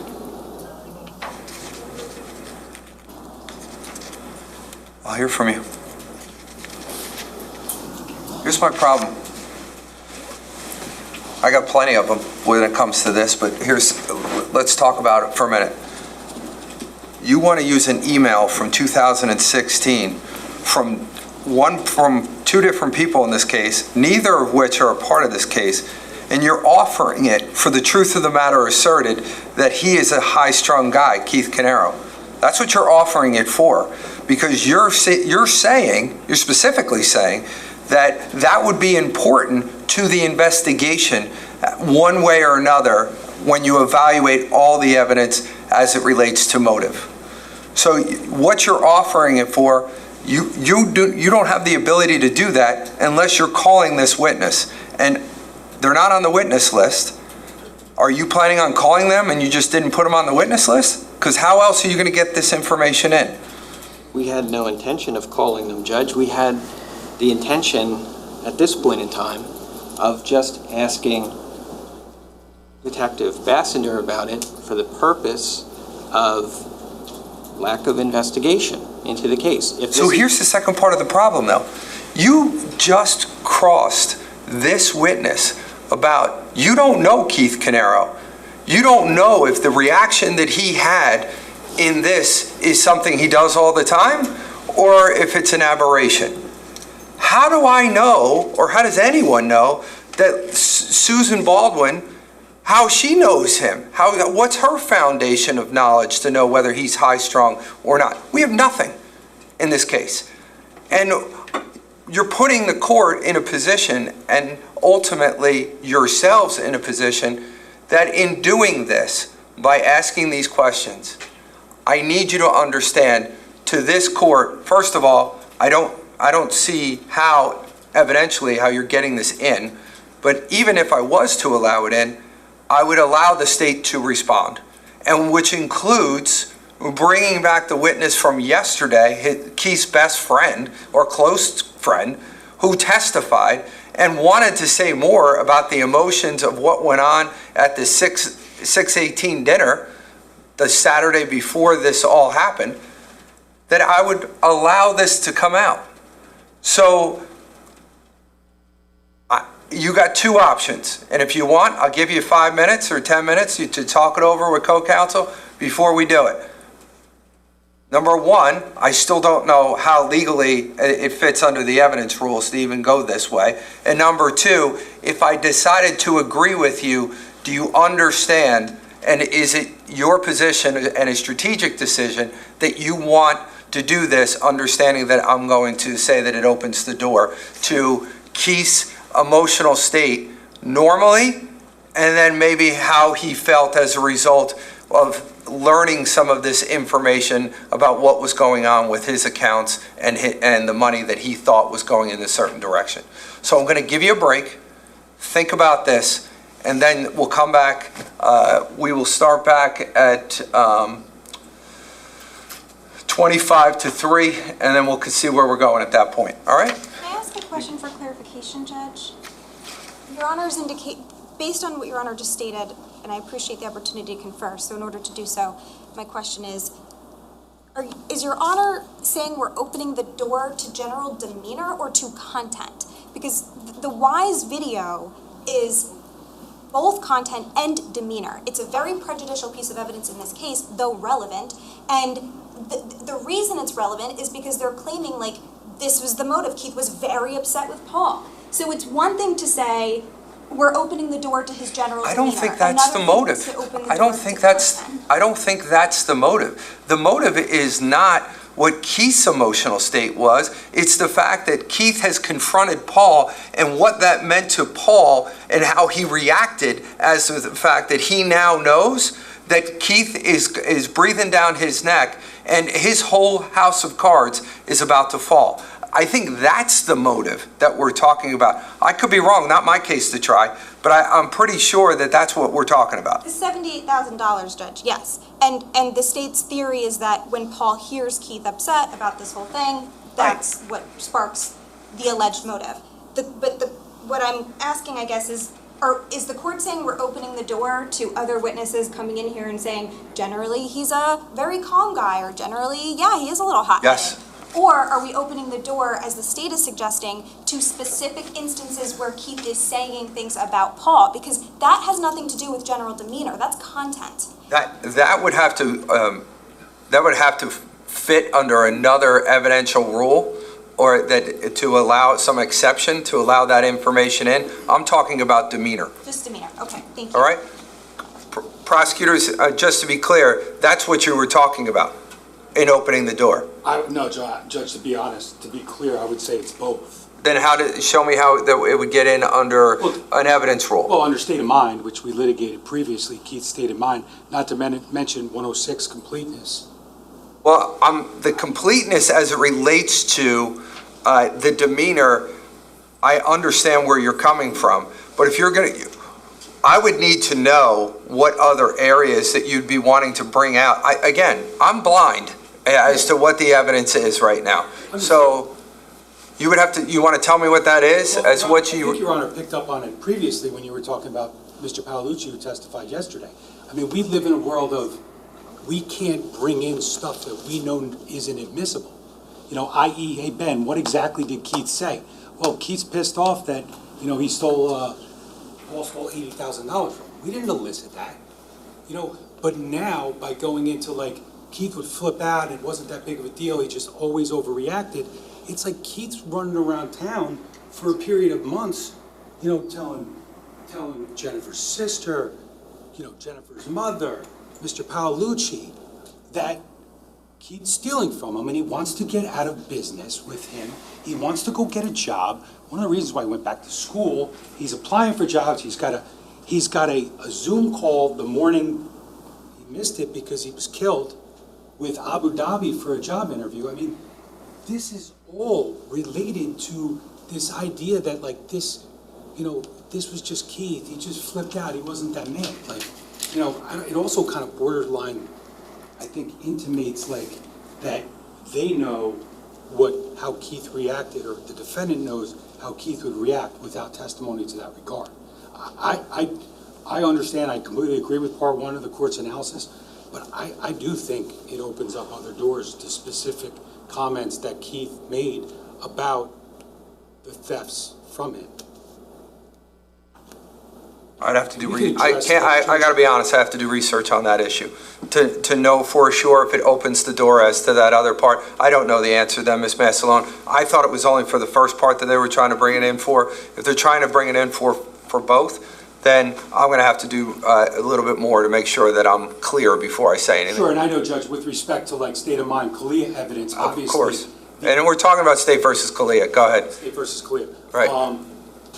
With respect to statements made by a victim that don't invoke fear, like, it's not like Keith saying, I'm scared of Paul. Those issues have, like, a heightened standard. I agree. Under State versus Kalia. This situation is not there. We're just talking about the idea that Keith is upset because his money is unaccounted for and he's trying to figure it out. And I completely agree with the court's kind of recitation of the state's motive. I mean, obviously, we can address when we get there. Quite frankly, I think we've said a couple times today, maybe yesterday too, that we've felt that certain doors were open, and yet, as the court noted, we haven't kind of ran through them. You know, there's only so much, like restraint that can be showed in order to react to things that are being brought out. So obviously, as the court said, we'll deal with specific instances as we get there. And if we do plan to elicit something that we feel like I'm arguing right now is relevant, Ms. Wallace will certainly allow the court to be made aware prior to doing it. Judge, may I respond to that? Of course you can, go ahead. So a couple of things. One of the things the prosecutor just said was about, this all goes to Keith going back to school, wanting to get away from his brother, wanting to divorce himself from the businesses.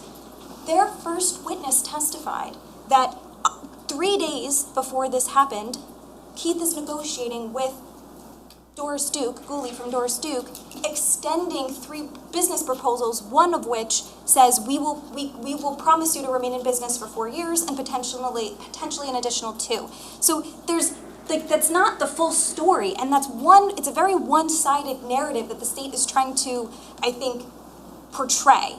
And it's not consistent with their own evidence. But beyond that, Judge, anything that Keith said, let's say to Ben, right, few nights, Saturday night before this happened, that's to Keith. There's no link that Paul would have any knowledge of that. And in order to, I think, get into the realm of Kalia, and without having the case in front of me at this moment, there's no nexus. And that's where the content, I think, would not come into play, because and frankly, Judge, it kind of proves our point. Because if they're saying that Keith is running around pissed about this, pissed about this, pissed about this, and then this email says, yeah, and he's pissed about this too, then that's just, again, that's demeanor. It's that he's upset. It's also years before. It's not even like this is, for example, it's not like this email is from November 15th dealing with what's going on at that particular time. So yeah, he's fired up over the issue that we're talking about. We're talking about a completely different issue, as Mr. Murray brought out. It's a refi issue. It's not based upon anything else. And who knows, maybe he was upset about the refi issue, but maybe that's not how he normally is. He's just upset about this particular issue. That's what I'm saying.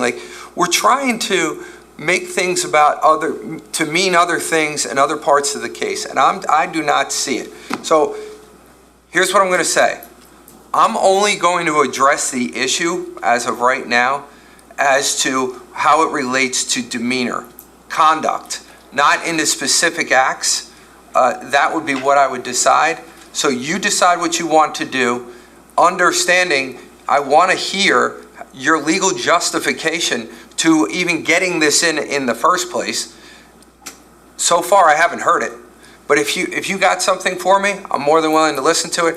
But I wanted to be clear, the second part of the analysis, because you can win the battle and lose the war. You may win, and then you're opening the door to other things. That I'm telling you for sure. I'm going to allow them to respond to the demeanor issues.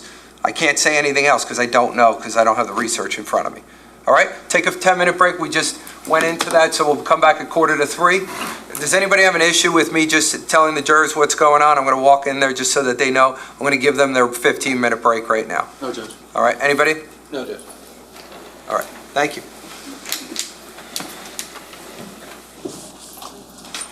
You take a break.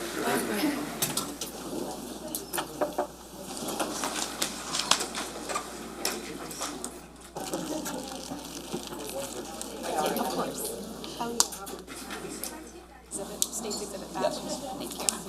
If you just want to keep track, too.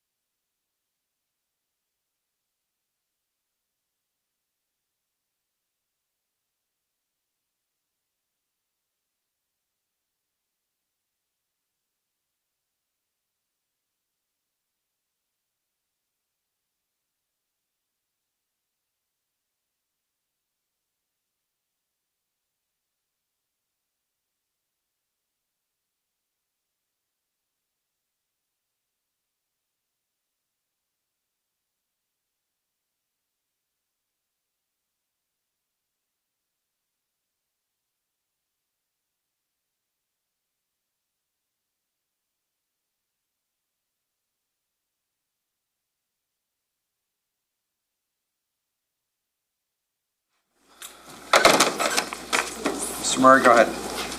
We're back on the record outside the presence of the jury. Thank you for giving us that time, Judge. Can you do me a favor? Can you just sit outside for a second? Thank you. I did want to place a few things on the record. First, we anticipated that we were pursuing that line of questioning to demonstrate something akin to effect on the listener and to lend that towards arguments about lack of investigation in the case. We were not looking at that as a specific instance of conduct on the part of Keith Caneiro.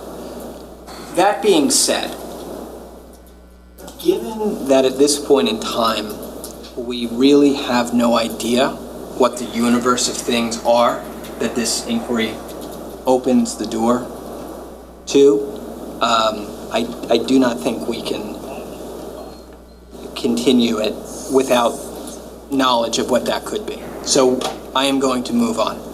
I will tell the court that, because Ms. Wallace brought this up yesterday, about years outside of 2017 and 2018, we do intend to get into information about prior years in terms of at least the trust account. Now, the state, I'm sure, is going to have to respond in whatever way they think is appropriate with stuff outside of what they introduced today, but we do intend to do that. So I just wanted to make the court aware of that. Do we think that it would have been important or helpful that in all of our pretrial motions that we filed in this case that we should have put the court on notice so the court could have decided some of these, whatever you want to bring in prior to 2017? I mean, isn't that what we were doing for almost 9 months, all the time? The detective's report and reports in this case are not just about the trust account from 2017 and 2018.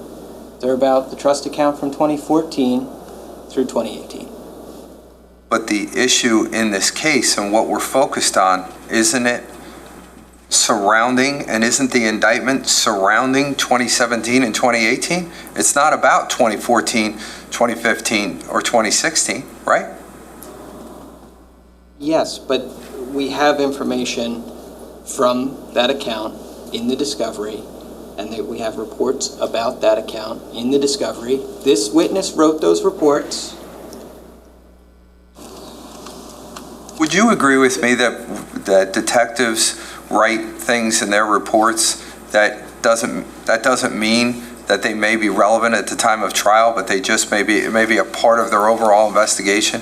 I don't know if I would, Judge. I think that anything a detective writes in their report is potentially relevant at a trial. Okay, but who decides whether it's relevant? Well, I mean, obviously the court would decide that fact. Well, shouldn't I know this in advance so that we could have addressed this issue one way or another? Judge, the state, I don't think, has made any protest to the court about this information being irrelevant. The only thing they said about it is it may create a situation where they want to reference things outside of this year 17 and 18 period. Okay. They haven't said it's irrelevant. All right. We'll see how it goes. Can we have our witness brought back in, please?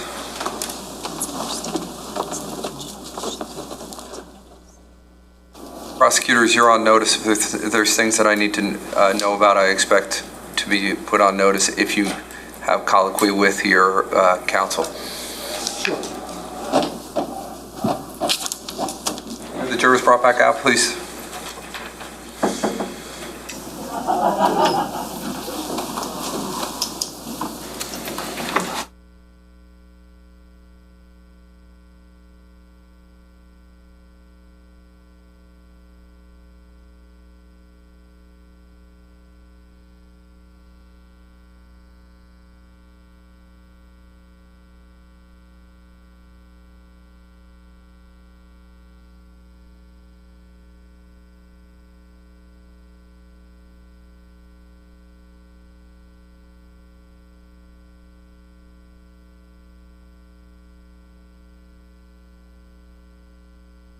The cross-examination of this witness. Mr. Murray, go ahead. Thanks, Judge.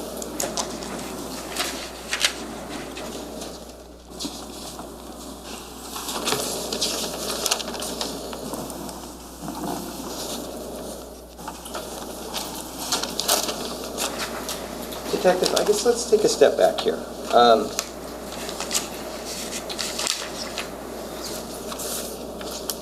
You are the one who sent out subpoenas for the large majority of financial records that were received in this case, right? Correct. You sent subpoenas to TD Bank, right? Yes. You sent subpoenas to insurance companies like Sun Life and Unum, right? Yes. You sent subpoenas to retail establishments like Tiffany Jewelers and Restoration Hardware. Yes. You sent subpoenas to governmental agencies like various New Jersey governmental agencies in terms of disability and unemployment. Yes. You not only sent these records, but you were the one who decided to whom you were going to send record requests, right? Do you mean when I prepare the subpoena, am I the one deciding who goes on the attention line? More that when you're putting together a subpoena and you're saying to yourself, am I going to send a subpoena to Bank of America, you're the one who makes the decision about whether you send a subpoena to Bank of America. Primarily. Nobody directed you to do that. You thought it was in the interest of the investigation to do that. You can be directed to do that, sure, but I can also make that determination. And you made a large number of the determinations in this case about who to subpoena, correct?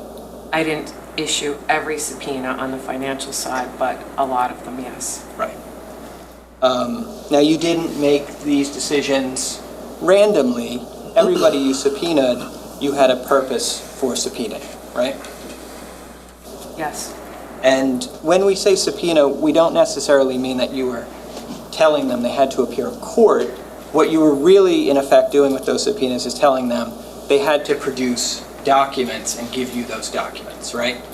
Yes. And the documents, when you would send out these subpoenas, you would send them and tell these organizations that you wanted certain records from certain times, right?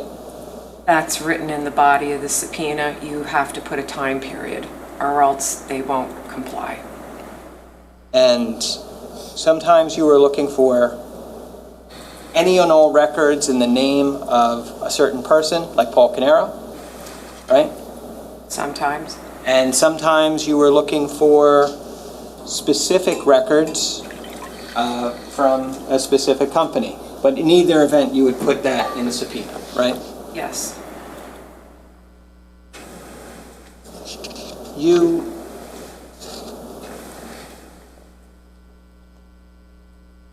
You then wrote, prior to the supplemental report that you had referenced today, you wrote about 60 investigative reports in this case. I don't have the exact figure, but I wrote a lot of supplemental reports. And you wrote those reports in and around the end of 2018 through 2019, right? I'd have to look at every single one of them to confirm. Well, let's work backwards.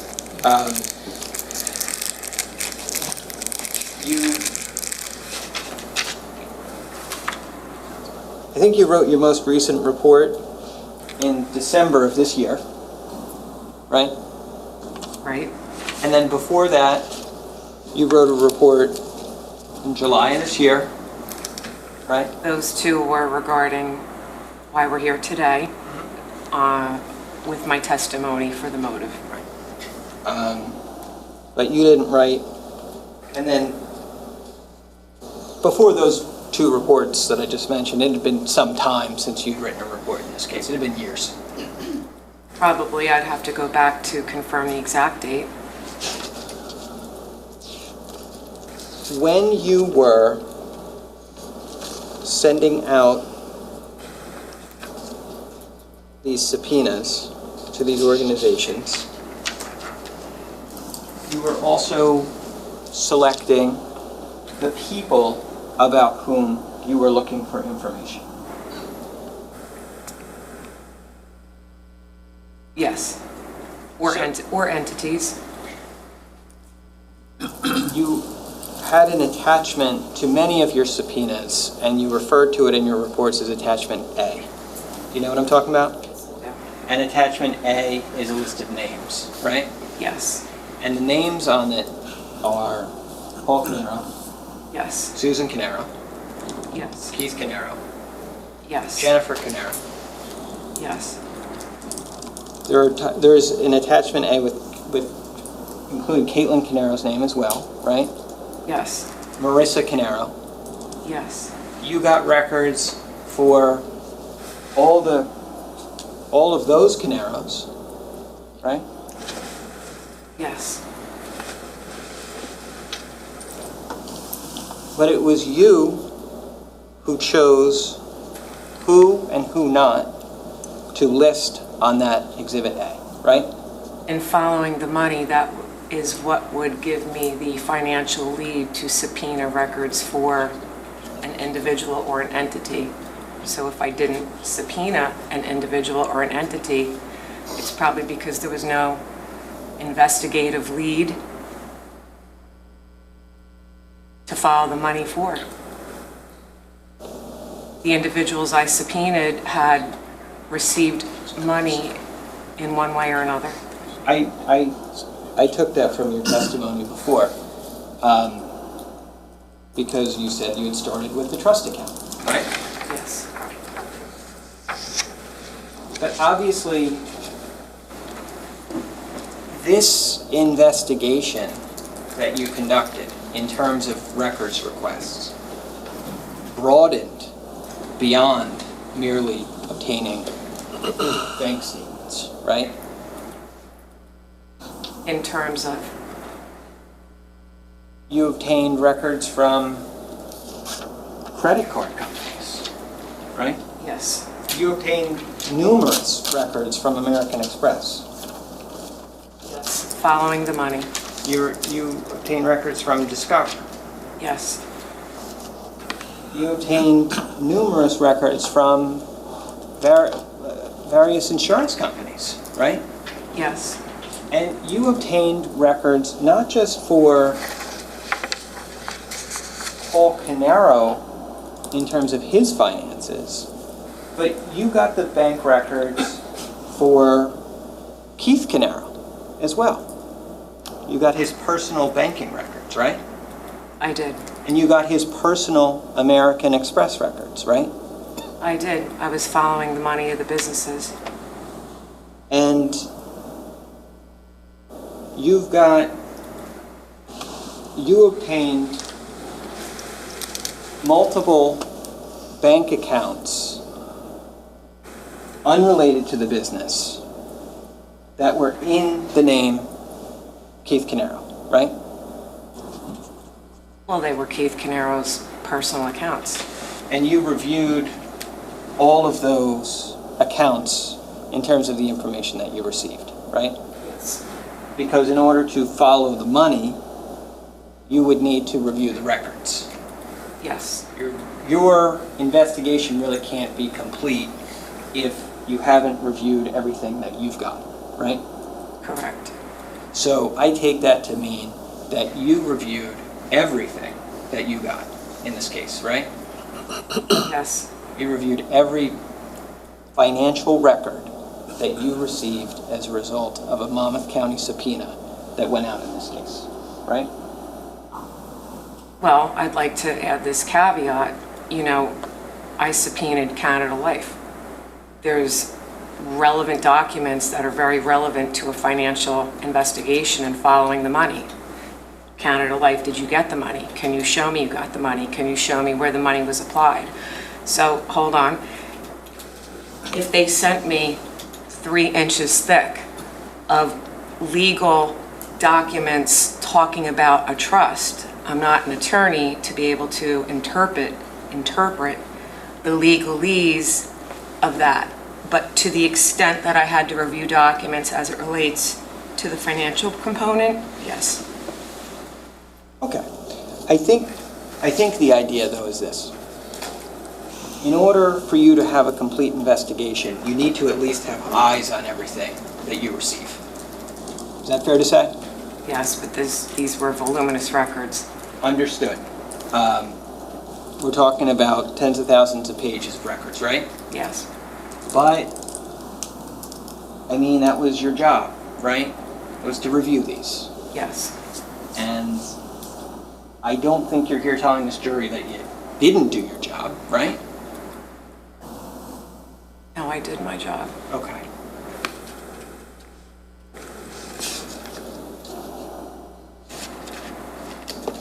One thing I wanted to talk to you about was your report that you had written on the history of money coming into and out of the trust account.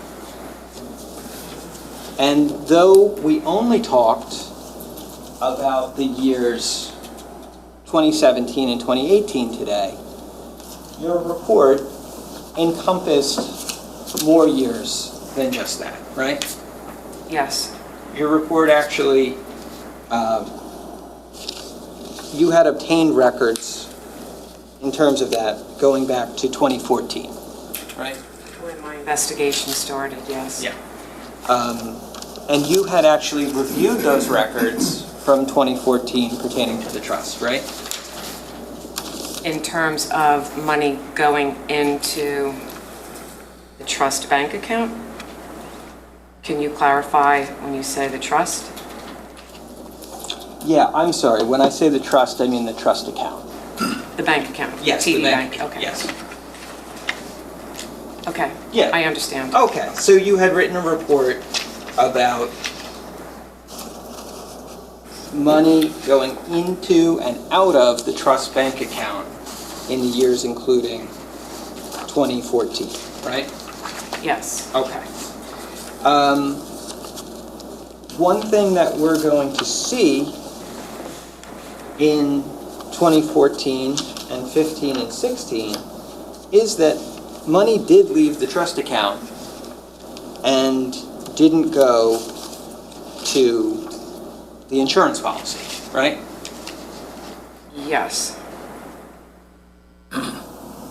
But in 2014, all the money that was taken out of the trust account was paid back into that account. Can I refer to my supplemental report, please? Yeah, I'll show it to you if you like. This is S56. I have it here. You don't.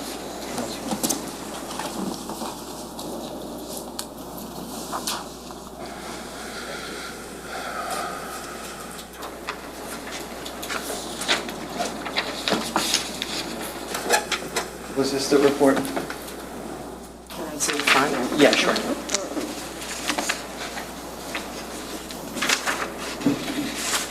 Yes. Okay.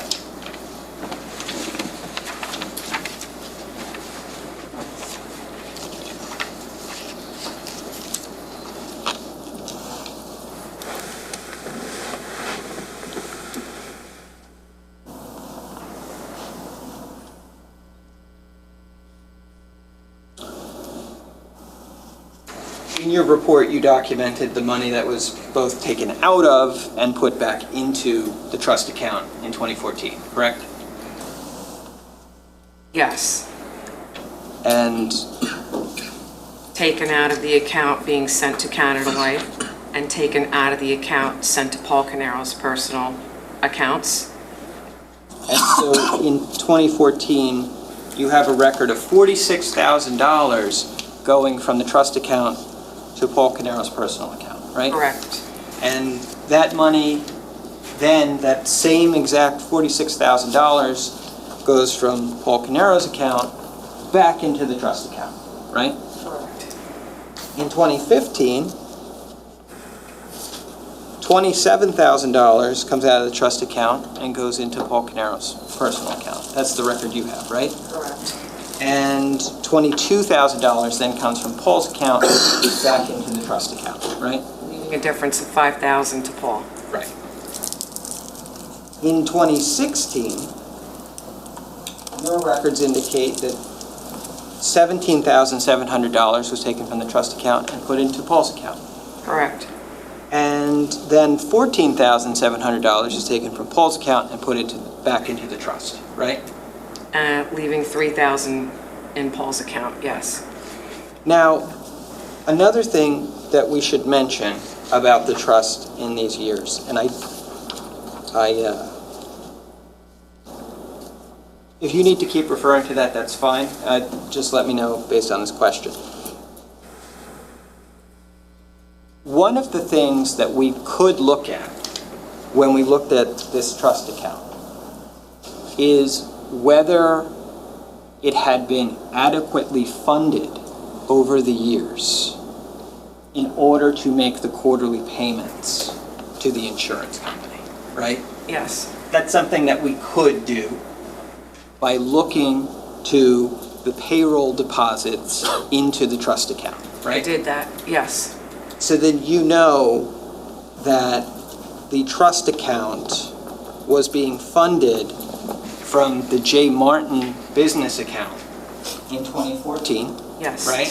And then in 2015 as well, Yes. and then in 2016, right? Now,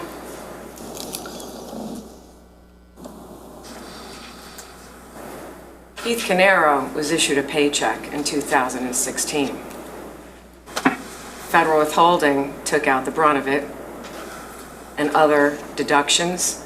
So the actual amount left in the check was zero. So there couldn't be a direct deposit. So the funding of the account in 14 from Keith Caneiro's paycheck was adequate enough to fund the payment of quarterly payments totaling $33,685.78. In 2015, there was not enough funding to fund the entire annual premium, even though it was paid quarterly, but the annual amount, so only $15,709.20 went to the premium. In 2016, nothing was paid to Canada Life. Correct. But $17,007 was taken out by Paul Caneiro to his personal account, $14,700 was paid back, leaving at the end of 2016, $8,000 to Paul. Right. And then in 2017... But also in that year, 2016, deposits, not considering the in and out in terms of Paul's account, right? But deposits from the business account only equaled $13,526. What year are you talking about, 2016? Yes. Right. The deposits from the company only equaled $13,526. So that wasn't, so just my point is this, that's not sufficient to fund the quarterly payments to the life insurance. No, it isn't, but in 2017, approximately $55,000 was funded to the account, and in 2018, approximately $53,000 was funded to the account. Do you agree with me that the account was underfunded in 2014, 2015, and 2016? No, I disagree in 14, I agree in 15 and 16. Okay, well, you would have to look at 14 because I believe, Detective, that it was underfunded by $4,865 that year. We can look at the report, we can look at the records. Beyond 2014, you also... I'm sorry, I'll add this. If it was underfunded by $4,000, it was so overfunded in 17 and 18 that it would have made up for the difference and more. Well, I wasn't asking you that question, though. I'm just asking you about previous years, right? You've already testified today about 17 and 18. We've heard your testimony. I'm just asking you about 14, 15, 16 at this point in time, okay? And I'm also curious about the Canada Life payment history that was sent to Keith Caneiro. At some point in this case, it was also included in the Canada Life documents. I think you've seen it before. Yes. You have it in your report? Yes.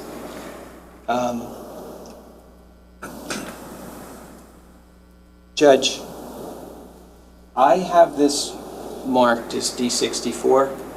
It does appear verbatim within the detective's report, but I just want to show her this document to compare the two.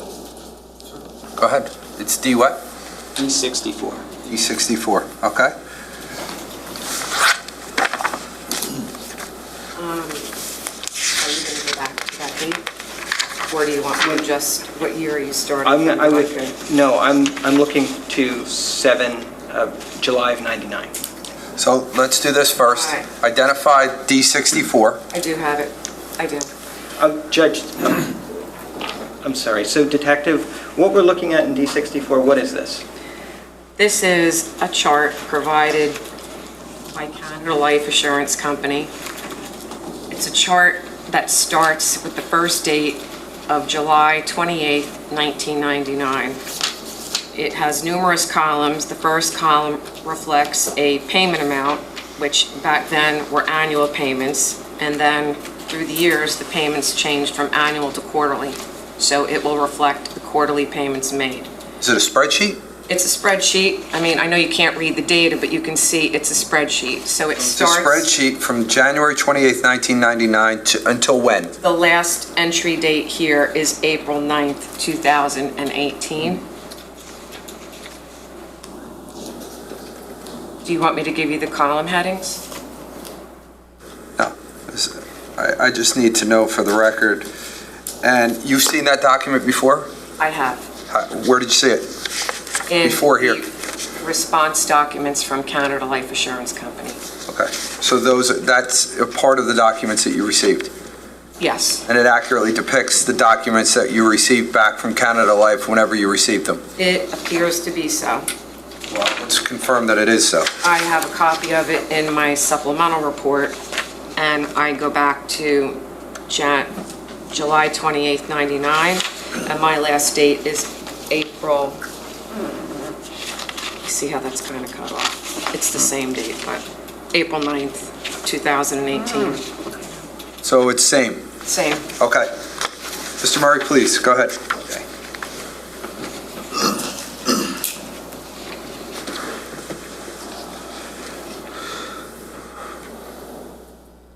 Now, Detective, when we look at that report, or that payment history, we can see that there are other years when this insurance premium, or the policy, I should say, was not paid fully for the year. What years are you referring to? Well, I'm looking at 2007.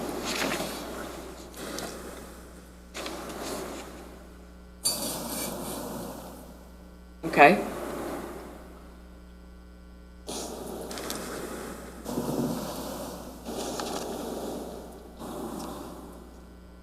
I'm looking at 2011.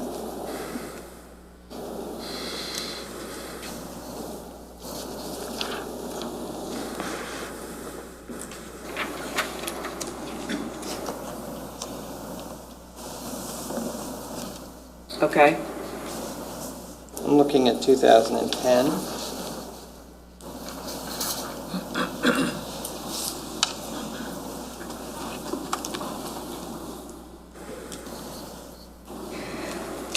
Well, I just want to point out, sir, that the very first premium payment in 1999 was $29,640. And I testified earlier that the quarterly premiums totaled $31,418.60.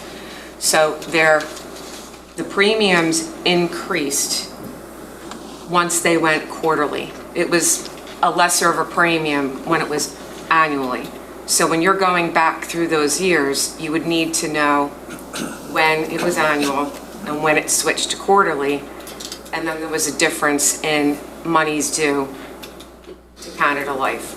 Perhaps, but we can see in 2004 in April that the payment was $7,854.60, which is the same as the quarterly payment in later years, right? Right, but it does look then that it was quarterly. And regardless of that fact, in 2003, we only see a payment for $16,200. Correct. So it would appear that in those years that we talked about, as well as the years that you've testified about previously, the policy in terms of the premium weren't fully paid.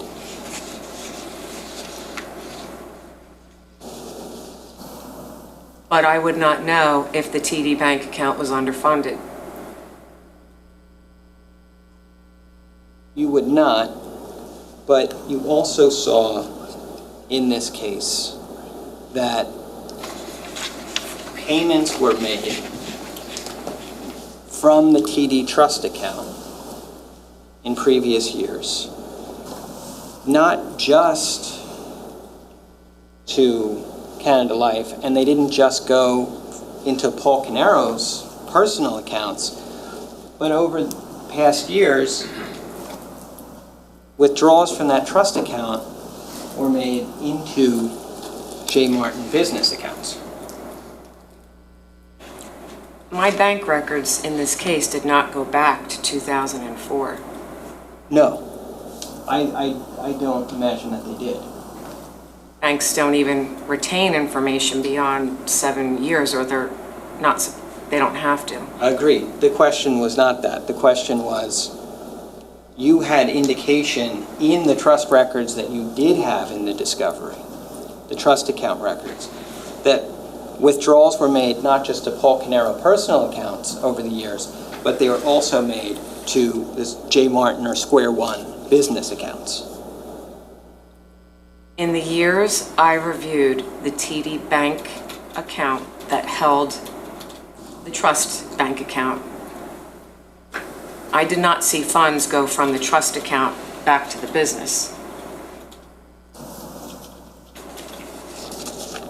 In the years you reviewed? And if they did, if you show me the documents, then I can correct my statement, but to the best of my recollection. Okay. Outside of the statements, did you see any spreadsheets showing transfers in and out of that trust account in previous years?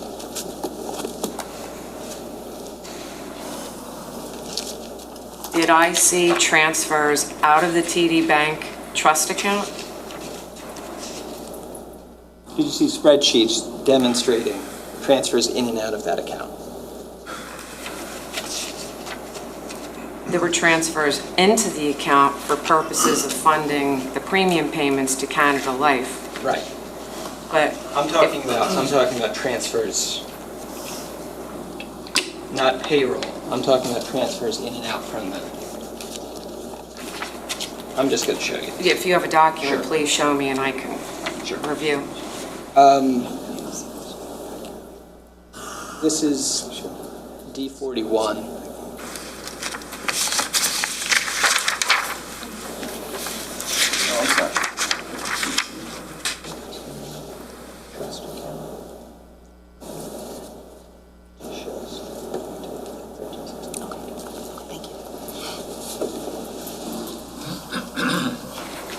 I'm just going to show you this.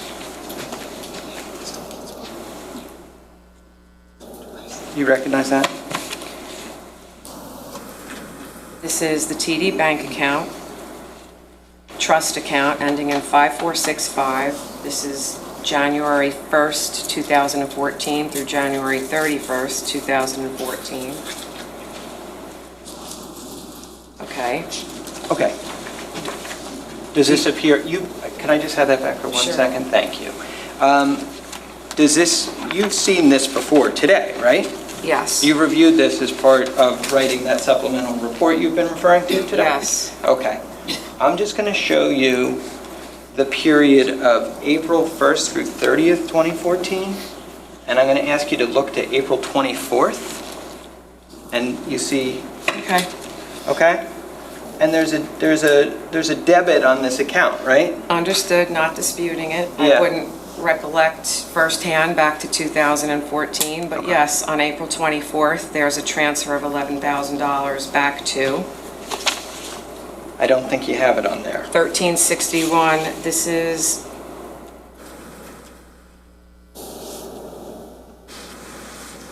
I do have this account. I did subpoena this account, and I would need to see the subpoena to have the name, but it would belong to one of the businesses. Yeah, could I have that back? Of the whole file? Yeah, thank you. Okay, so that was a transfer out of the trust account to an account ending in 1361, right? Yes. And do you, if I told you that 1361 was a J. Martin business account that had been closed in years prior to 2018, would that refresh your recollection? Is that the business that closed December 31st of 2012? No. Okay.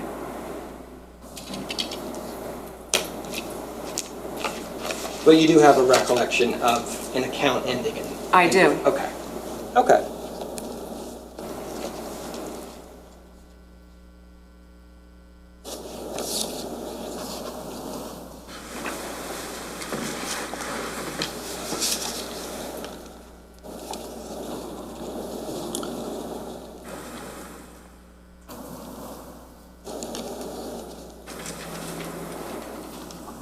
Now, when you testified on direct today, you mentioned that payments have been made directly from Paul's 3837 account to the trust account, right? Yes. I misspoke. I apologize. Well, What I meant to say, yes. go ahead. What I meant to say was payments had been made by Paul from Paul's personal account directly to the insurance company to pay the insurance policy. Are you, which years are you referring to? The years of my analysis for my role here in this trial? Yes. 2017 and 18? Yes, I am. Okay. And so your question again then is? Paul had made payments from his personal account directly to the insurance company in order to pay that insurance policy. In 2017, yes, he did. On July 21st, he paid $8,000, right? Correct? And then on August 7th, Paul from his own account paid $11,880. Correct. And together that's $19,880. Correct. And we should point out that Canada Life accepted both of those payments. Yes, they did. They didn't refuse payment because the checks were sent from outside of the trust account, right? Nope. They accepted payment as a quarterly premium payment, and the $11,880 check, the entire amount was applied to the loan payment for prior missed premium payments. Right. Right. And the loan, obviously, we saw in D64 had existed for many, many years as of 2017. Yes.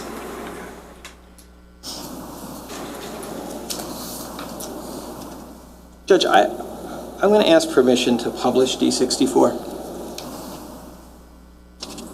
Wallace? No objection. Okay, go ahead.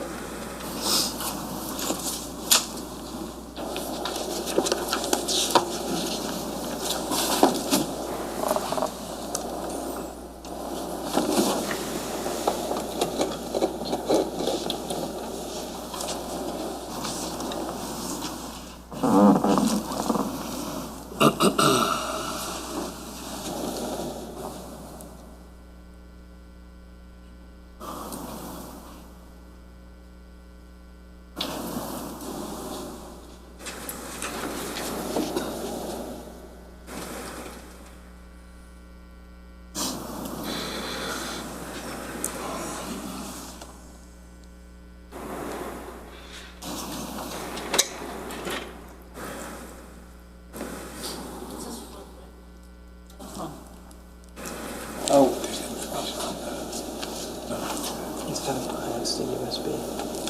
That's the USB. It's the issue.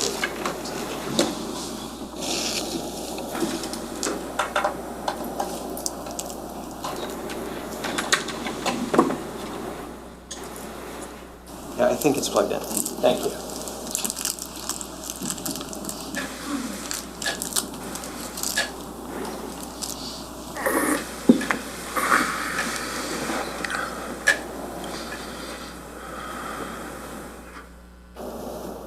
Okay. Just showing you the first page of D64. Obviously, when we look to the left side of that spreadsheet, we see a date. Yes. And then when we look all the way to the right of the spreadsheet, we see a column for loan balance. Yes. And that shows all the years that there was a loan balance on the policy, right? Yes. Okay.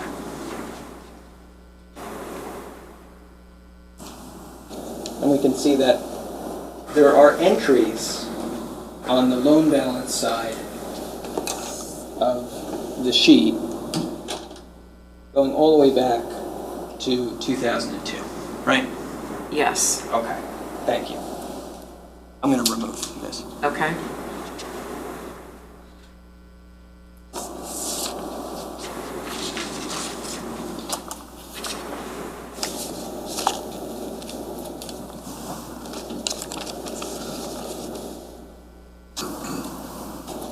Your supplemental report talks about, you had actually listed it as a negative in the column, and it was transfers that Paul made in 2018 to the J. Martin operating account. Yes. You know what I'm talking about, right? Yes.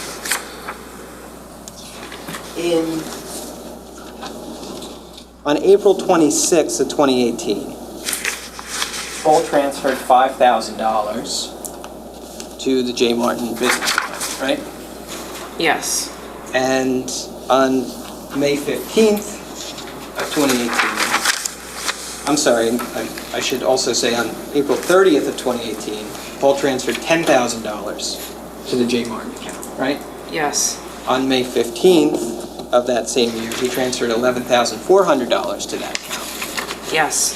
And then again on May 15th, he transferred an additional $807 to the J. Martin account, right? Yes. Now, all of these dates take place late April through mid-May, right? Yes. Of 2018. Yes. Now, you know that the issue with Keith finding out about the insurance not being paid in April, that issue happened before any of these payments, right?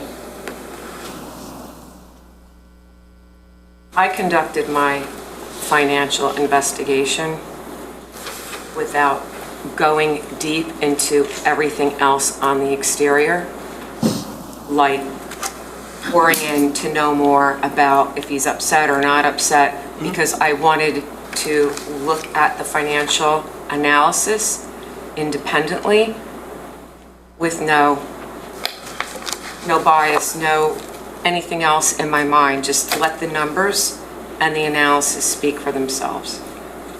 Okay. So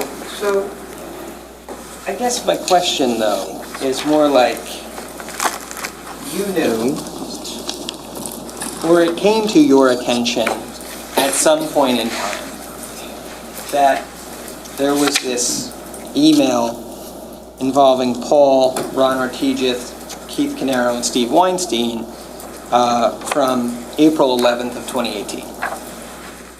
yes, at some point, yes. Right? And that email is actually is one of the state's exhibits in this case, right? Yes. In that email, one of the things that, and it appears, right, that it's written from Paul, right? Yes. And it's about payments that were not made to the insurance company. Yes.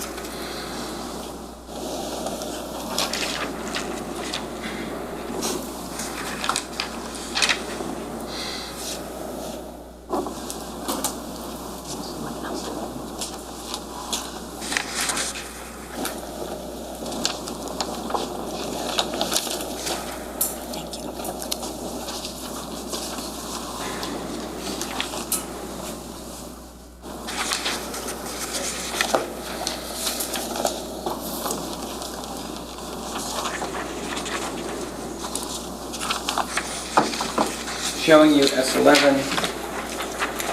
You recognize that? This would be the email you're referring to? Yes. Yes. Could you flip to the second page for me? Sure. Is there a section where what is referenced is the amount that is owed to Keith plus interest for the payments that didn't make it to the insurance company? Are you referring to this dialogue here? Yes. Would you like me to read it? I just wanted you to read the section on payments with interest.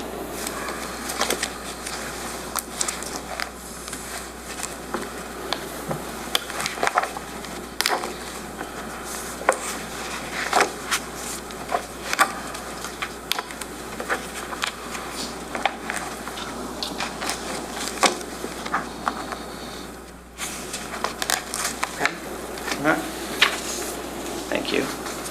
And so that says amount owed to trust plus interest, $25,806.41. Yes. Okay.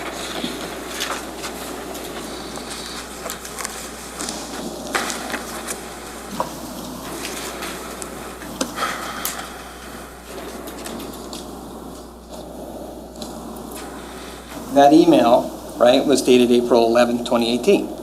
Yes. And then we see Paul make payments between April 26th and May 15th of 2018 in the amount of $27,207. Yes. Right? And he makes those payments to the J. Martin business account, right? Yes. And then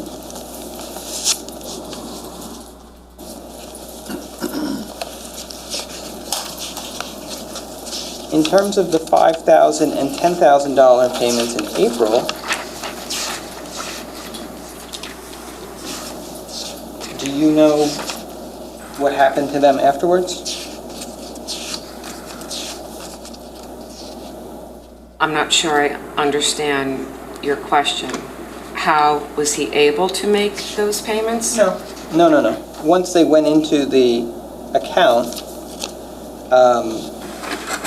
did they stay in the account or did they go someplace else? Once Paul made those electronic transfers back to J. Martin, I would need to look at the bank statements and then I could tell you what happened with those funds. Okay.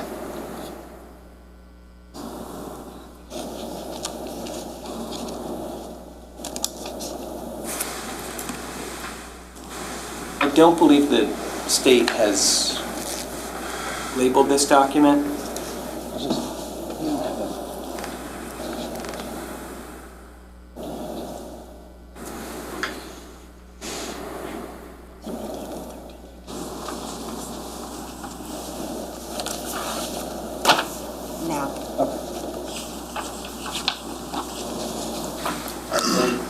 Judge, I'm going to approach with what I've marked as D30. All right.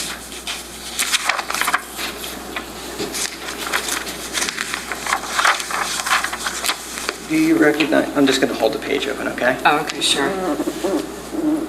Do you recognize that? This is a TD Bank account in the name of J. Martin Consulting, Inc., DBA Square One, account number ending in 1396, which would be account number 6 on the chart. So something that we talked about maybe briefly today. But it's Yes. the J. Martin operating account, right? Yes. Okay. Yes. Now, we said that the first payment that Paul made from his account to the business account took place in April 26th of 18, right? Yes.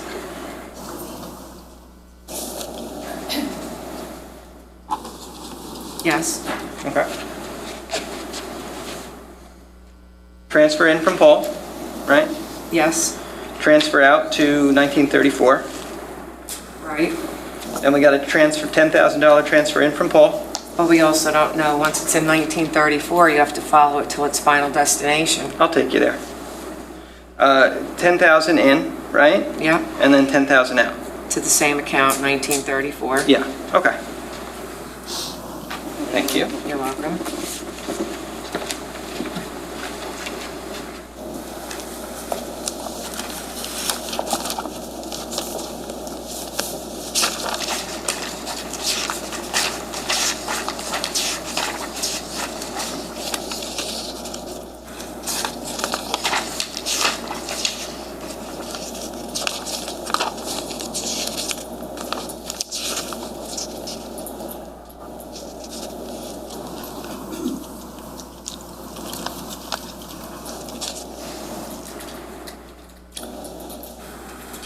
This is D52.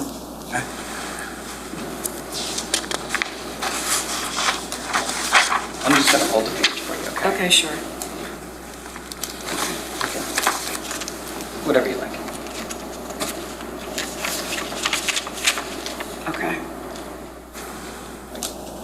So this is a TD Bank statement in the name of Keith and Jennifer Caneiro, ending in 1934.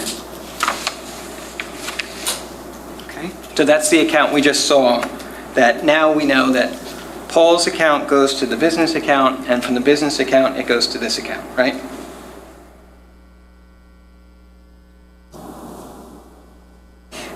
Yes, but like the 10,000 goes into this account and then it's sent right out to J. Martin payroll. So Keith's putting it back into the business.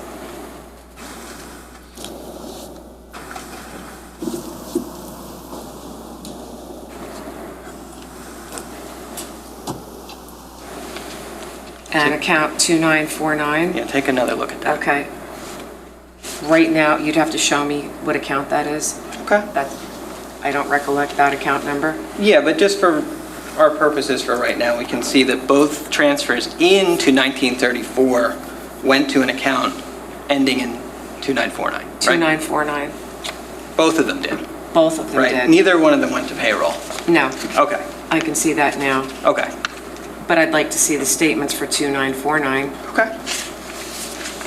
I'll show them to you.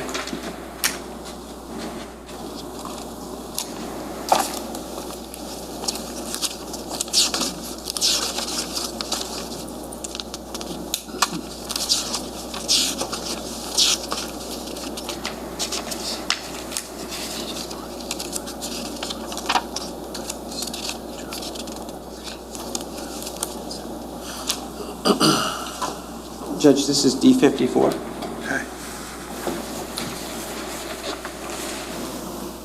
Okay, and this is TD Bank statement, account ending in 2949, in the name of Keith Caneiro. Okay, so the 5,000 comes in, and the 10,000 comes in. Okay, Okay.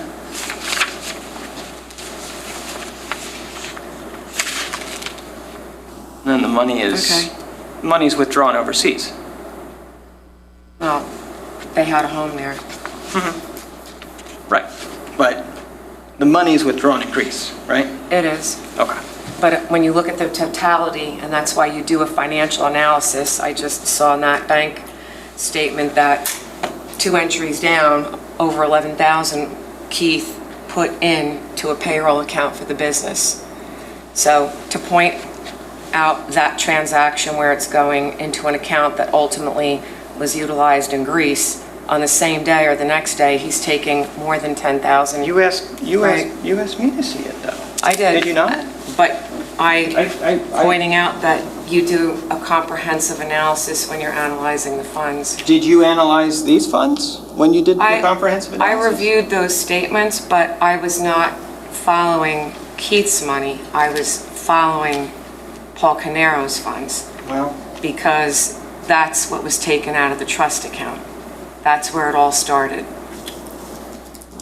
now, here's the thing. I point this out to you because, as you said, Keith had a house in Greece, right? Yes. That he was working on. He was renovating it and he needed to put money into it, right? Yes. That's it. It's another thing that during this period of time, Keith was working on that he needed to devote money and resources towards, right? Yes. After this thing happens in April, on April 11th, with Paul saying he paid the wrong person and that the money didn't go to the insurance company. Paul takes $27,000 and he puts it in the business account, right? He took loans out to generate the ability to have funds to then put back in the business because Keith identified the amount of premium payments that hadn't been paid for a period of time. I think that, yeah, right, I think that was my question, Okay. right?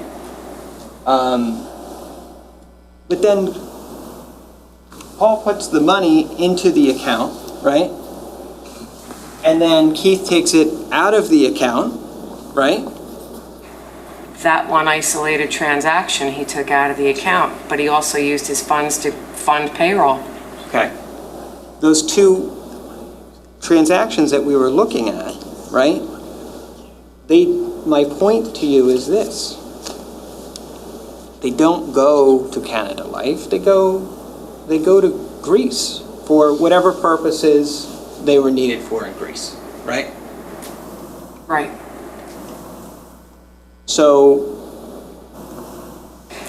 Keith, obviously, if we're following the money, Keith obviously made the determination at that point in time that the money was better put being sent to Greece than being sent to Canada Life.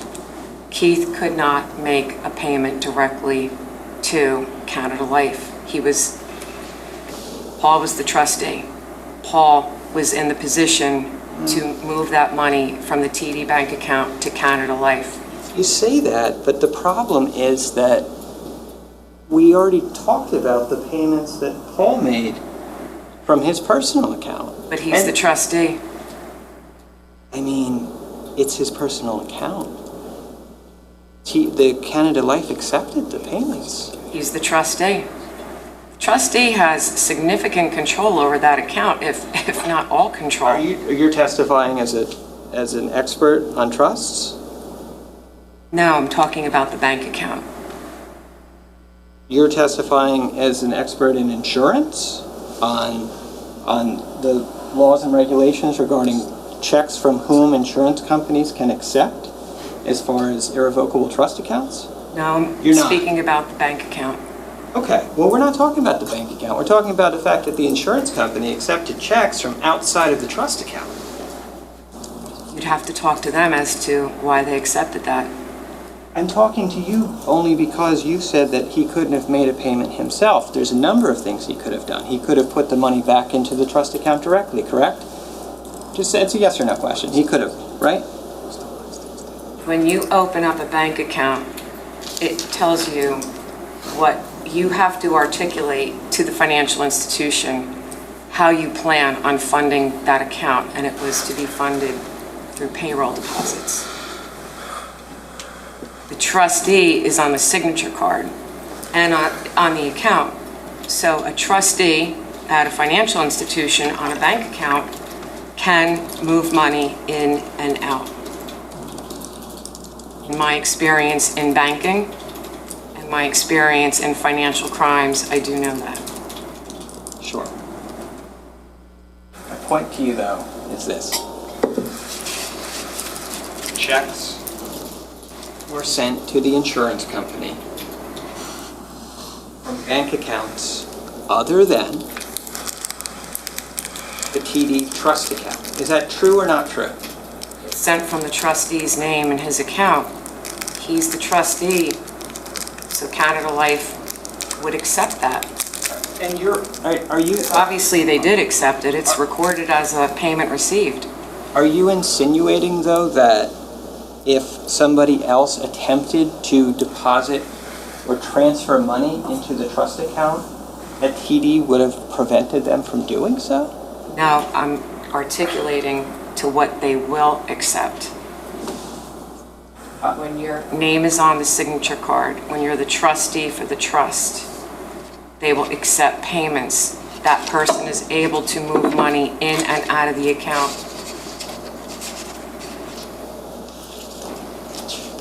Now, TD Bank had a copy of the actual trust. we can talk about that too, sure. TD Bank did have a copy of the trust, right? Yes, And that was faxed to them? yes. And that was faxed.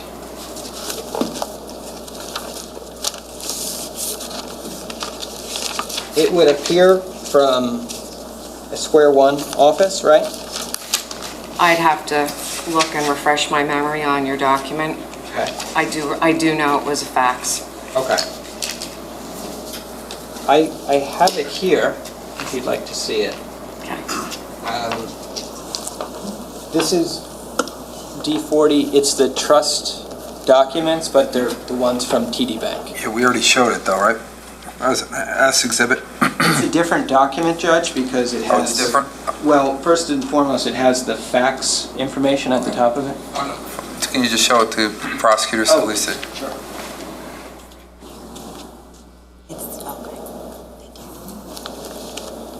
I'm sorry, tell me the number again, please. D40. D40. Okay.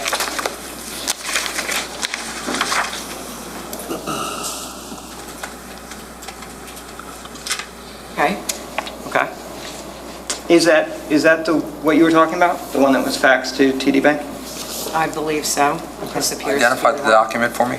Sure, Your Honor. This is the Keith Caneiro Irrevocable Trust Agreement.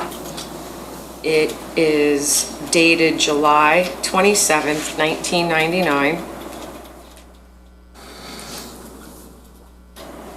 Are there any more identifiers you would like? I think there was something on the front page that counsel said was important. I just need to know, is that the fax copy? Is that what we're talking about? It does appear to be faxed. Okay. All right. Very sorry about that. Didn't mean to slow you down. Go ahead. Thank you, Judge. So, you know what, while we're here,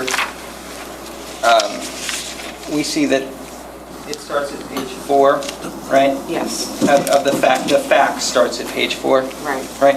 And then there's a bait stamp at the bottom. Yes. And the bait stamp is basically placed there by the prosecutor's office, right? Correct. Okay. If I were to thumb through this, you'd be able to see that there's no pages missing from the Bates numbers.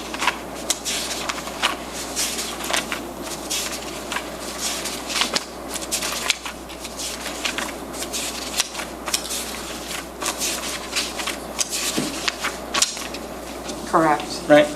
Yes.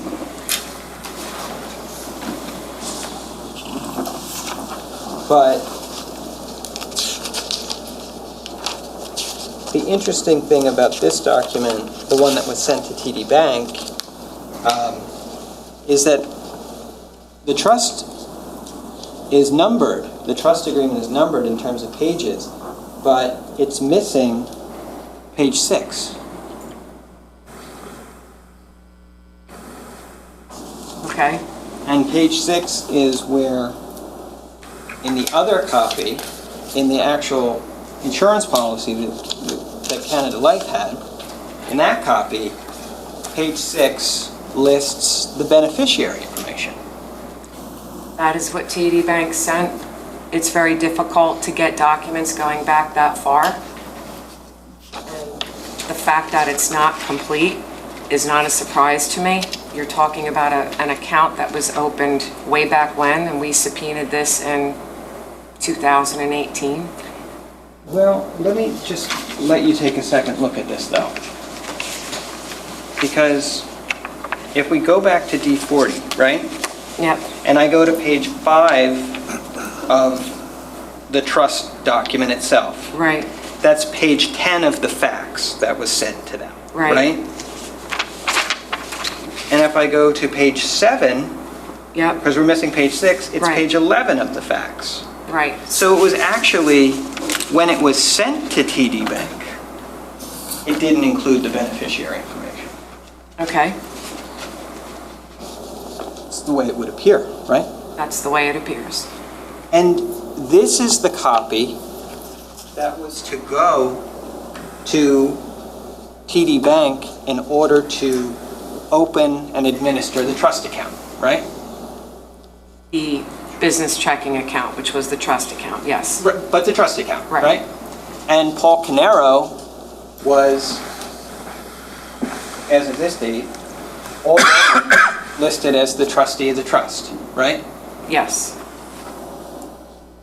But somebody, and obviously Paul Caneiro was going to, as the trustee, have control over that TD trust account, right? Correct. And he was going to have control over the documents that were part of that account, right? Specifically, what documents are you referring to? Well, it could be foundational documents, it could be bank records. He would have access. You're just telling me about they'll accept checks from him because he's the trustee. So he's got certain privileges in this account that other people do not, correct? Because he's listed as the trustee. Right. Right, so he would be getting the bank records, yes. Right. And so obviously as the trustee, he's got access to these documents related to the trust from TD Bank. That I don't know. You know, I don't know. let me say this. I just want to stop you so we're clear. You know that the insurance company will accept a check from Paul from any account because he's the trustee, but you don't know if Paul has access to documents in possession of the bank related to the bank account? I'll address the first part. Canada Life accepted checks from Paul Caneiro because I have evidence to prove that they accepted it. You put it in as an exhibit, I have it in my report. They accepted those 2 checks in 2017. When someone's listed as the trustee, the financial institution is going to deal with them and accept his check. With regard to having his name on the TD bank account that was set up to collect the premiums to pay to Canada Life, the individual, the signer on the account, Paul's the trustee, signer, he would have access to the bank statements. Does that mean a bank is giving you copies of everything they have in their file? Every bank has their own policy and procedure for how they handle that. Was Paul the one that physically handed that policy or physically faxed it? If he wasn't the one who physically faxed it, if it was another person who faxed it, did Paul or did Keith give that person who faxed it those documents? I don't know who gave him the documents to fax. That was how many years ago?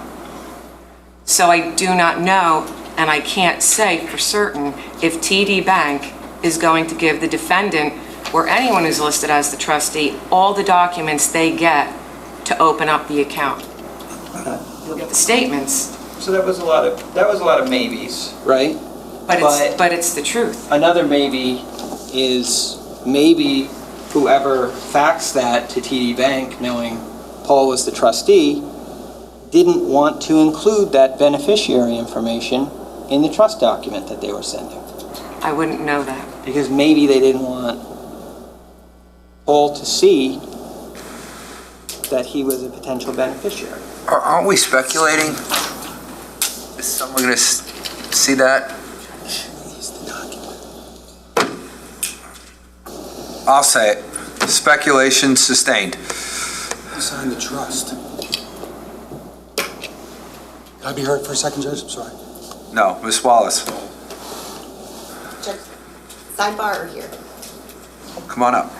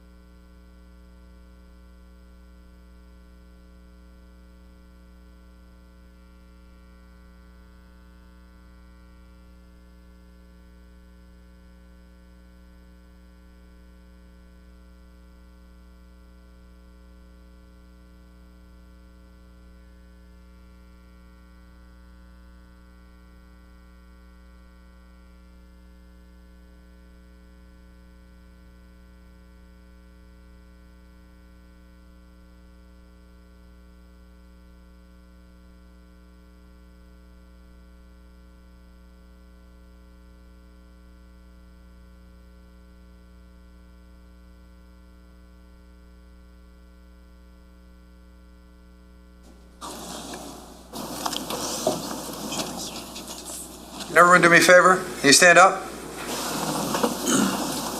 Who can touch the ceiling? Anyone? Just take a little stretch. I just want you to take a quick stretch. Turn around. Everybody crack their own back? You guys can do it? All right. Better you help me out. Got some issues. Lower part. I appreciate I've been classified as assault. Nah, you're okay. You're okay. Just take a second. I understand that we're going for a little while here, so.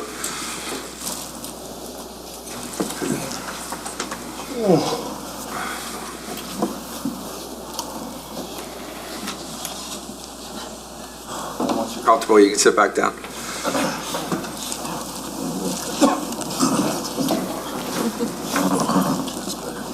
Is this changing angles? It's stuck on this angle.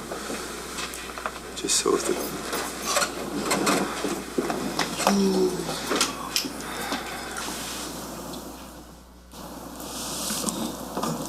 Mr. Murray, you ready? You need a minute. Just one more minute. Sure. Take your time.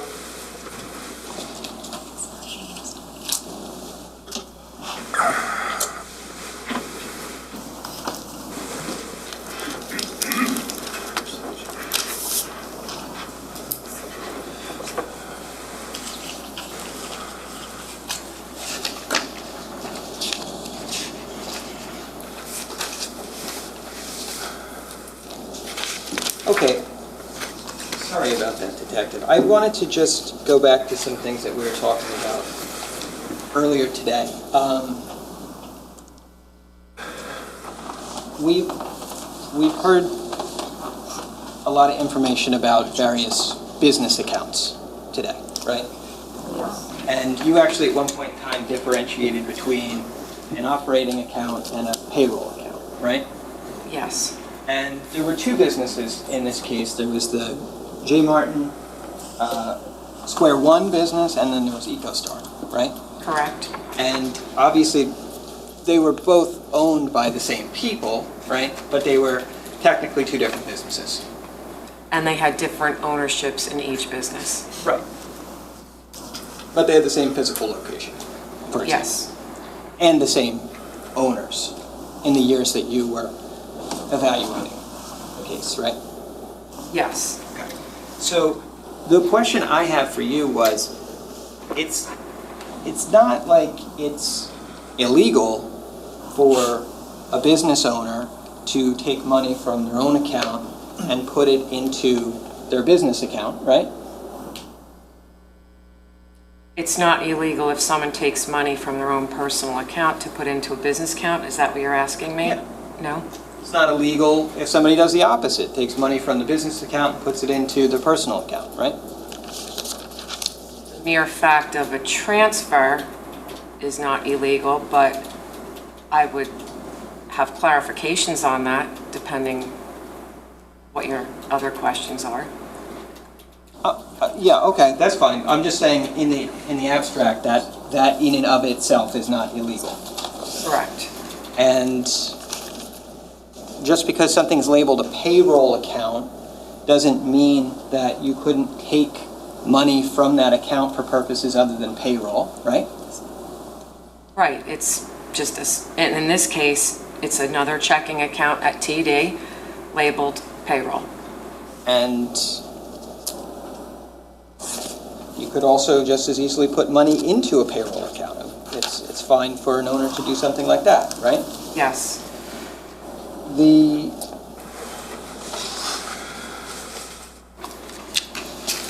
When you looked at the J. Martin account, Operating or payroll? when you looked at 1396, the operating account, you noticed that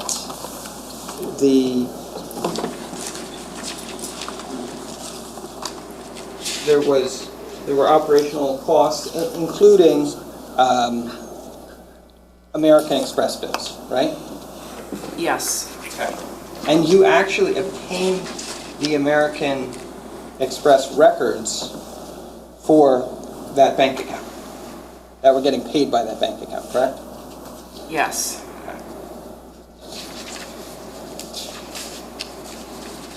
Did you review those records? American Express was well over 10,000 pages. I had my hands on it to review. So a review can be scrolling through, and a full-blown analysis would be, analyzing every purchase and every payment made. So which did you do? It depends what account he's talking about. Okay. You want to get specific, Mr. Martin?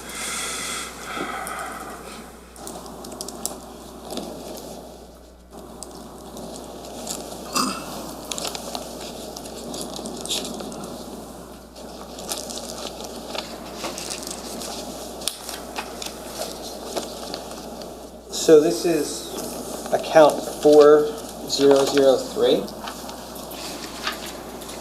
I could show, if it helps, I'll just show it to you. Okay. Please, thank you. Sure. This is D61. It's not the full records, it's the part one of those records. Okay. Would you like me to articulate what I'm looking at? Or? Yeah, sure. Okay. Good. These are American Express statements. It's a business platinum card in the name of J. Martin Consulting, Keith M. Caneiro. The closing date on the page I'm looking at is December 26, 2016, and it's account ending in 4003. Okay, thanks.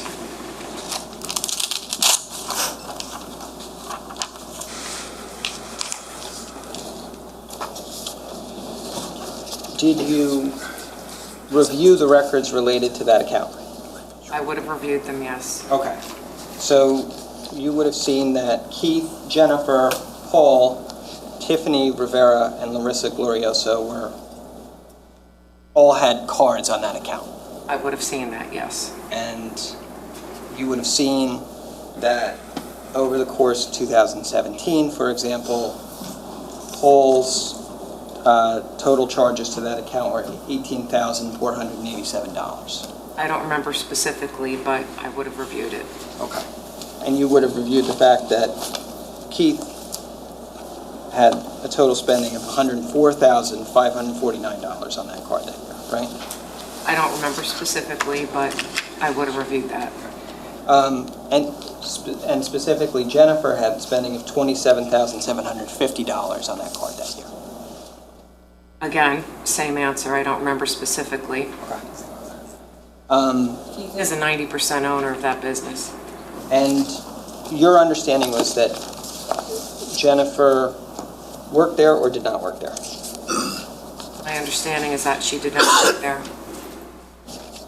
Did not? Did not. Okay.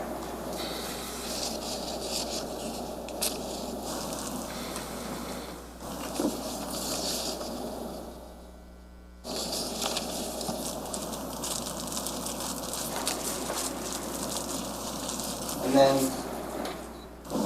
I'm just going to show you also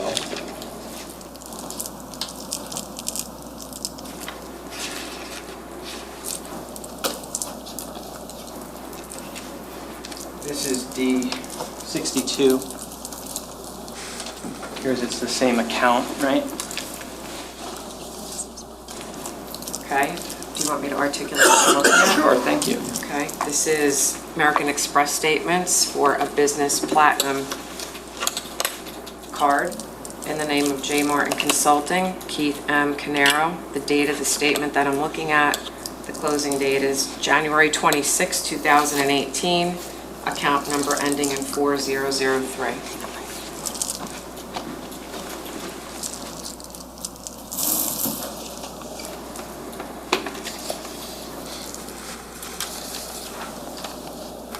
You reviewed these records also, right? Yes. And so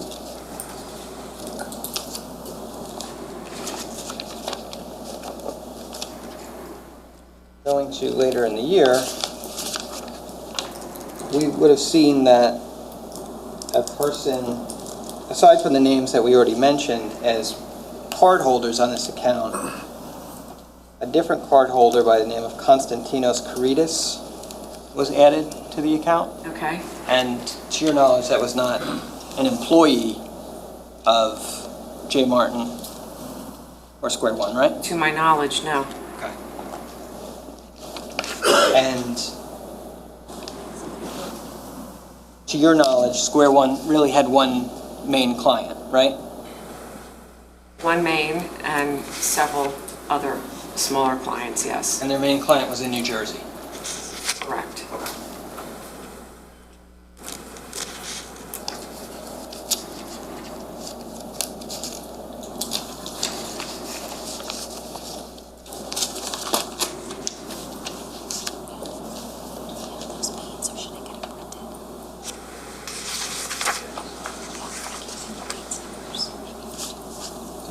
The checks I just gave.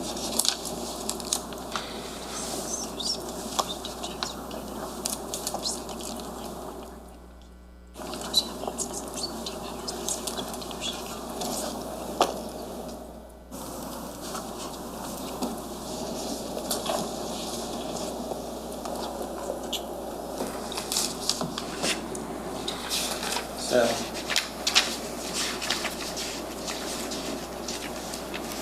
now, if there was, to your knowledge, did Square One have any clientele in Greece? Not to my knowledge. Okay.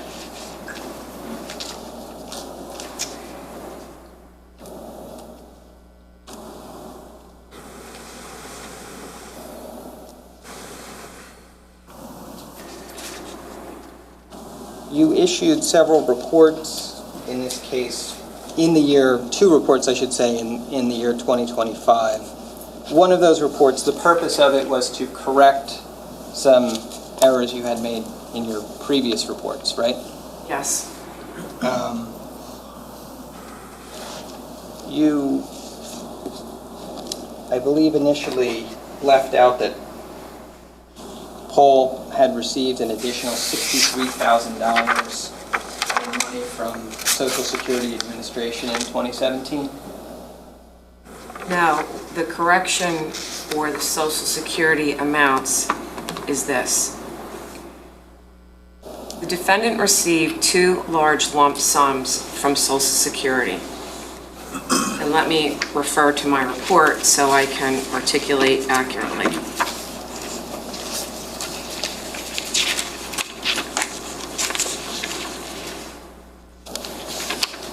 Okay.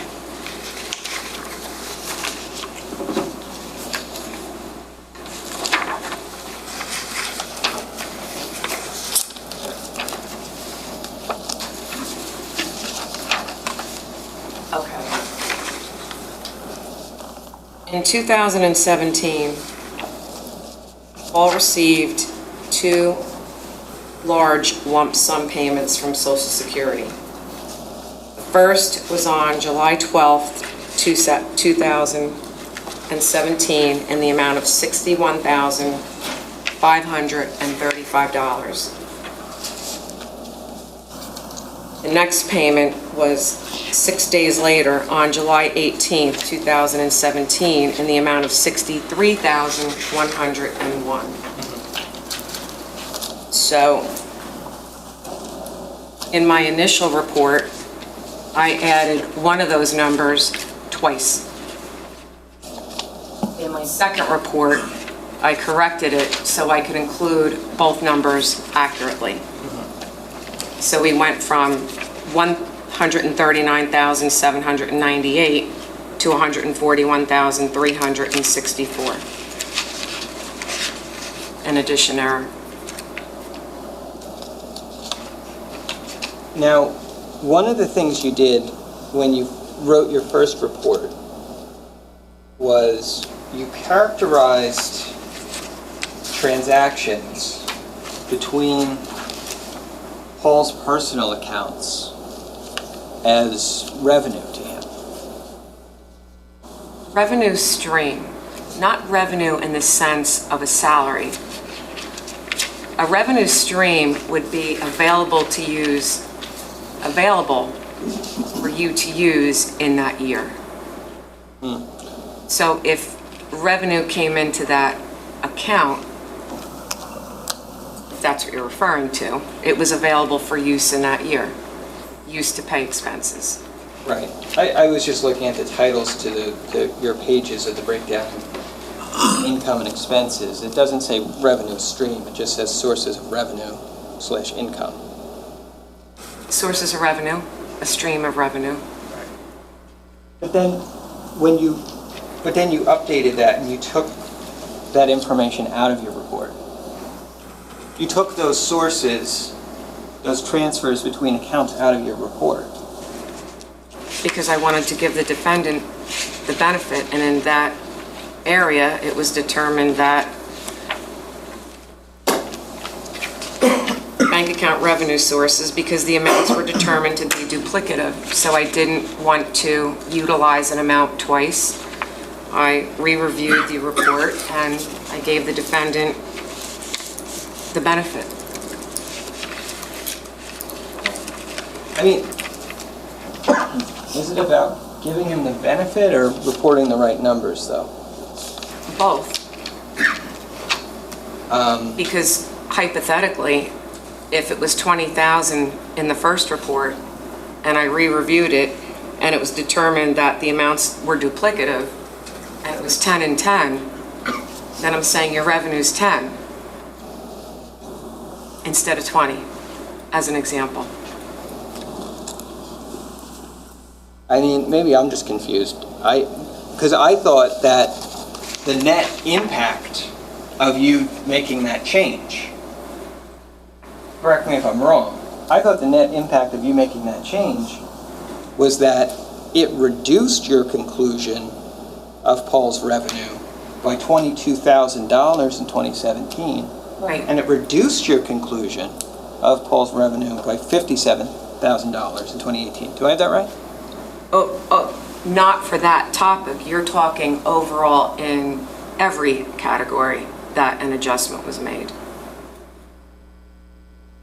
Are you speaking just to the bank account revenue sources, which was deemed duplicative and it was eliminated for 2017 and 18? I'm talking about yes, what you characterized as revenue. Yes. Okay.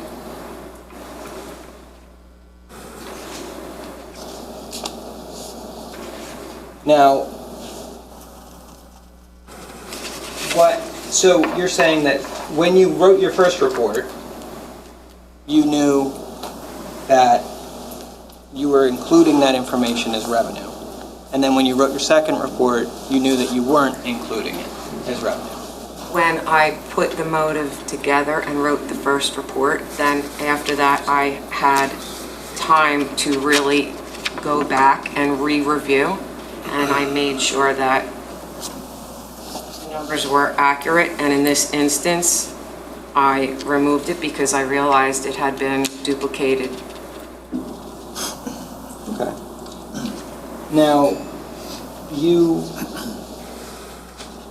also corrected, I believe, various entries that you made in that report about an auto reimbursement for 2017, right?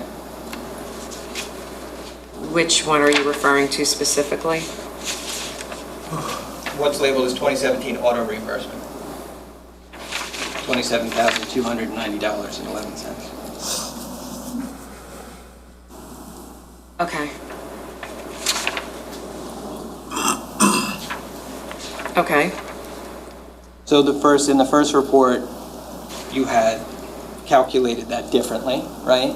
And then you had to go back and you had to make a correction to that report, right? You know, I'll tell you exactly what it was. It was a check in the amount of $375 that inadvertently ended up being in that area when it shouldn't have. So I reduced the amount of the auto reimbursement because I took out that check that should not have been there. So it was reduced by $375.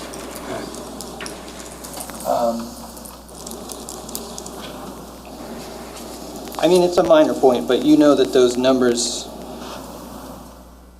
only come to $27,290 if you include other miscellaneous reimbursements from the payroll other than the auto reimbursement, right?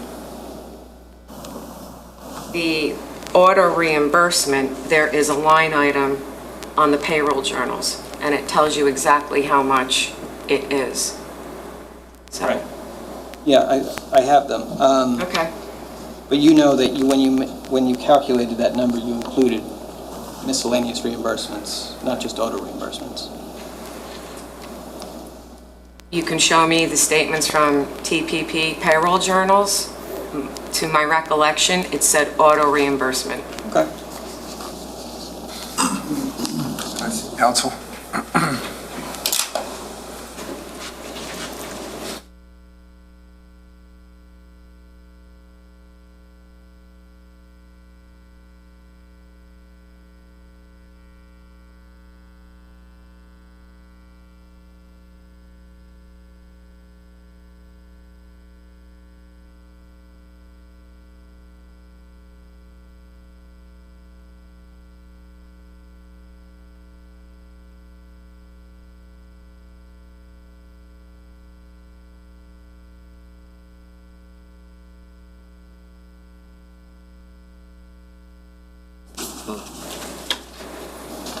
All right, ladies and gentlemen, even an earlier day today.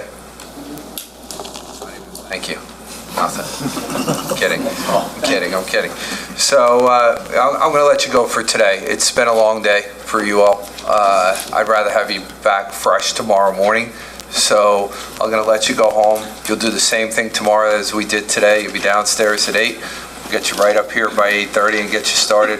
But let's get you out of here for today so you can get home. So as a reminder, you're going to hear me say it every time we leave each other. Don't discuss this case. Don't do any research. I'll see you back tomorrow morning at 8 a.m. Have a good night. Be safe. Thank you.